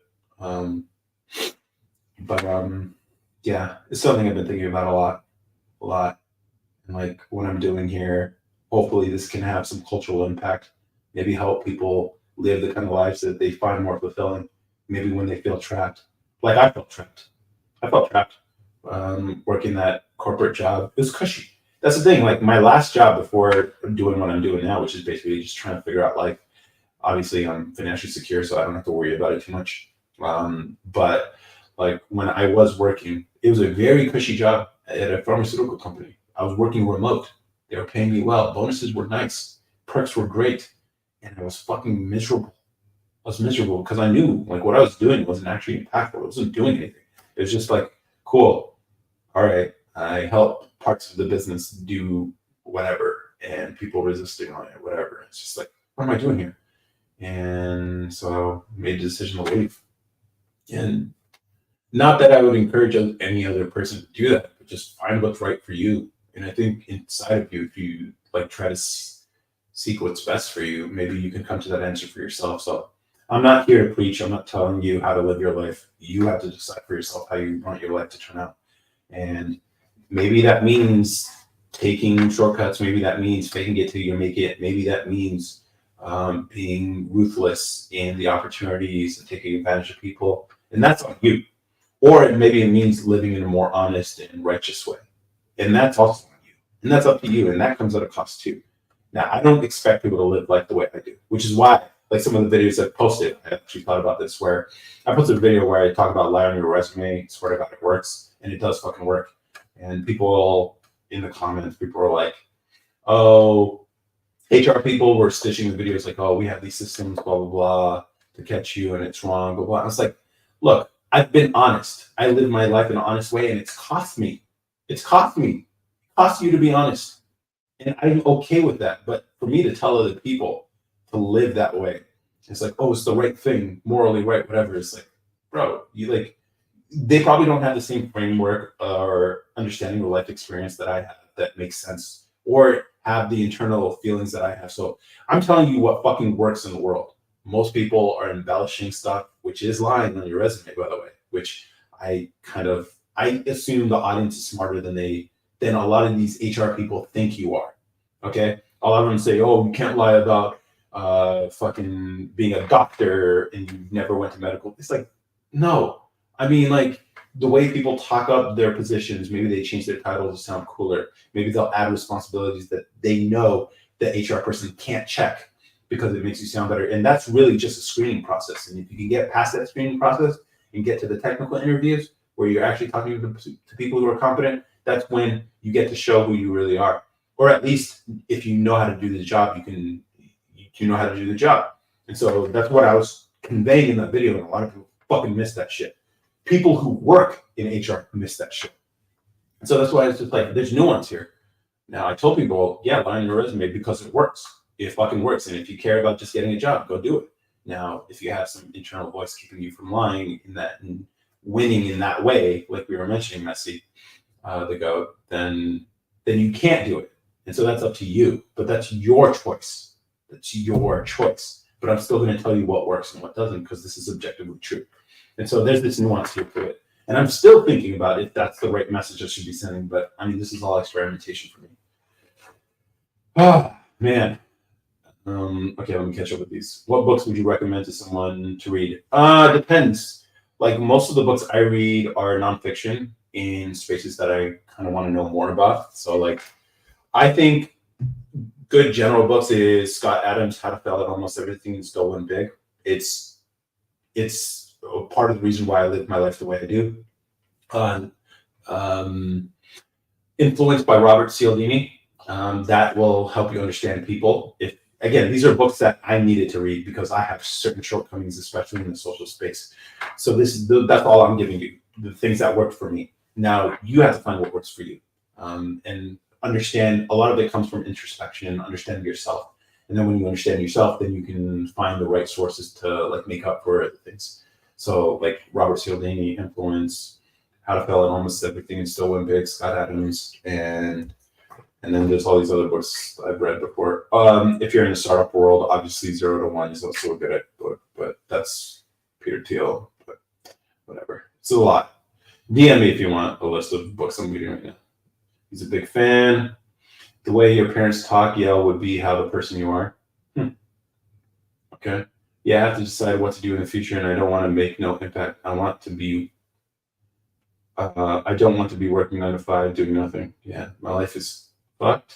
Is that what you meant to say? Jaden, it's not necessarily. It's the people you surround yourself around and let influence you. My dad went to jail for aggravated assault towards me. Damn, sorry to hear that. Social media, friends, mentors, etc. Maybe parents, but not always. Shit. When he got out, he forced me into a mental hospital. Shit. I hope you're okay. Evan, you okay? God or restraining order on me now. Legally can't see my parents or go back to my house. Here's the thing: like when it comes to the familial relationships, I think, fortunately, if this all what you're saying is as you describe it, then why associate with them? Why? That's the part. Like people think like blood is thicker than water, whatever. It's just like no. These are the people who are supposed to treat you the best, and they treat you. I have no problems cutting people out. I've got lying on your resume works in that way. Yeah, I mean, like when you change your resume to include a lot of the keywords that were in the job posting.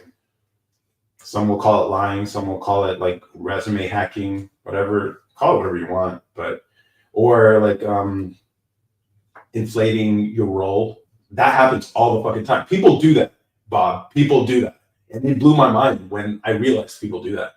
And I know people who work in industries they have zero fucking experience, and what I learned is that people learn on the job. And turns out this person who ended up working in this field did well at it. They were one of the top performers, but they had zero experience doing it. But they lied about every fucking thing, and it fucking worked. And so that's why, to me, it's just like I can tell you, I can moralize all I want, but a lot of people don't fucking care, and a lot of people who are watching that video are not like us. Okay. And so that's why I'm just like, I'm just going to give you useful information here. And what's useful is the truth. And the truth is, this will get you a job. Now, how you feel about it and how you got it, that's up to you. And whether or not you take this path is also up to you. But, that's how I feel. Yikes, who are you living with? Yeah, that's a tough one, man. Your Nana, I'm going through a lot. Yeah, dude. Yeah, man. Like some people are going to be bad for you. And unfortunately, a lot of that time, it's just the closest people to you. It fucking sucks when that happens. Hope you make it through, dude. We'll never give up on your dreams, and don't feel sorry for yourself.